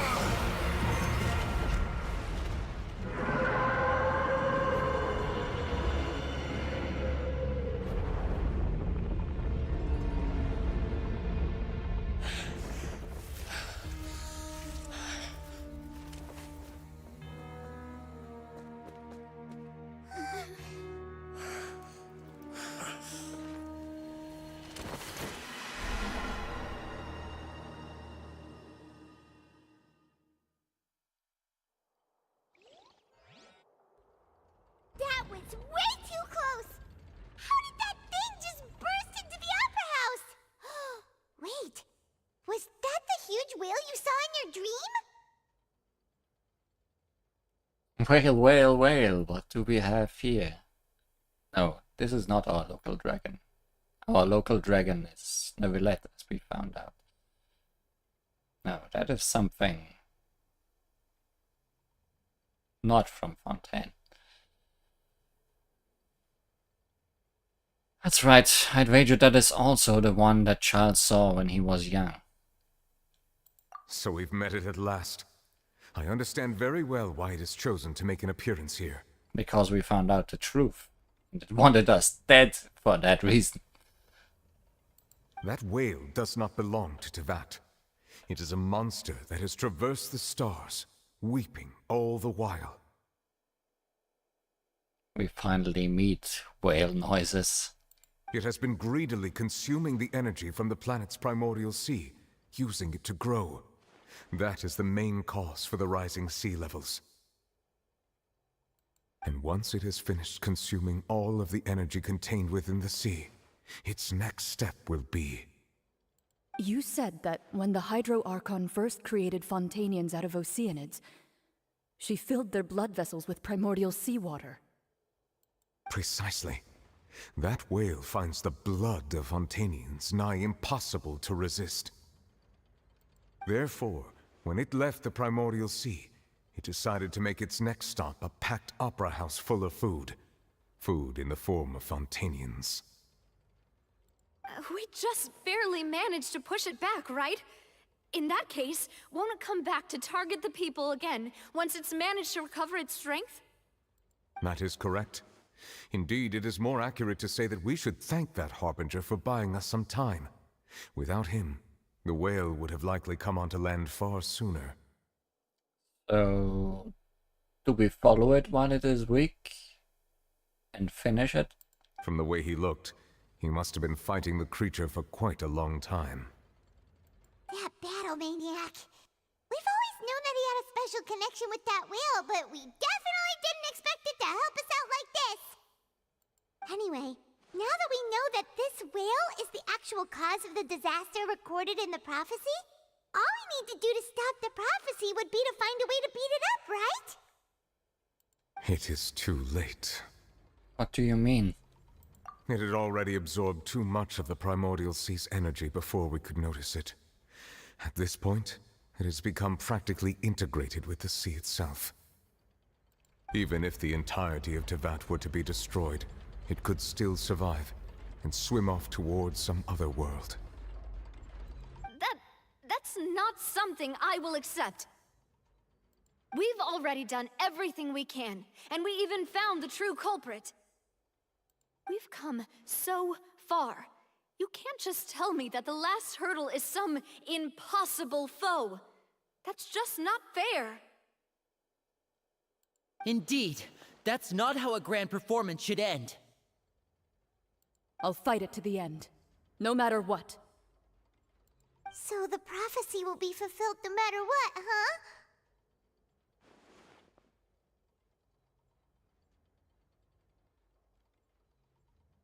The prophecy.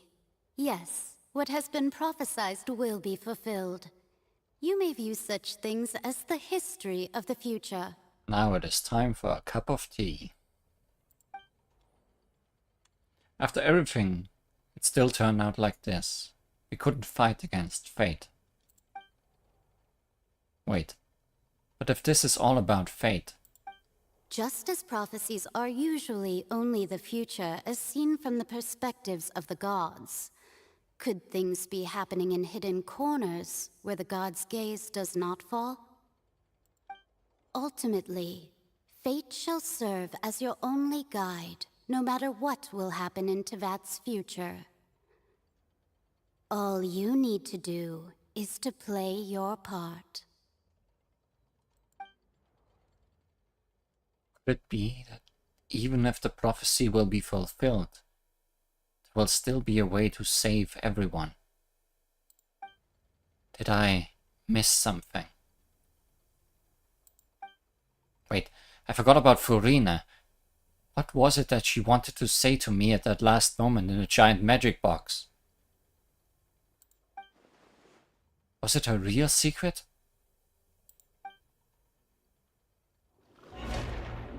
Oh no.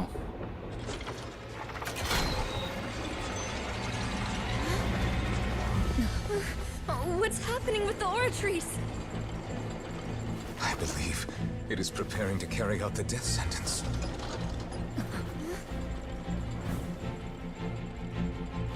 Marina!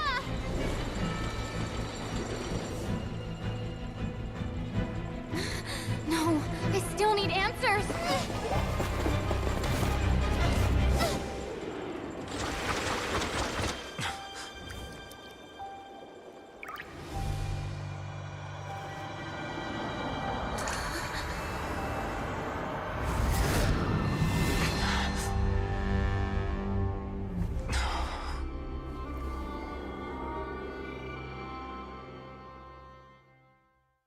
Hello, the sword of Damocles. I see you are hanging about our heads. Above our heads.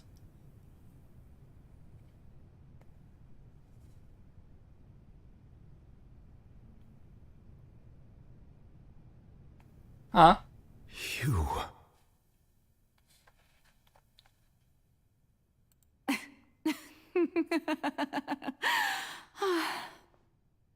That's a nice name card. Farida? Sorry. That shocked expression on your face is just too amusing. I couldn't help myself. You are not Farina. Who are you? Ah, the sweet sound of bewilderment. Marvelous. A sure sign that my attempt to deceive everyone was a resounding success. But to answer your question, I am Focalor.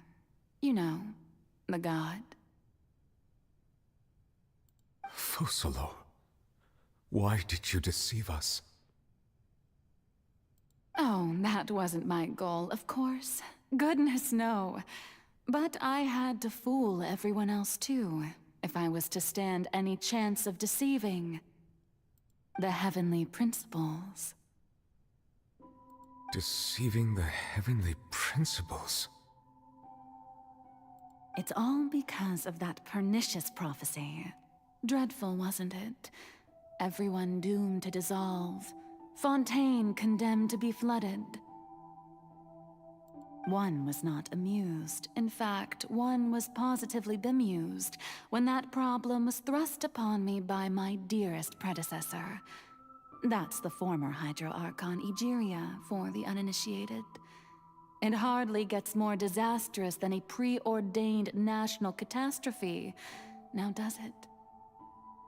She knew full well that the prophecy would surely come to pass. And as one of the seven, she also knew full well that one defies the heavenly principles at one's peril. So yes, as you have no doubt surmised, it was a rather impossible situation that I found myself in. I spent a terribly long time mulling it over, alone on the ocean floor. And I was almost growing barnacles by the time I finally realized there was only one possible solution to this confounding conundrum. I had to outwit the heavenly principles, allow the prophecy to be fulfilled, ostensibly at least, while saving everyone at the same time. I'm a genius, I know. I can only assume that's why Egeria chose me as her successor. Although, looking back now, it was hardly the inheritance one dreams of. Between the task of saving the nation, the quotidian duties of the Hydro Archon, and not to mention the original sin of creating a new race of humans, I dare say she left me quite a colossal mess to clean up. But one can only play the hand one is dealt. I did not choose this, any more than I chose to be one of her Oceanid familiars. So you were also once one of the Oceanids, transformed into a human by Egeria's hand? Yes, I was. I always dreamed of becoming human. And I still do, even now. In my eyes, to be human is to be part of the greatest opera ever known. After becoming a god, I separated my divinity from my body and spirit, leaving behind only a self that was as naive and bewildered as my past self on her first day as a human being. The me you see before you now is that divinity, and the human counterpart I left behind, I named Furina. She could feel joy, sorrow, and everything in between. She could be as vain and conceited, or as meek and vulnerable as she wished. Her strengths were of a kind only a human could possess, as were her shortcomings. But in my eyes, Furina's humanity was what made her perfect. She was perfectly human in every way, the person I always wanted to be. Anyway, so then I cursed her. Suddenly, did you get envious about how human she got? All part of the plan, of course. The plan to deceive the heavenly principles. Do you still remember the final scene of the prophecy? The Hydra Archon alone, weeping on her throne. In order that the prophecy might appear fulfilled, I invited Furina to be an actress, to play the part of the Hydro Archon in the prophecy. Under the curse I placed on her, so long as I, Focalor's divinity, continued to exist, she could not die. But nor was she free to live her life in the pursuit of happiness. Instead, she was forced to take the stage in the opera house, to embrace the role of leading lady, to forever play the part of the god from the prophecy, all to create a deceitful appearance of that prophecy coming to pass. I suppose now you probably understand why your court is called the Opera Epiclese. But Furina is only human, isn't she? Even though she has had a long life, her mind is no stronger than that of any other ordinary human being. I cannot begin to fathom what she has had to endure. It must have been torture for her. It has indeed. And although she is, in a sense, me in human form, I most definitely owe her an apology for it. It's been 500 years. And all along, she's been playing her part in the most unimaginably long, unbearably lonely, and agonizingly painful opera of all time.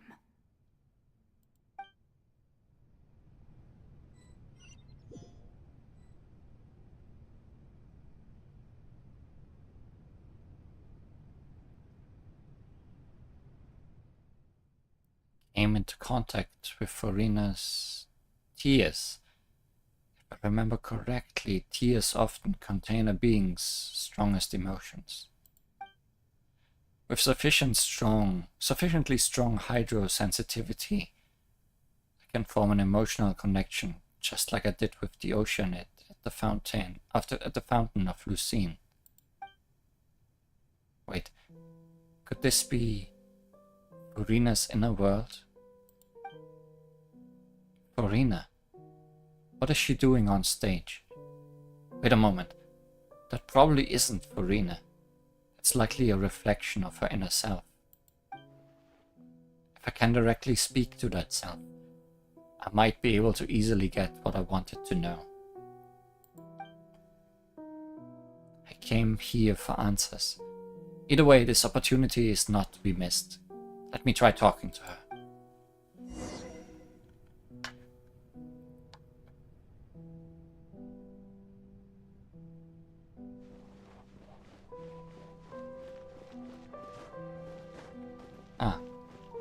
to take the long way around, like a regular human.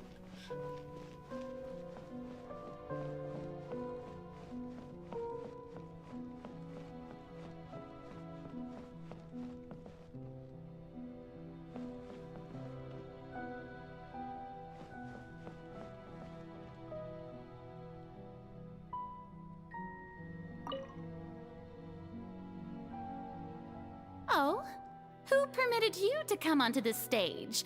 Now, I understand your admiration for my august self, but I must ask you to keep to the rules. Farina?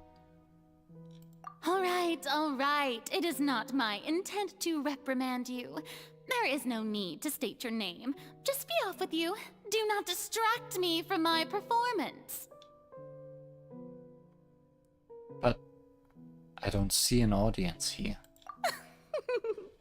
Oh, do not jest. Can you not feel it? I see. These are what you are really thinking. I am Focalor. The eyes of countless Fontainians are upon me. I must, at all times, display the utmost elegance and nobility. Something's off. There's no getting through to her. Even in her heart of hearts, she's still playing the role of the Hydro Archon.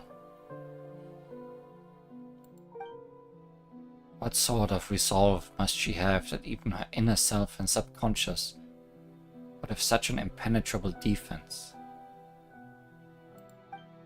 I have to find a way.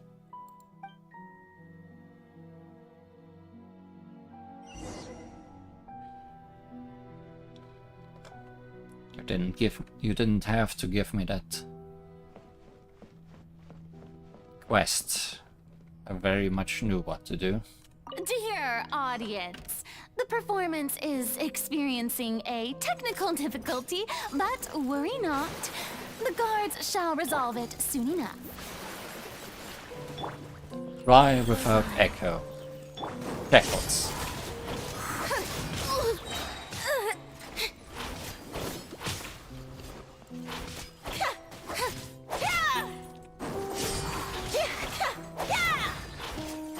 Cue the spotlight!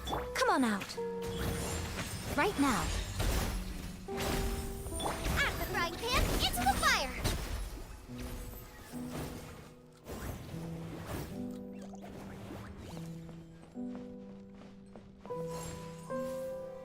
Hey, what gives?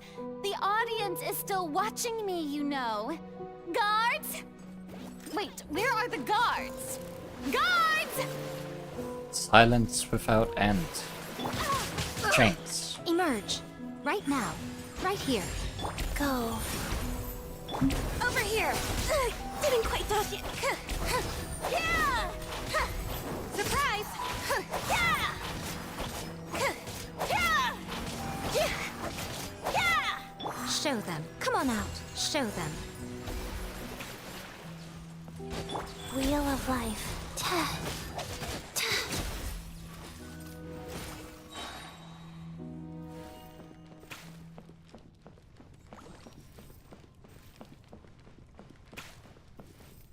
Lights off.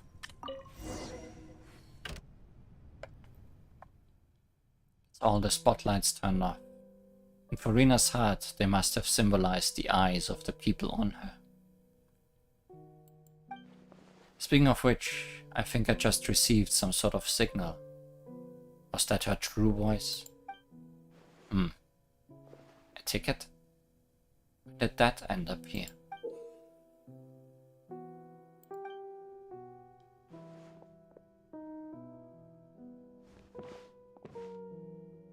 Either way, looks like the show is about to begin.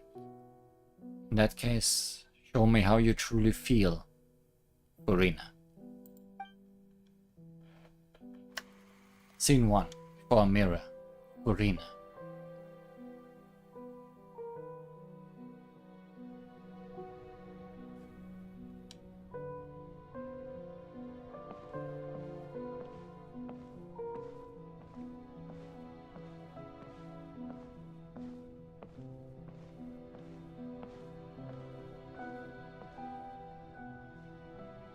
Farina.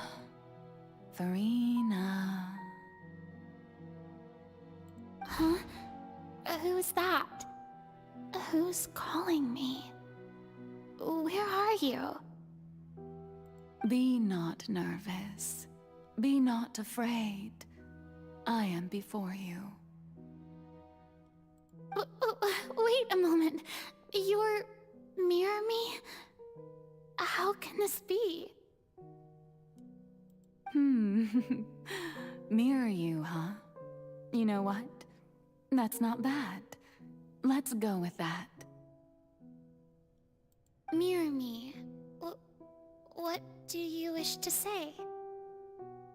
The prophecy. Have you heard of it? What prophecy? Wait. I know. I think. I don't know why, but it's in my head somehow. The people will all be dissolved into the waters, and only the Hydro Archon will remain, weeping on her throne. Only then will the sins of the people of Fontaine be washed away. Oh, very good. You know it well. What's going on?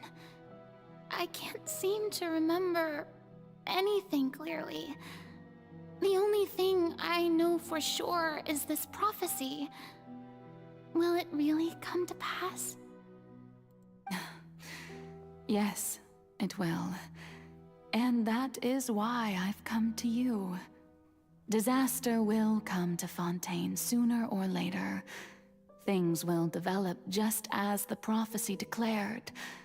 There is no escaping it. But doesn't that mean everyone will die? I'm a Fontainian just like them. Will I dissolve too? Oh, don't worry. Magical meetings exist in this world precisely to give people a chance to turn things around. It is the reason why you met me today. I will tell you how to save everyone, but you may have to suffer somewhat. Oh, so there's still hope after all. Goodness, you frightened me. You spoke so much and with so much certainty. As for the suffering, well, I will admit that the first thing that came to mind was, why do I have to be the one to suffer? But if the prophecy will come true, I'll also die anyway, right? So if I've already met you as my magical meeting in this world, if there were scales, with all the people of Fontaine on one side, and my pain on the other, is it not obvious where the scales should tilt? You truly are the perfect human, my ideal. I suppose this would also be the justice that belongs to you. Huh? Don't worry, it's nothing. Listen well. Fontaine has just lost its Hydro Archon. I need you to play a role, that of the new Archon. Play as a god? That's right. You must begin a never-ending masquerade. You must never let anyone suspect your identity. If you can keep it up, then I shall have my way of defying this prophecy. But should your identity be revealed, then all hope will be lost. But how will I do this? A human assuming the role of a god without being exposed. Don't worry. What you must do is not to turn yourself into a real god. You simply need to play the role of a god as humans imagine them to be. Being a human yourself, I'm sure you already know what such an entity would be like. Remember, Your true challenge will not be pursuing divinity, but contending against humanity. I'm still not sure I understand, but I'll try. I'll try to do this.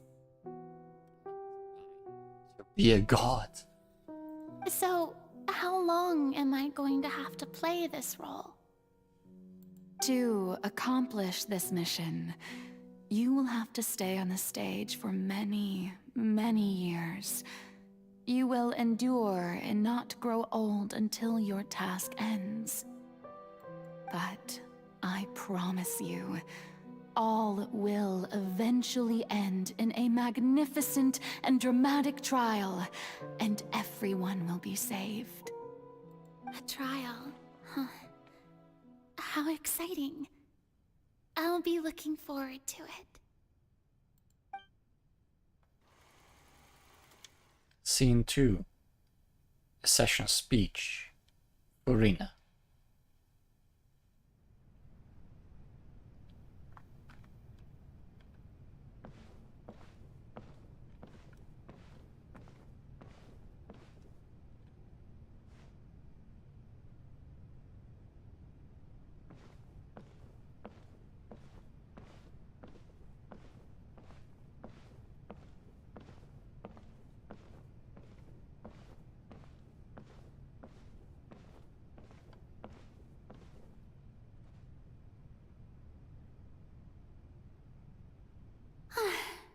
The Maison Cardinalise has announced my accession, but this is my first time facing the people. What should I say to most appear like a god?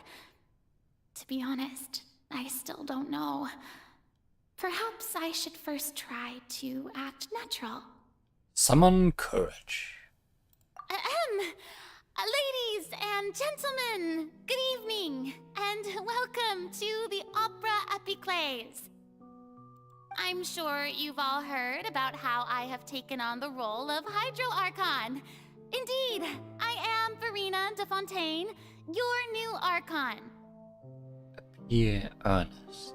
In truth, I know little about becoming a nation's new god, but it will be my honor to guide you all. As the god Focalor, the god of justice, I shall do all within my power to lead you into an age of fairness and justice. Close politely. Once again, thank you all for coming. If you should have any questions or suggestions, please send them to the Maison Cardinalise. The future of Fontaine will require us to work together, after all. This should do it. I thought I might stammer, but thankfully, I was able to convey my thoughts just fine. Okay, and next. That's the new Hydro Archon. Is this some kind of joke by the Maison? I would have thought that a being that surpasses humanity would be a bit more assertive. Hey, did you hear that? She even told us to send her suggestions there at the end. Shouldn't gods be all-powerful? She's being so modest. What's the difference between her and an ordinary person, then? If you ask me, perhaps the succession didn't actually happen. She might just be a Maison-back puppet. Correct. Wait, what's going on? Why is everyone suspecting me of being a fake? Oh, this is bad. If I get exposed here, there'll be no saving the people from the prophecy. Right. Mirmi said that I just need to play the role of a god as humans imagine them to be. Calm down, Farina. Think. What do the people want? How would they imagine a god to speak and act? Assertive, with a strong sense of presence. One who can dispel all doubt. That is the character I'm fated to play.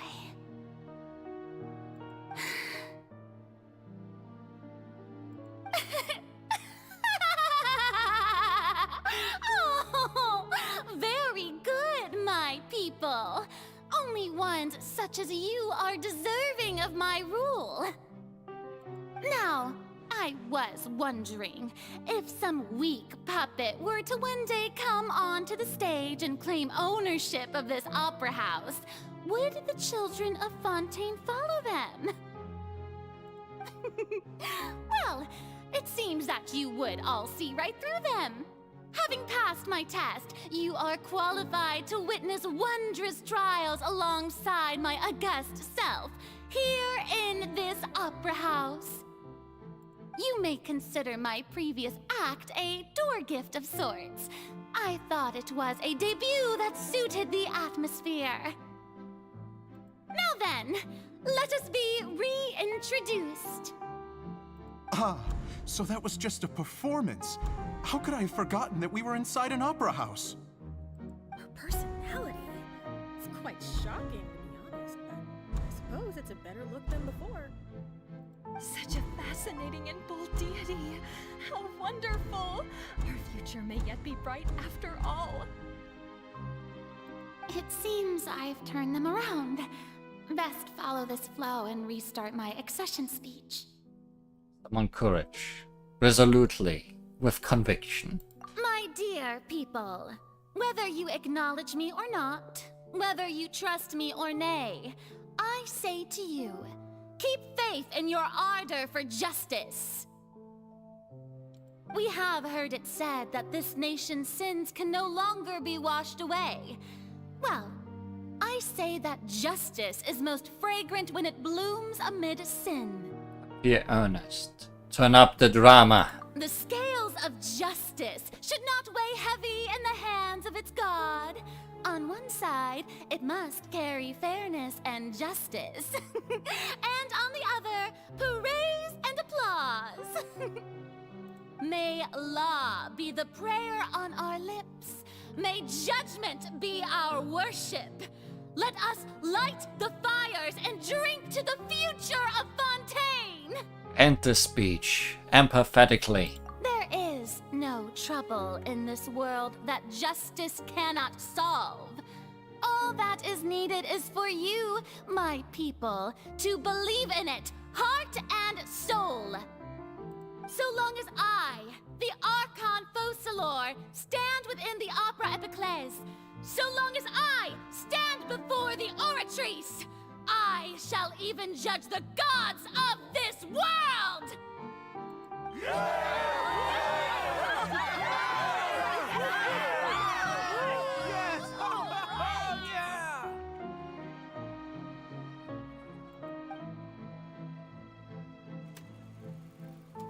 Scene 3, Opera House, Arena.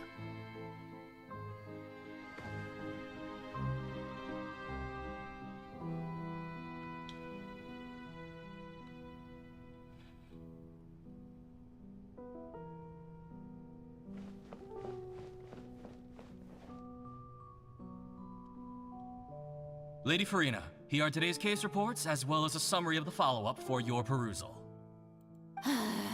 Come now, was I not just at the Opera House in person? Leave these kinds of things to Neuvillette. Besides, none of these trials were the one that I'm looking forward to the most. If I may be so impertinent, what kind of trial are you truly looking forward to? A magnificent, dramatic, and wondrous trial. A trial to end all things. How could you hope to understand?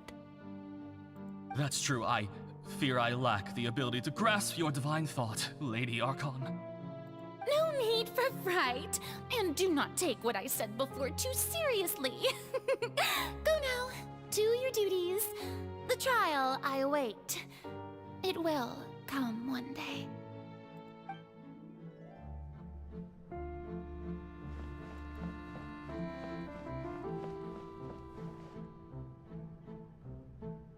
Lady Farina, I don't know what to say. Thank you for agreeing to see me. No need to thank me. Or rather, thank your own sense of perseverance instead. Long have you stood in line to meet me, have you not? Oh, I'm afraid that's just an inevitable consequence of my divine charm. All right, Deuteria, is it? How is your son's illness? You remembered me, and you knew of my family, too. He is doing much better now. In fact, he is far more of an ardent believer than I. He was the one who forced me to seek an audience with you, and to bring your words back to him. Oh, good. Very good. If this should happen again in the future, please do not hesitate to come and tell me. Going down to citizens' homes every so often, while not usual practice, should serve as a fine change of pace. You're such a gentle and wise god. Thank you once again, on behalf of my son.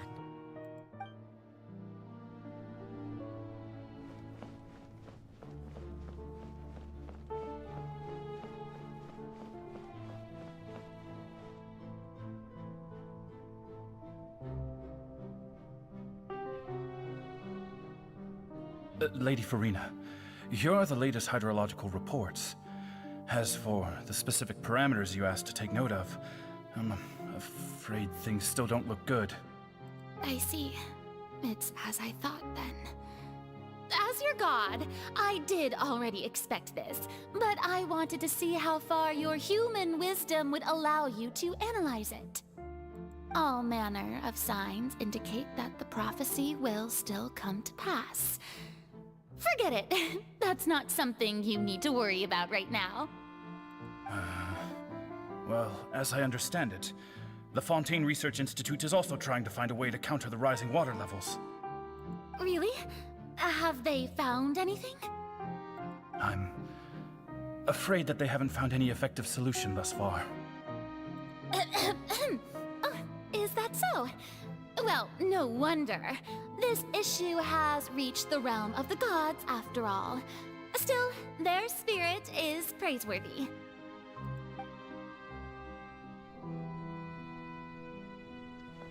Let's sleep it off, Arena. The day is finally over. I haven't had a moment to breathe this whole time. But it's good to see that everything's getting on track. There are no longer any voices of suspicion. Maybe this is fine. I just need to keep going, and everyone will be saved. All right, Farina, don't think too hard about this. You need rest. Tomorrow's a new day.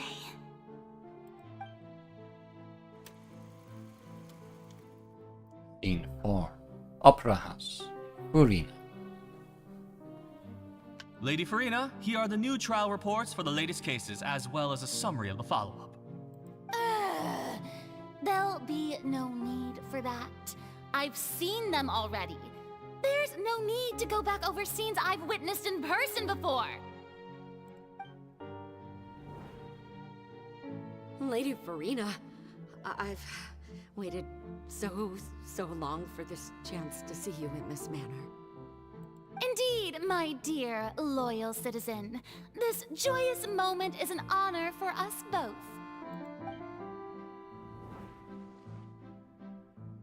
Lady Farina, we're detecting significant hydrological anomalies near Poisson. Understood. Keep monitoring. Keep me informed should anything come up at the Institute.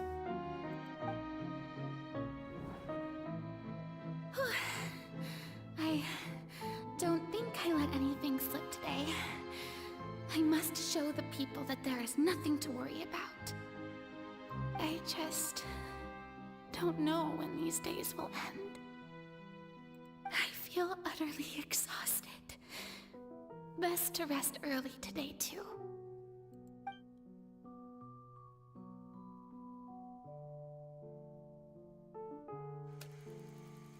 Scene 5. Opera House. Farina.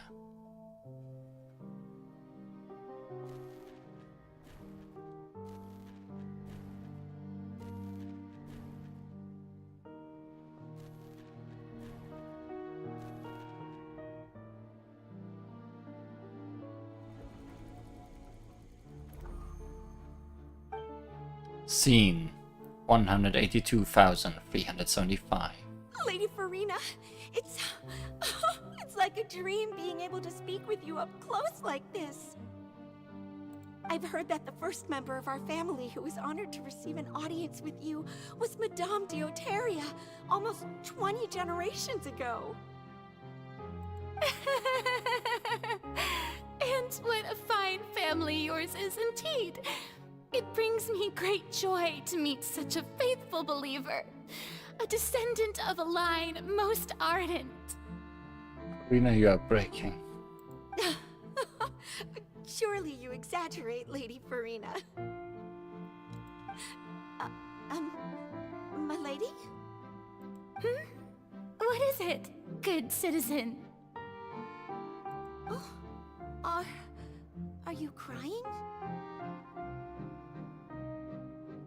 Uh-huh. Really now? I didn't even notice. This must be the overflow of hydro from my person. Well, can't quite help being the god whose dominion is the waters, can I? No wonder. No wonder. A manifestation of your power, then. Oh, Archon, I am honored to have witnessed it. Honored indeed. I think by now Farina suffered the most character development in the series. Yeah. She certainly went far today.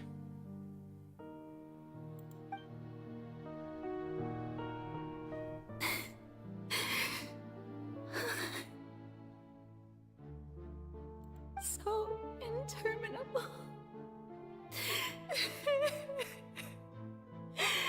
So lonely. Just how much longer? Hundreds of years must have passed by now. Perhaps the show must go on for hundreds more. I never imagined that it would hurt so much. Have I reached my limit? No. Perhaps I reached it long ago. Today I didn't even notice my own tears. I want to tell someone, anyone, about this. But would that not destroy all I've done so far? I've conducted so many investigations across the centuries. But there's not even a sliver of hope that we might break the prophecy. All I can do is keep heart. I must maintain this act. It is the only way to save Fontaine. Please, mirror me. You have to succeed.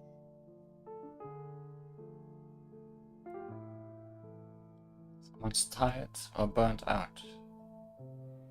I think it's both of those, and both hopelessness and just broken over time.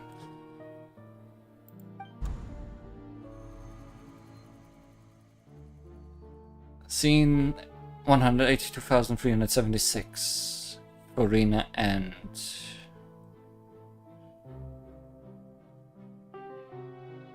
Farina, you don't have to shoulder this burden alone. Although I don't know what you might be keeping from everyone, your people are more than willing to share your burden with you. That's my voice.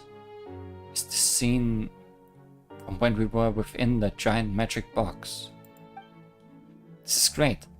I didn't think that this scene would replay in her inner world. Surely I'll find out what she wanted to tell me this time. Share my burden. That's impossible. It was fated right from the start that this would be my duty alone. But even if your burden doesn't need to be shared, you can still choose to confide in someone. Just share it with me. I'm what you'd call a witness. A witness? Yes, I've heard that you came to Tevat from beyond the stars, yes. In other words, you never belonged here. And if Tevat is, in its entirety, a show on a stage, then you're just a spectator, aren't you? If that's the case... She's right. I could confide in her, couldn't I? But if things don't play out as expected, the people of Fontaine will be the ones to pay the price. No, Farina. You shouldn't be selfish. But what if it's really alright? Farina, you've worked so hard for so long. Surely it would be okay to put yourself first for once. Just this once. Is it such an outrageous thing to do anyway? To find someone in whom you can confide your frustrations and sorrows? Surely it could not hurt. If you let this opportunity slip through your fingers, it might never come by again. Think about it long and hard.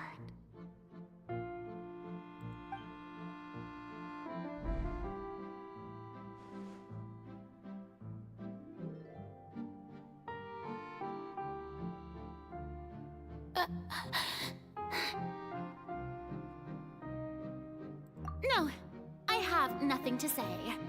I am Farina, the Archon of Fontaine. Everything will surely get better.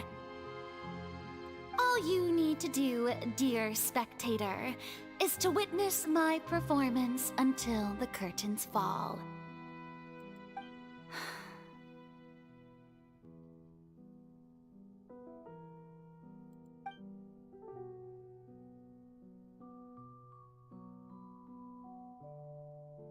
Fine.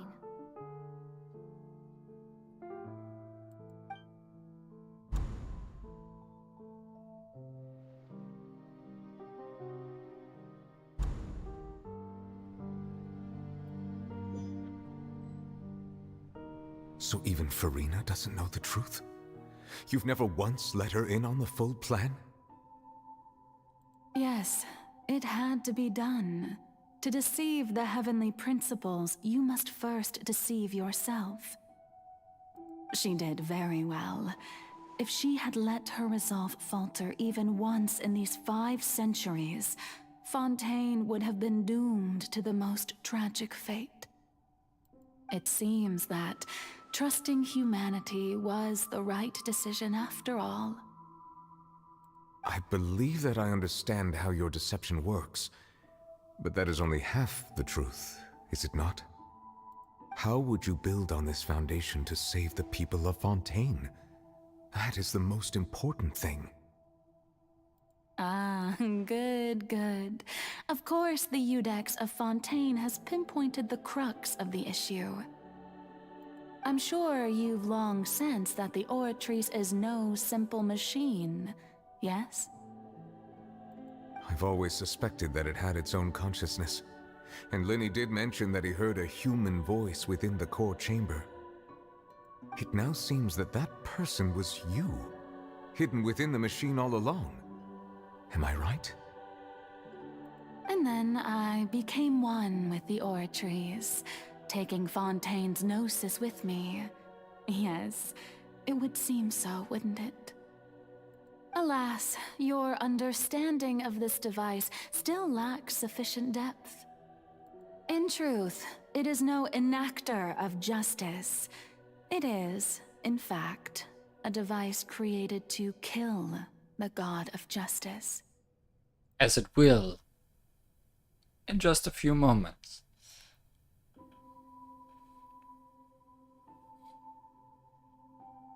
The God Killer. beg your pardon? Oh, you have it. And to be more precise, not only will the Oratrice take down the God of Justice, it will also take down the divine throne upon which she has been placed. I mean, did you think I would be the sort to enjoy peaceful repose while Farina suffered? My work over these last 500 years has been to constantly accumulate indemnitium within the Oratrice. But really, some have already discovered that only a small fraction of the energy generated by the device was ever used to provide power to Fontaine. The vast majority had to be, accumulated to enact this death sentence. It was all part of your plan then? Both the trial and the sentence? Indeed. This power, accrued over 5 centuries, could have sustained Fontainians for millennia had it only been used for that purpose. Almost all of it has now been stored within the Oratrice. But only power of this magnitude could hope to destroy the Hydro Archon's divine throne, shaking the rules established by Celestia, and breaking through the institution that is the Seven. Thanks. So the Oratrice's call for death was for neither Farina nor Focalor, but for the Hydro Archon. The whole concept of such a thing. The destruction of that divine throne. If I do not misunderstand your intent, you must be... Returning what's rightfully yours to you, of course. In other words, this was all done to return the authority of the Hydro Archon to the Hydro Dragon of this planet. But...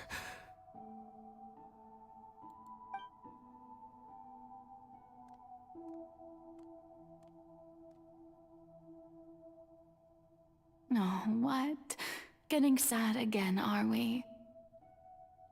The authority of the ancient dragons shall soon be yours once more, O Hydro Dragon Sovereign. And this is the face you make. All you've done throughout the years is just so you can sacrifice yourself at the very end. I've never quite seen it that way, you know. Even now, I'm quite pleased at how well my deception worked.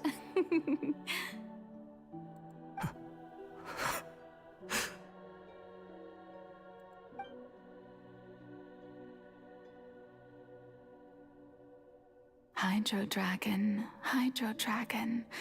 don't cry.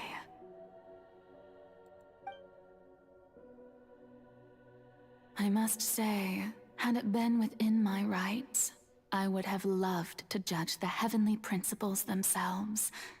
Were they not guilty of essentially the same crime?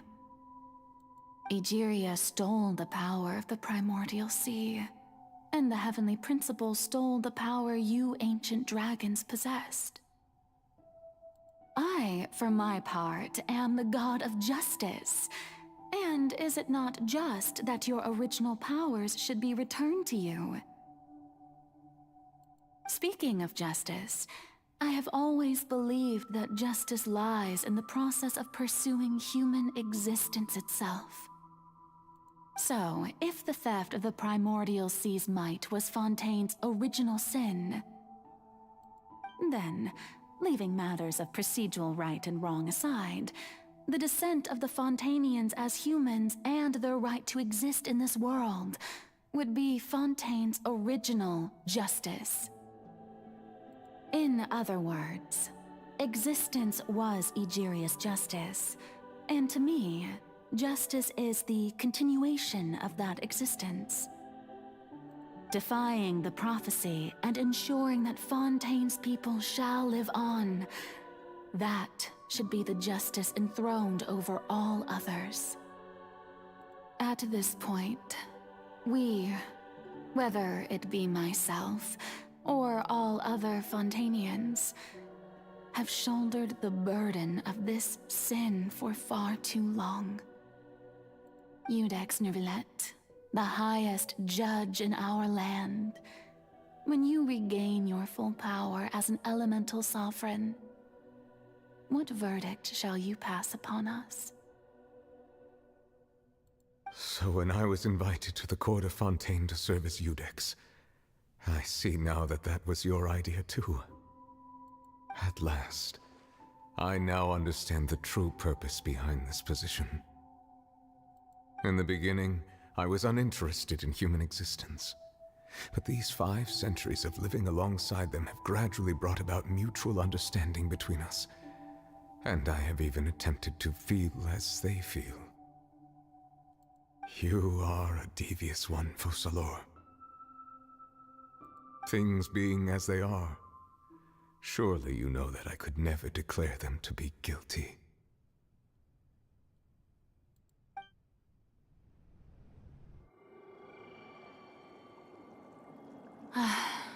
The hour of my execution is almost here. For the sinner, the curtain call has come. I know I may not sound it, but faced with death, I find myself a little afraid.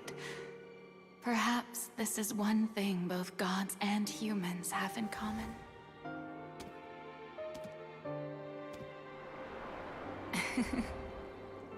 Farewell, Neuvillette.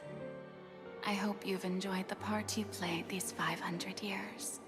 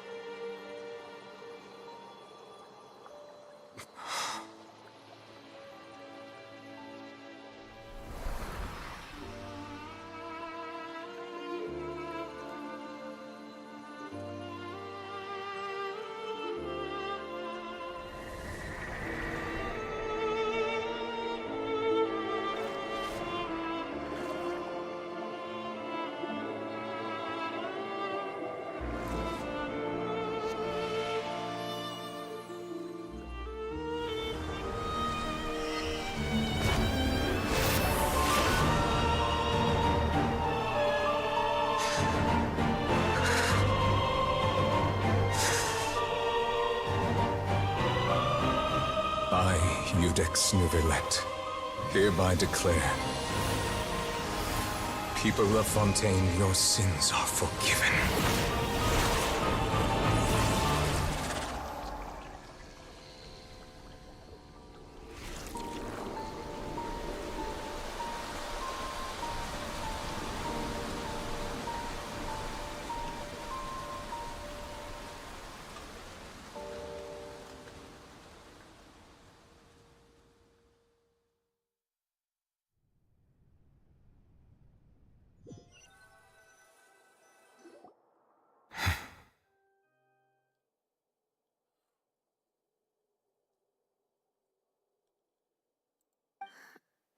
What just happened? Has the death sentence been carried out? Was that bright light some sort of misdirection? I have a feeling that something huge just happened. But since we're all still alive and haven't been dissolved, I assume whatever happened was good for us. It's time to end this. We must mete out punishment to that beast. Didn't you say just a moment ago that it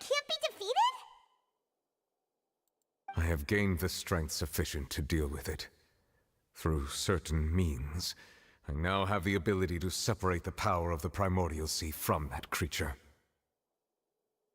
We should seize the opportunity to pursue our quarry.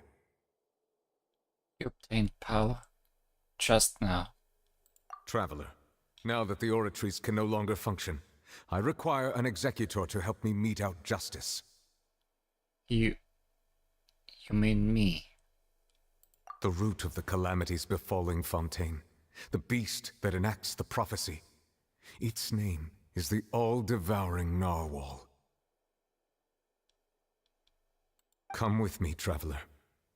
The hour of execution has come.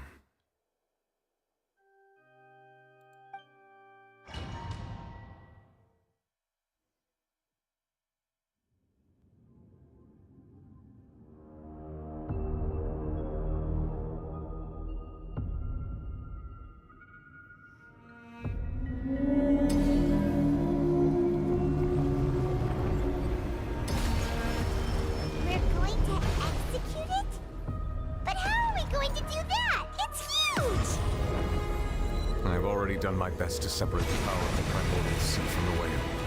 Considering the size of the beast, I cannot reach the power source. Unless we can find a way to attack it from within.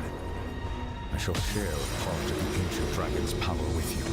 We shall look for an opening together. Though you might not remember that child has an attack where he throws a whale at you. I can feel its sorrow turning into hostility. Right now, right here. Let the magic begin! The way it moves reminds me a lot of that. A sight to behold. Emerge. He may have been inspired. The all-devouring narwhal cannot resist its instinct to devour. Continue to trigger its hostility, and a chance will present itself.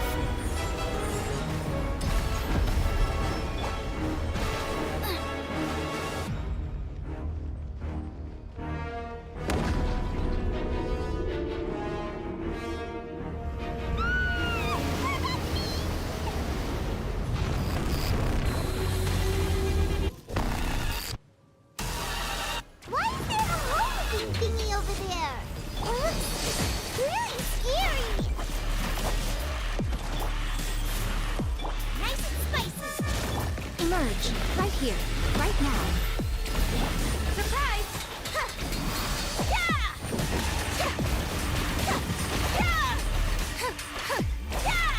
I have granted you my protection. Do not fear. Seize the moment and use my power to suppress its root from within. Right here.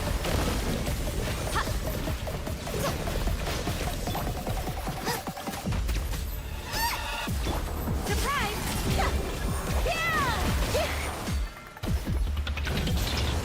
Over here! Cue the spotlight! Good thing I brought Lynette.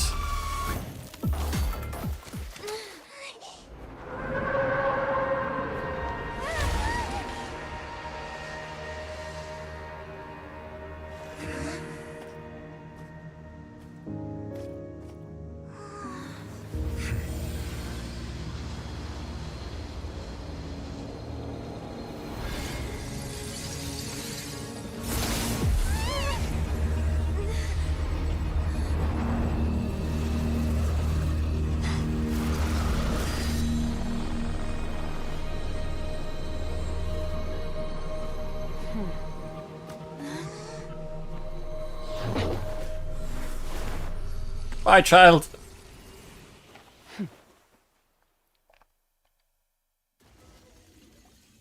Thanks for helping with the cleanup. It should have been my job, but oh well.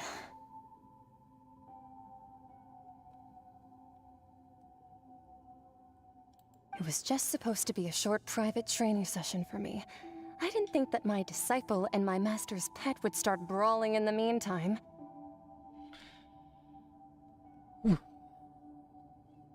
Hello. Well, actually, I had a feeling that it would happen at some point, but they bumped into one another earlier than I thought. What a blunder. I suppose I'll have to swing my sword 3 million times as penance. Disciple. That power.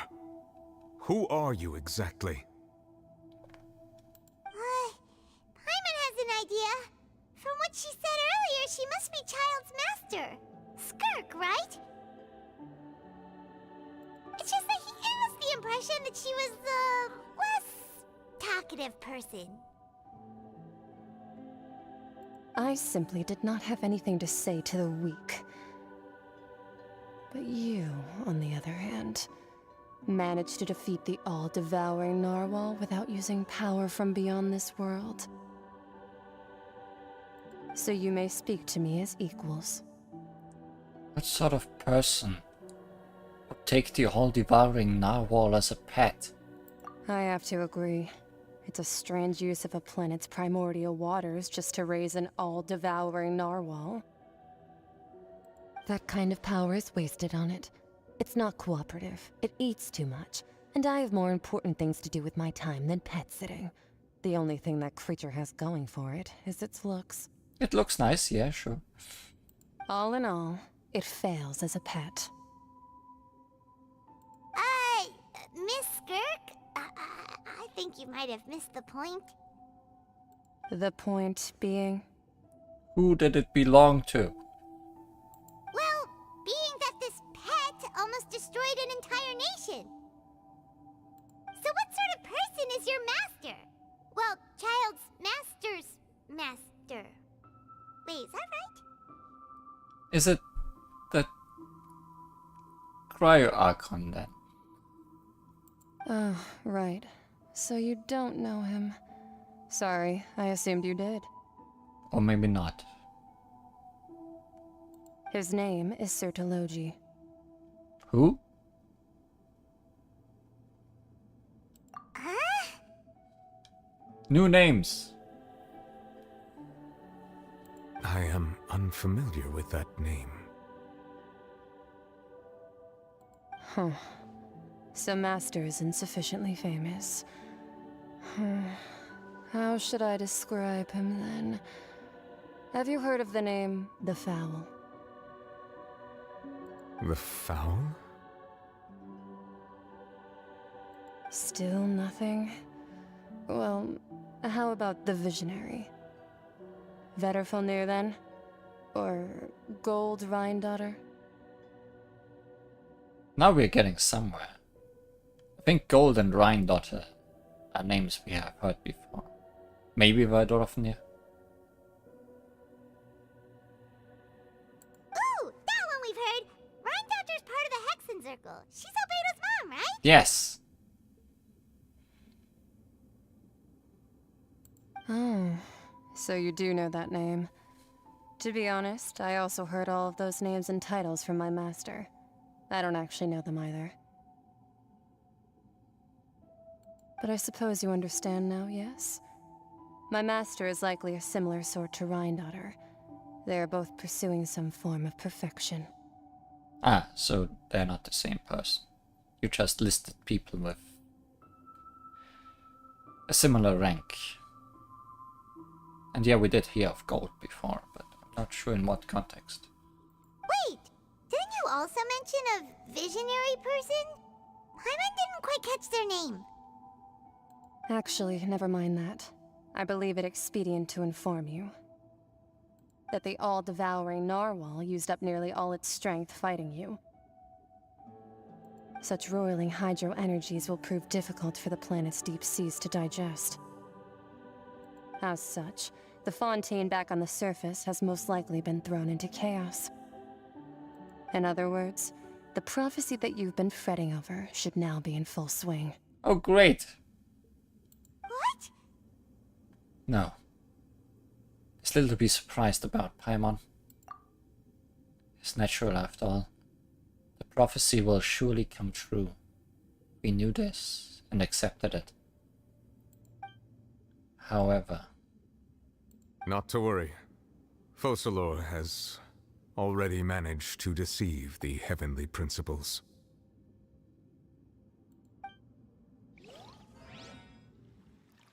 In the end, the people will all be dissolved into the waters, and only Farina will remain, weeping on her throne.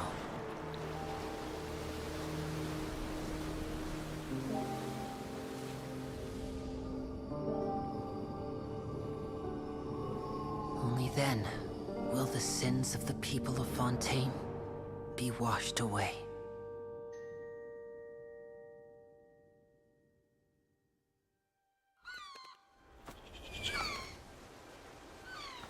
Guess we're done with Fontaine then. Because it's gone.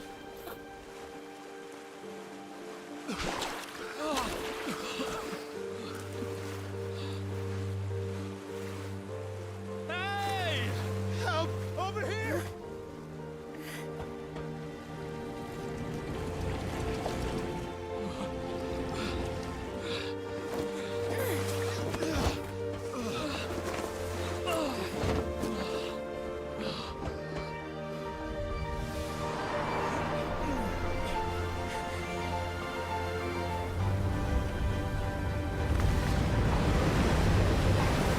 Alright, they built that huge ship. Didn't they? Also.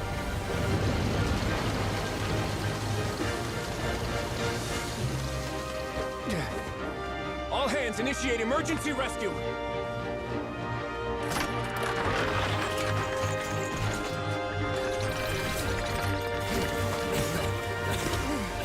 Hurry!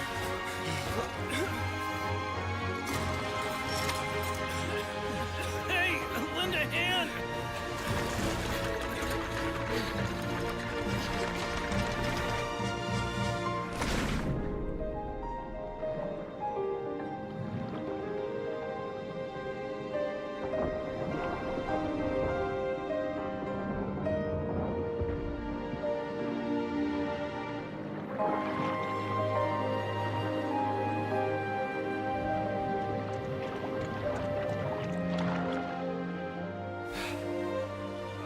Look! The water's receding!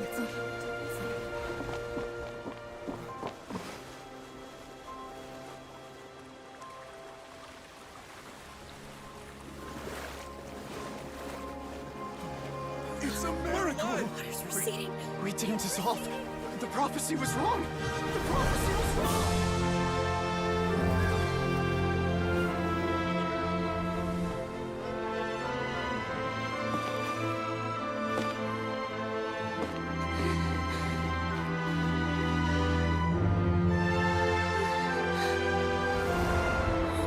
Are you alright? We're safe. The prophecy was wrong.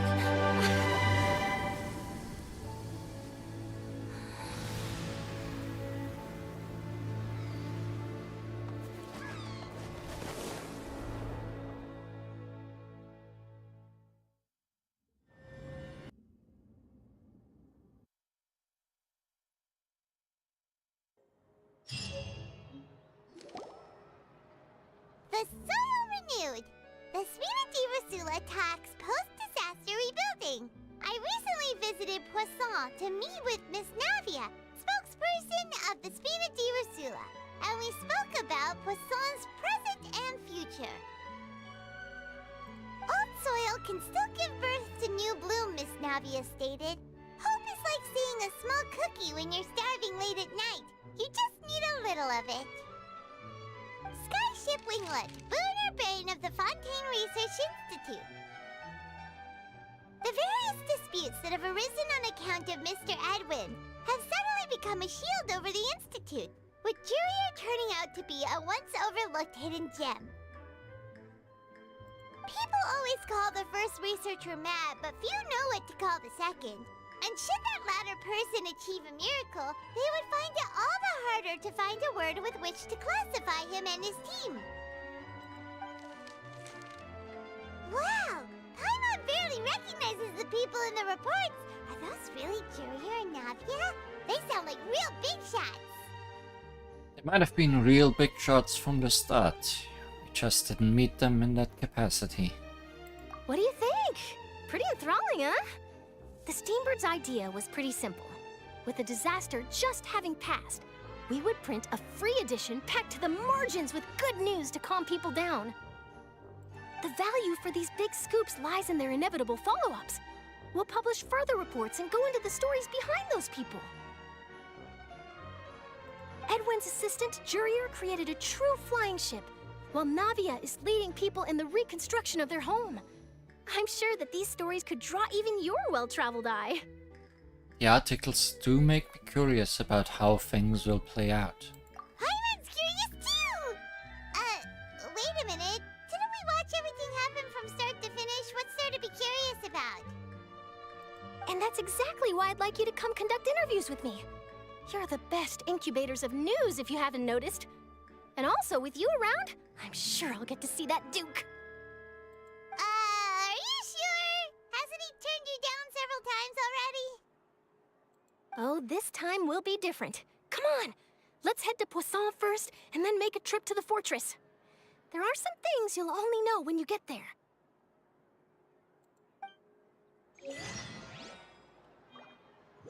For a better tomorrow. It's time for the finale. As the title so nicely states.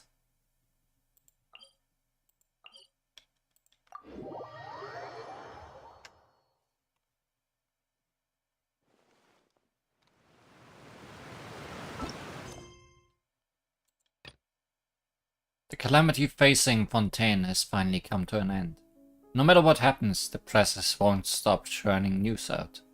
In other words, the people will learn about the truth as fast as the Steambird staffers can write it. Seems Lenny is saying some strange things again. It's really worrying.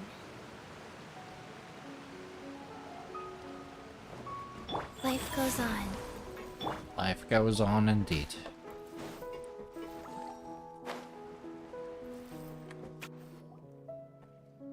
Navia! Oh, it's you. What brings you all here? Hey, we're just having a look around. I'm here to update myself on how things are going here. Oh, the Fatui are here too. Let me introduce you. This is Mr. Garunt Snezhevich. He represented the Knave in sending us a large amount of supplies, and is helping with our work. Our residents are hard at work as well. Thanks to everyone, work is progressing nicely. We've lost a lot of people, but we're moving forward. That will have to be enough. Hello, Miss Charlotte. I'm a big fan of yours. I especially like that article you wrote last year about Fontaine's stray cats. But if you don't mind, could you not emphasize our role too much in your report? It's not charity we're doing here. We just happen to share the same interests as the Spina. I get where you're coming from. I'll keep it as simple as possible. Or would you be willing to feature as friendly neighbors? That would be fine. Thanks. Oh, you're back too. How are things? We finished laying down the construction materials. It'll be another hour before the workers are able to go over there. Huh? You're here too, Clorian? Well, her reputation's greatly risen after that whole duel business with Miss Farina. So she's here in Poisson to wait out the heat. All right. She really came here to help me out. There's too much to consider in the reconstruction of Poisson. The Spina has need of more decision-makers. And, well, I do already happen to be connected to Mr. Callis. Oh, wait just a moment. Do you mind me asking a few questions? You know, about how you felt before the duel, about what it was like facing down a god. There's lots of exciting material there, I bet. Forget it. I'm sure you can find a better theme than that, Miss Charlotte. I see you're the same as always. Couldn't you do me a favor, for Navia's sake? Well, if we're talking about doing things for my sake, you might as well just take a few more photos of me. Or of the Traveler. It's better than wasting time persuading Clorand, at any rate. Of course I will. I'm not gonna let her off that easy. All right, then everyone who wants to be in the photo, gather up. And smile.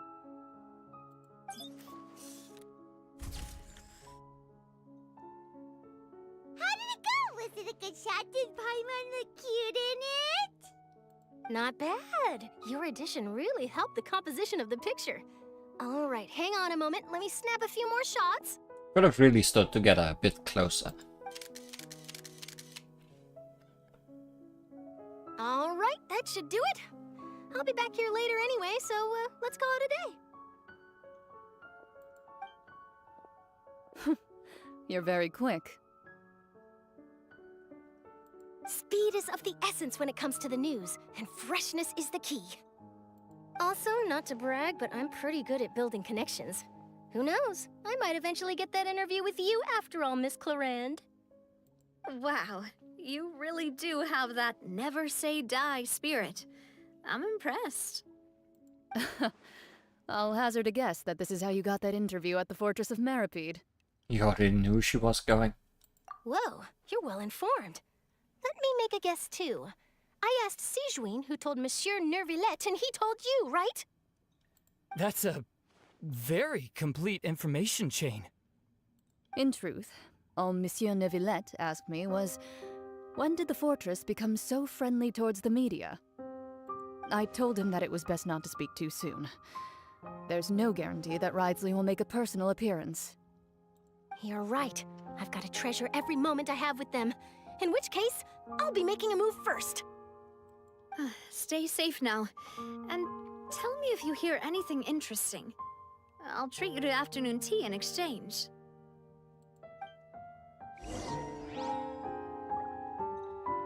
You seem curious about the fortress. Of course. That Wriothesley. I still remember going down to the fortress to grill him for information on my father's case.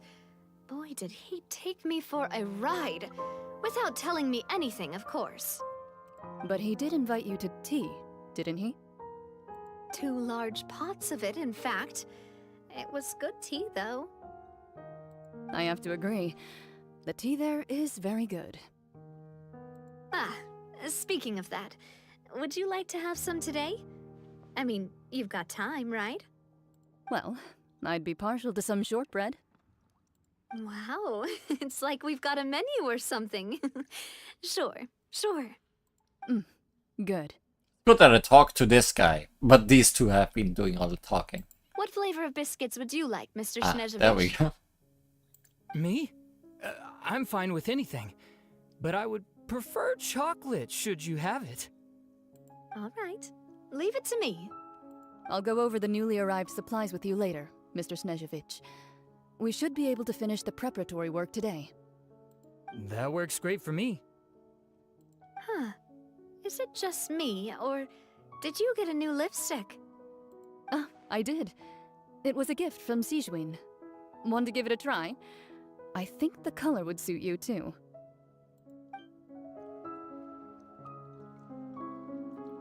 So, I'm assuming that people that did get dissolved into the water did not come back. Rest in peace, those two.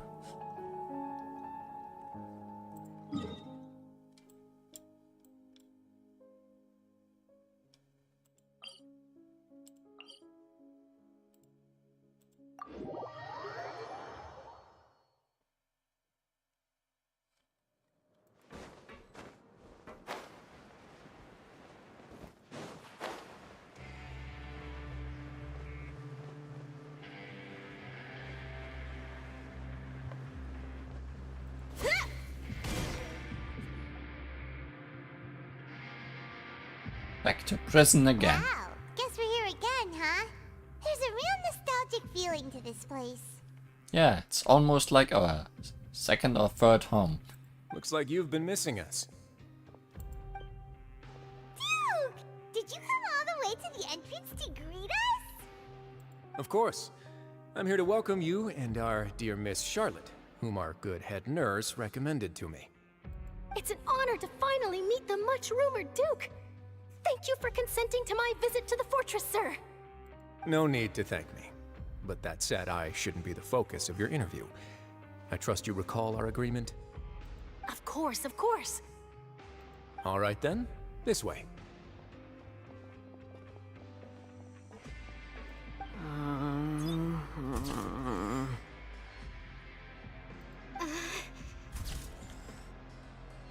2 lovebirds. Hey, no need to be so nervous. I've already taken all the photos we need. Miss Charlotte, do these pictures really need to be published on the cover of the Steambird? It would seem that Miss Lorvine doesn't want her face to appear beside that of Mr. Jurier, Sir, please don't say things like that. But it looks like dear Mr. Jurier denies it. Might this interview be very important to you, then? No, I just... This is my first time being interviewed, and I'm very thankful to the Steambird for... Now, I might not look it, but I actually did meet Mr. Edwin once. And I'll be honest, I enjoyed chatting with you more. You've definitely got more of that genius vibe going on. The boat that brought about a miracle, the ark that saved the people. Why, you recreated a myth back there, like an emissary of legend. Still, if I might ask, where's that flying ship now? Ha! Looks like Charlotte's trying to get herself another exclusive scoop. I have to apologize, but that ship is presently in the bowels of our factory. I'm afraid it won't be easy for you to get a shot of it. Really? Well, then in that case, could I have an interview with you to make up for that loss? She really does know how to squeeze opportunities for all they are worth. You already know my answer, I'm afraid. Best you interview our head nurse instead. Or perhaps you'd like to take another photo of this couple of researchers? Did you really have to use the word couple? Well, then, 2 solo photos will do. Is my hair messed up? Please, someone help me have a look. Things sure are getting pretty lively here. We've seen this kind of thing before. Oh, seems like everyone's here. Would any of you like to try this new drink I came up with? Ah, Sigewine. Hey, Miss Charlotte. Why don't you, take some pretty photos of our head nurse? Sure. Come on, Miss Sigewine. Over this way. Let's find a brighter spot. Huh? Sure. Do I have to smile? So, how have things been at the fortress? Same old, as you can see. Fontaine's undergone some changes, but this place is still more or less the same. Other than that flying ship, it got a tad too much attention, I think. That's why I decided to let the interview go through. We should direct more public opinions toward the behind-the-scenes heroes. Am I right, Mr. Jurier? Miss Lorvine? You're too kind, sir. I believe that you too should have your day in the sun. Not that you would want that, which is a pity. I'll just leave the spotlight to you two.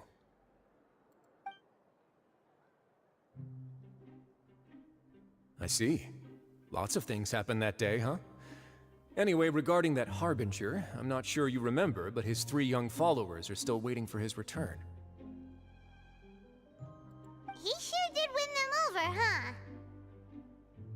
I'll tell them that there's good news and bad news. The good being that their boss seems fine, and the bad being that they must face extended sentences for abetting his escape. Oh, actually, what about you? Are things gonna change for you too? What change can there be? The fortress will keep chugging along, and so will my duties. As to what Miss Farina's departure will mean for the nation, and if our laws and governance will be transformed, we'll leave those to the folks in the overworld. Yeah, what is with Farina now? Hey everyone, the photo shoot's done.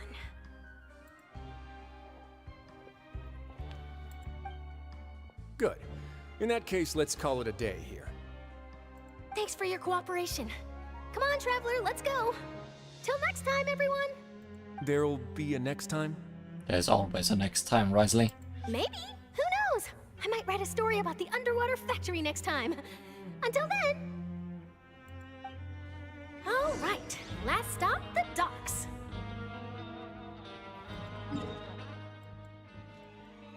Back to where it all started. Haven't been here in a while.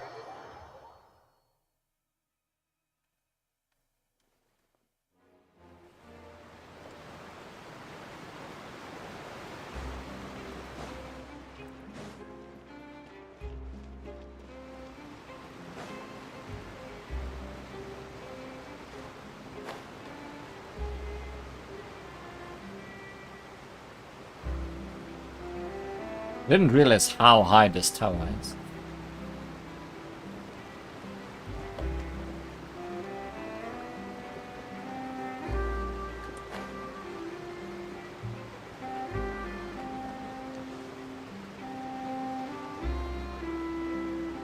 Still skipping along like day one.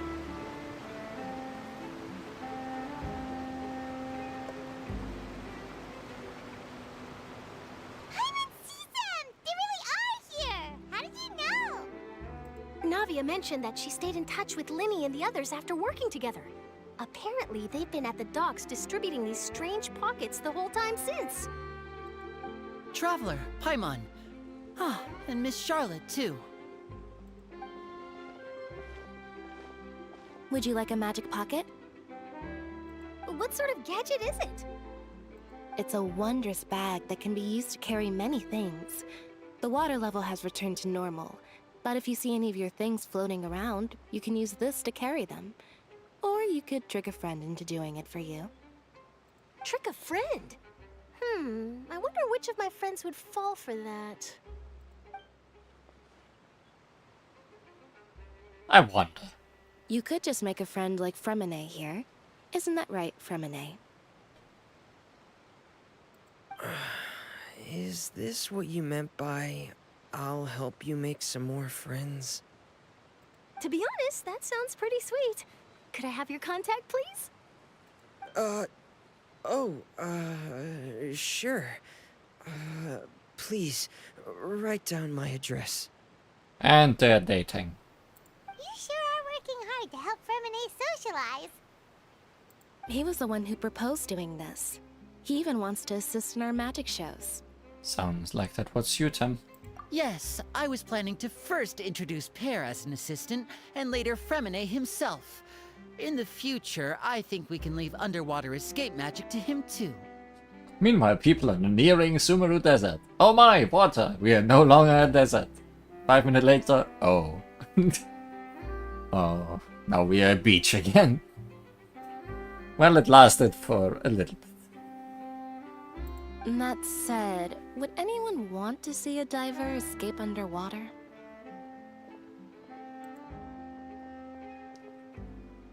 Oh, it'll work out. Every journey begins with the first step. He'll become a part of our show eventually. Lynette, could you come over? Miss Charlotte says she wants to take a picture of us. Got it. My, that Charlotte is rather perceptive. She got rid of everyone the moment she realized I had something to say to you. So, how have things been, Traveler? I've been doing alright. Father says that you did a great deal during the latest events. She's very grateful for your contributions to Fontaine. That's alright. We were more than happy to help. So, what's she doing now? Oh, I guess you haven't heard. Well, after Lady Farina left, Father and Monsieur Neuvillette opened negotiations, during which he gave Fontaine's Gnosis to her as a diplomatic gift. I was just thinking that this is the first time that Gnosis did not end up in the Batui's hands. But no. A diplomatic gift? A gnosis? Yes, I was quite surprised at first myself. But when I thought it over, there were actually a number of things going for it. It could have been done as an apology for the incident with Lord Child, or as thanks for his help in tying the all-devouring narwhal down. Furthermore, Father did also lend significant aid to Fontaine and Poisson. Well, that's true, but this is a gnosis we're talking about. Doesn't this seem a bit irresponsible? I would agree, but I've also heard that it seems that Monsieur Neuvillette has had a significant change of heart regarding the matter. So there's some reason for this that only Neuvillette knows about? I suspect you'll have to ask him about that yourself. Ah, yes, speaking of which, I did see him strolling around the entrance to the Fortress of Meripede a while back. So the dock's not our last stop. Isn't he real busy and stuff?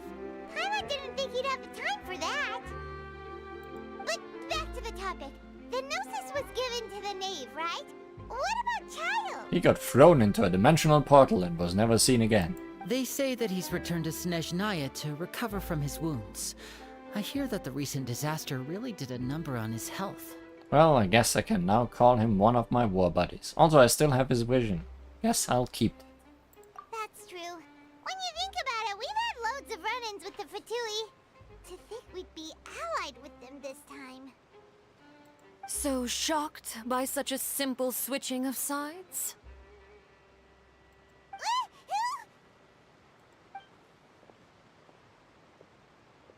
Who else but... Well, well, what do you know? Come to the docks to see how my children are doing and meet the Traveler by chance. Please do not pay my accomplishments in Fontaine too much mind. I would have done them regardless. Rare chance of someone actually writing Traveler instead of Traveler just being said while Li Huan is written. Are you going to take the Gnosis back to Snezhnaya? That is our duty as harbingers, yes. Don't be too preoccupied with sides. The goal of the Fatui concerns not a single place or person, but the entire world. With such a grand goal in mind, it is inevitable that we must wear many masks. Switching my masks is something I've always done. Will you keep to your position? Well, that depends on many things. No one truly knows what the future holds.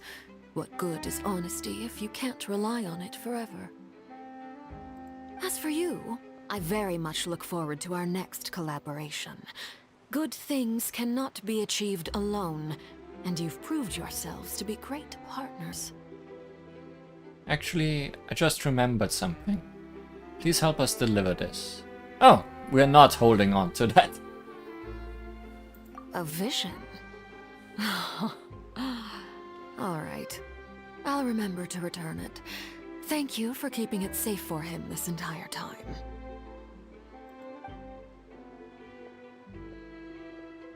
And that's a wrap for me. Huh? You're... Greetings, Miss Journalist. Hello. If I'm not mistaken, there are diplomatic channels I'll need to report to take a photo of you. That is correct. So forgive me, but I will not be able to serve as a subject in your article.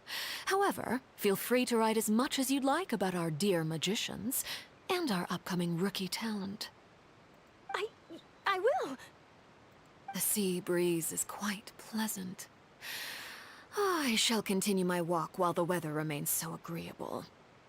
Farewell. Farewell, Father.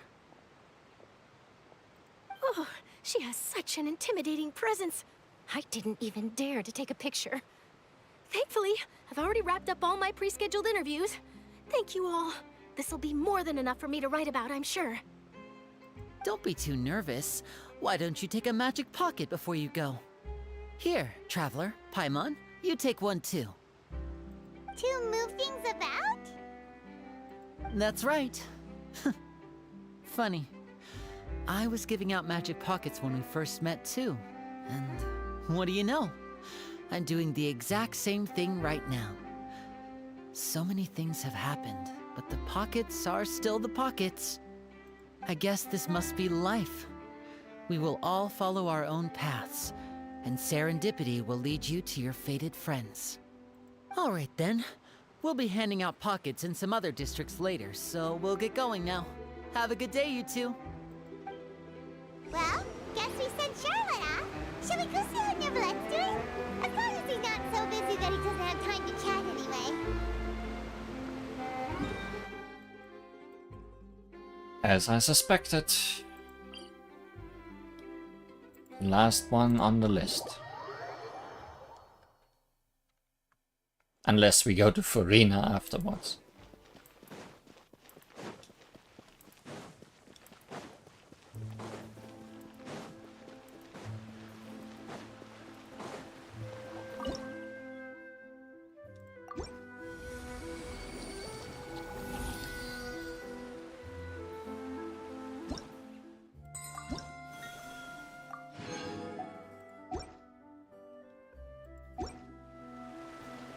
While I'm here, might as well.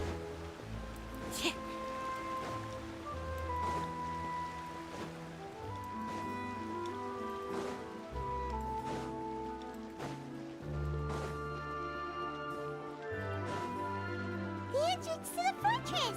Ooh, he really is there!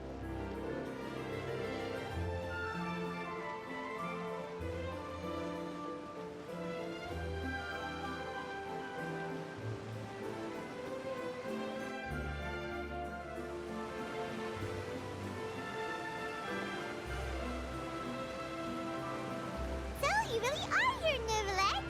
Paimon didn't think you were going to have free time this hour of the day. Really? Oh, I suppose you must have met Mr. Linney. He took the time to greet me earlier when he passed this way. In any case, you came at a good time. I was just considering reaching out to you to set up a meeting, so I may explain some things that I haven't had the time to before. Aw, Paimon's glad that you remembered. Thank you for keeping us on your mind, what with you being busy and all. Alright, let's have it then. How was Fontaine actually saved? The whole business is still quite the mystery to us. It is strange how words can often leave a bitter taste in the mouth when it finally comes time to say them out loud.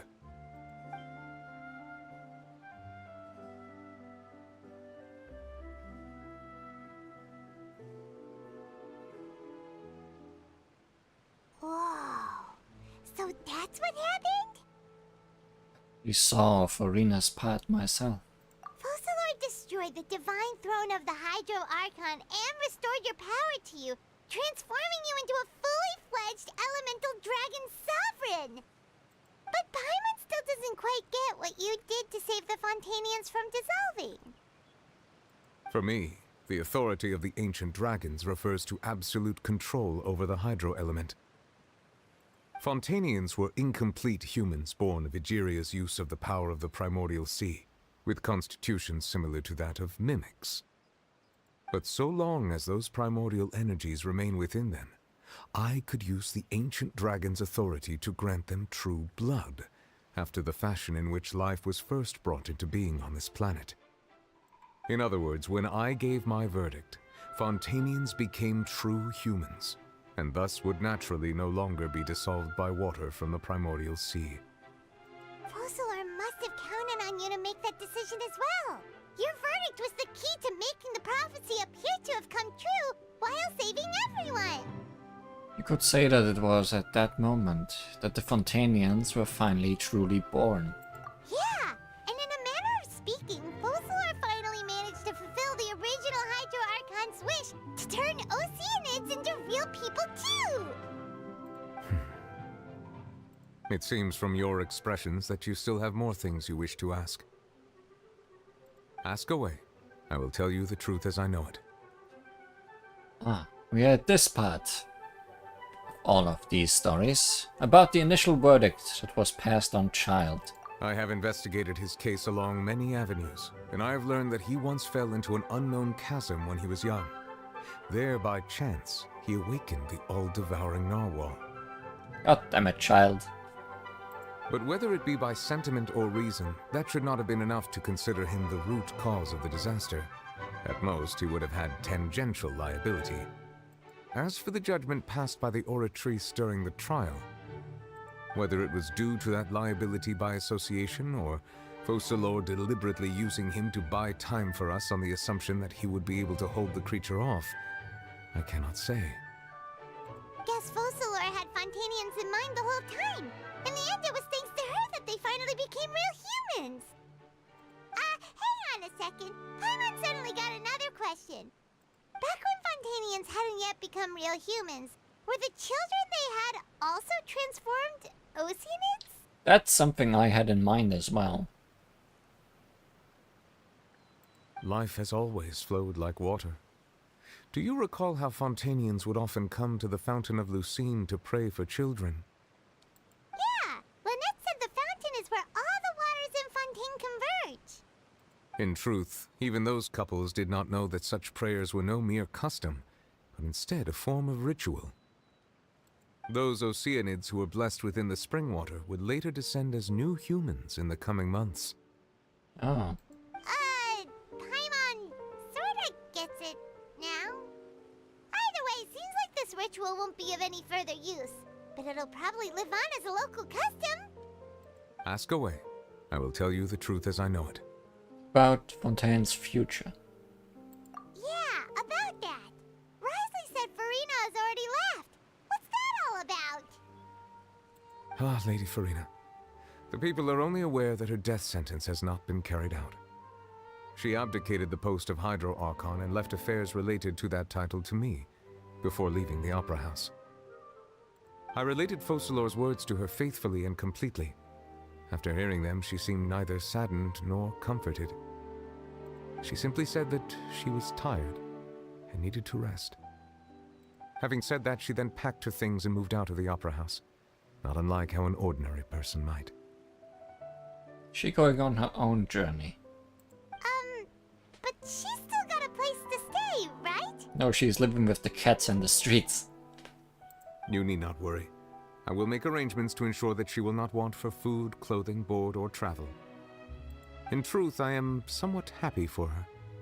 The wear and tear on her spirit will, of course, take time to heal.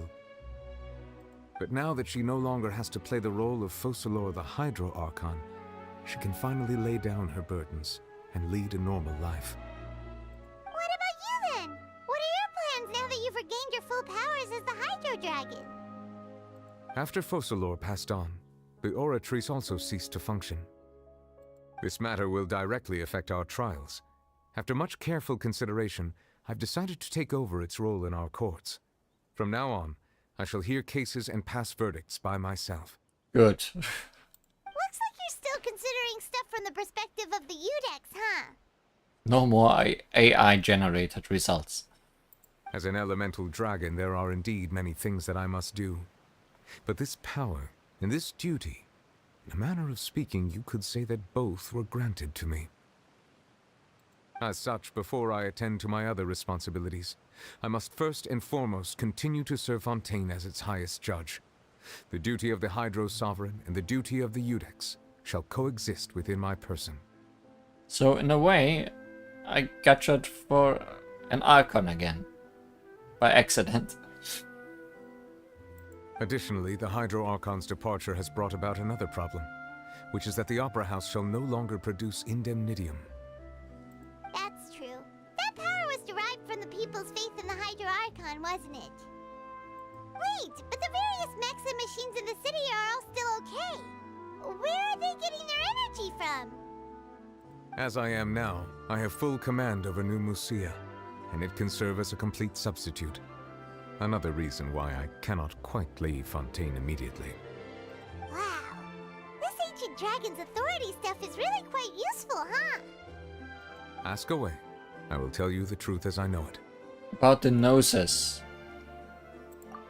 Oh, that's right! They say you've given it to the knave as a diplomatic gift or something! Leaving aside their intentionality, the two Fatui Harbingers have indeed done much for us during this crisis. Their sole remaining goal in Fontaine, at least at this point, would seem to be the Gnosis. The Oratrice has ceased to function. The Hydro Archon's divine throne is now no more, and I do not need the Gnosis's power. As such, it has lost all meaning for Fontaine. If the Fatui have impure designs, then we might as well accede to their request now, and avoid unnecessary conflict. What complicated considerations! Paimon thought you were just giving it to them out of gratitude to the knave and as an apology to Child. Ask away. I will tell you the truth as I know it. About the next stop on my journey. You will soon be heading to Natlan, I presume? Well, it's gonna be a while still, I'm pretty sure.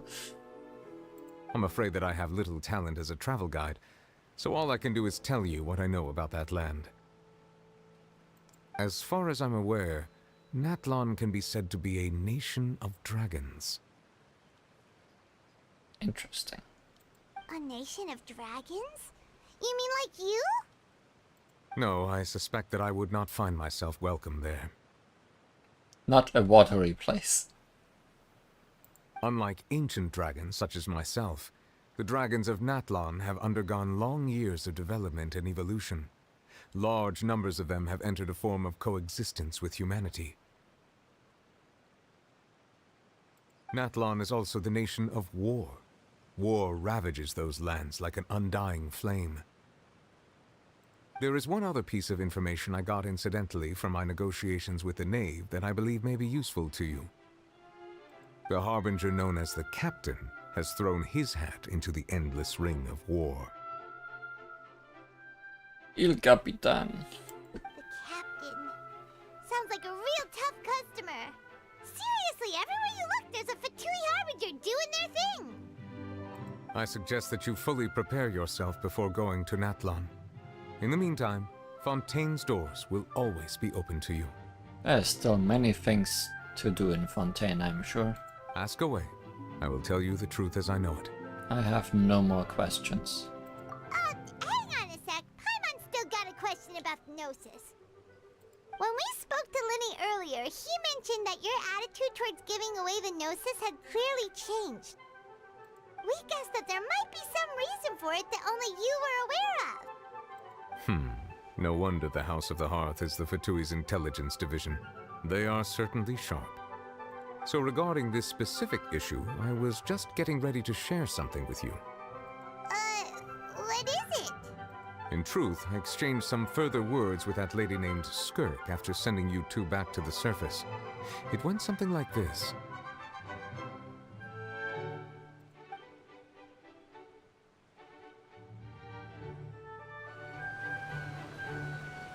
Something like this. Transition. Well, we're going to head topside to see what's going on. You hurry over soon as well, all right, Nervalet? Whoa! What next? The all-devouring narwhal isn't here, so I'm no longer getting any interference. I can finally catch the scent of your power, what it's made of. It is the authority of the planet's primordial dragons, but with something very similar to a god's curse mixed in. It's quite a novel blend. I'm sure I've encountered something like this before. What was it again? I do not know what you speak of. Of course. How could I forget? You should have the remains of the third descender on your person, yes? Remains? I've never heard of any such thing. According to your parlance, I believe it may be called a gnosis. Well, that much is true. After Focalor's divinity faded, she handed her gnosis to me. But I fear I have never heard of it described in the manner that you just did. I've been training with my master, the Foul, ever since I was young, and I have never returned to the surface since. So most of the information I possess, I got from him. It is only natural for those who are greater than humanity to possess a different sort of common sense, which is why there are so many problems in our attempts to communicate with humans. Hey. Regardless, you should probably get rid of objects of misfortune to prevent any disasters from befalling you. To live in itself is a blessing, but once a person dies, the bonds he once had with this world shall all turn to curses. What do you mean by that? No need to fret. These are just my personal thoughts, and my reason for no longer wishing to return to the surface. This third descender you refer to, who are they? And when did they die? Master never mentioned them to me. Perhaps it just wasn't that important for me to know. If you're interested, though, I could ask him. I'll be sure to pass the answer on to you next time. Next time? You believe we will meet again? I do. Wait. I have a disciple of my own, don't I? He can be the messenger then.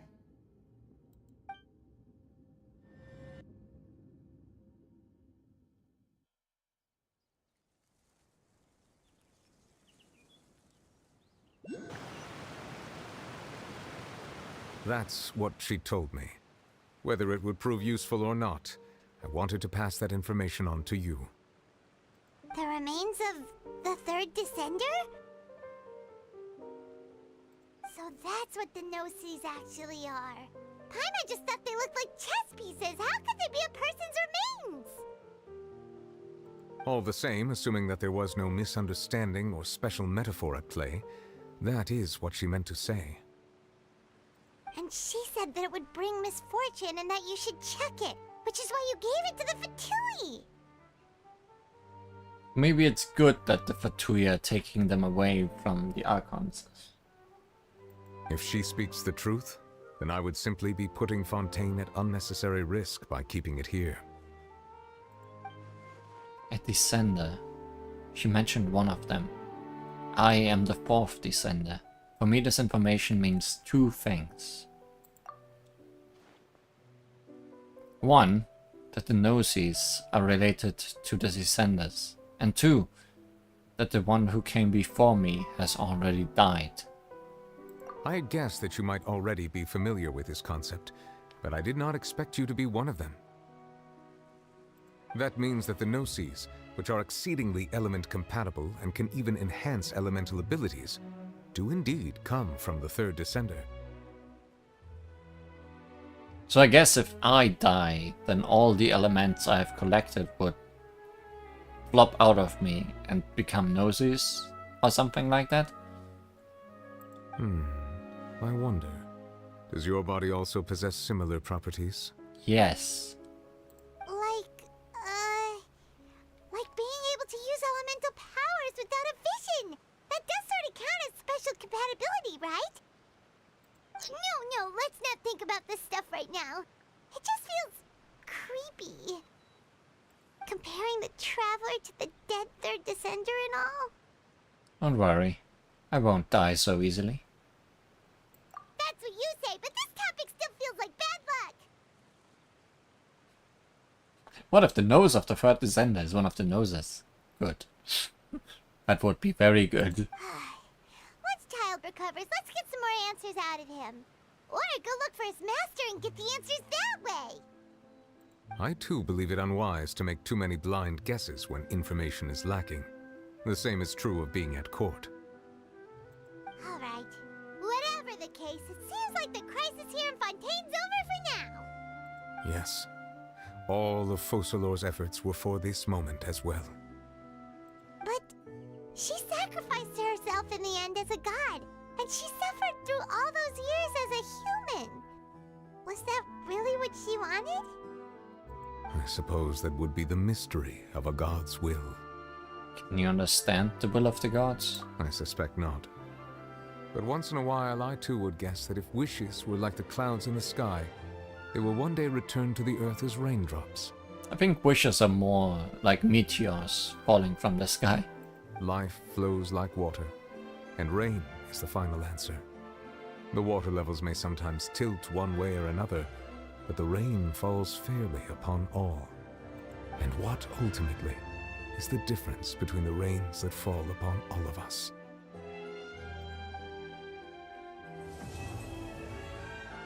That was a long act.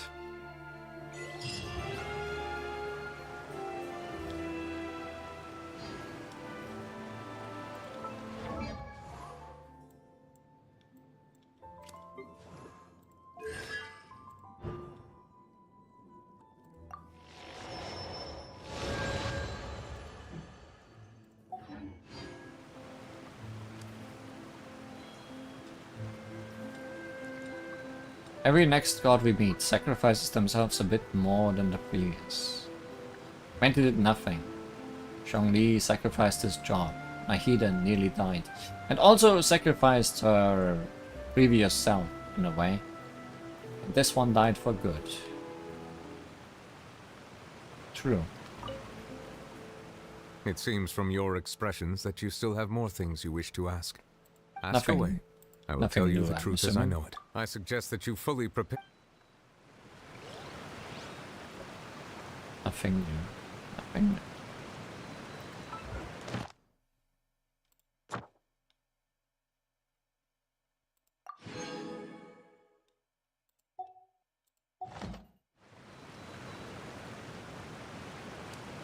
Well, this ends that. Now what is there left to do? Aside from the very obvious Oculus right below me.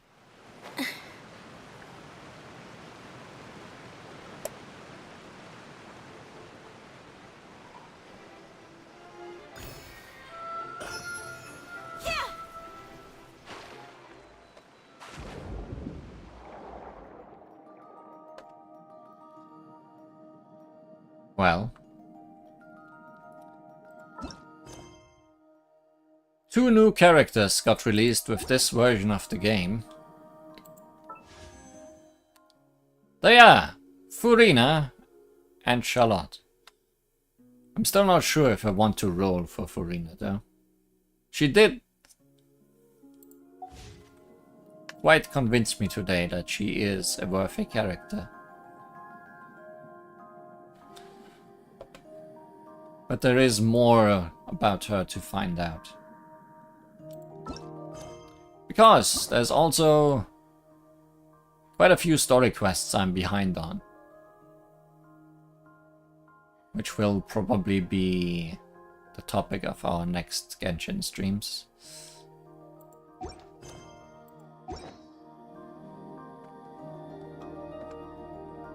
But what I find interesting is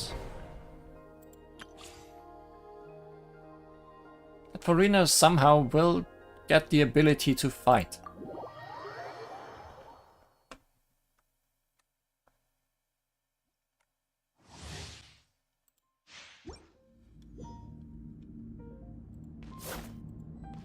She's a sword user. And hydro user. And what makes her most special is her charge attack.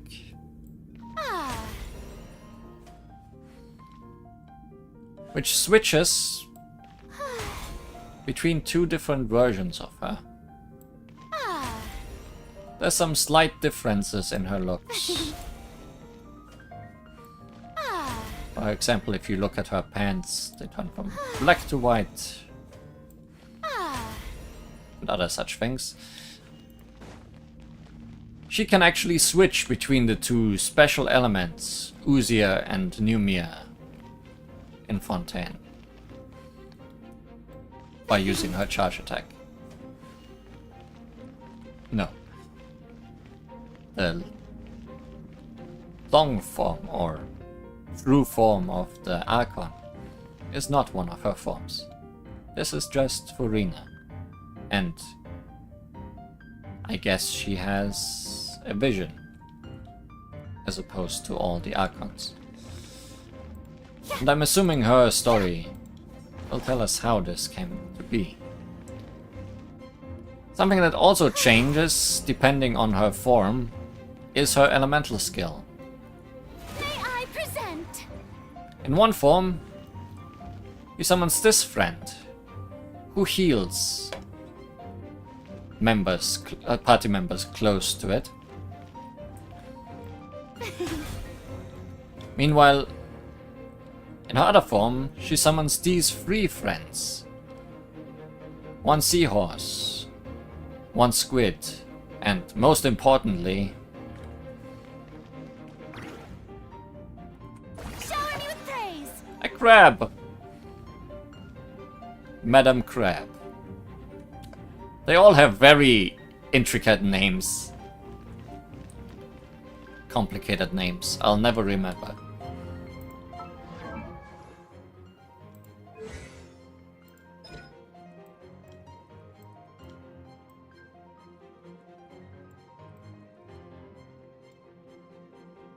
The Salon members. It does not... Oh no, down here. A fixed roster of regulars frequent Furina's Salon Solitaire. At other times, Mademoiselle Crabaletta, Surintendante Cheval Marine, and Gentilhomme Usher shall visit. And on gloomy Wednesdays, it is the singer who comes by. The singer of many waters is the healing one. Being too popular can be such a hassle. Who knew the people would adore me? Strike a pose! These friends stick around even if Furina is not on the field. So she is very much a supporter that doesn't want to stay on the field outside of summoning her friends. I'm out of here. Yes, out of here. And her ultimate creates a stage that constantly deals hydro damage to everyone around her. And it also stays while she is not around. Everybody stand back! So she still is not much of a fighter herself. Let the world come alive! If you want to have constant hydro damage on the field, she is certainly your lady. Time to shine! Perfect end. And because it is so perfect, I will end it right here. Thanks for watching today. The drama is over. But the next act might just be around the corner. Or maybe it's just some intermissions. Who really knows? See you then! When we explore more of Fontaine and its characters. Bye bye.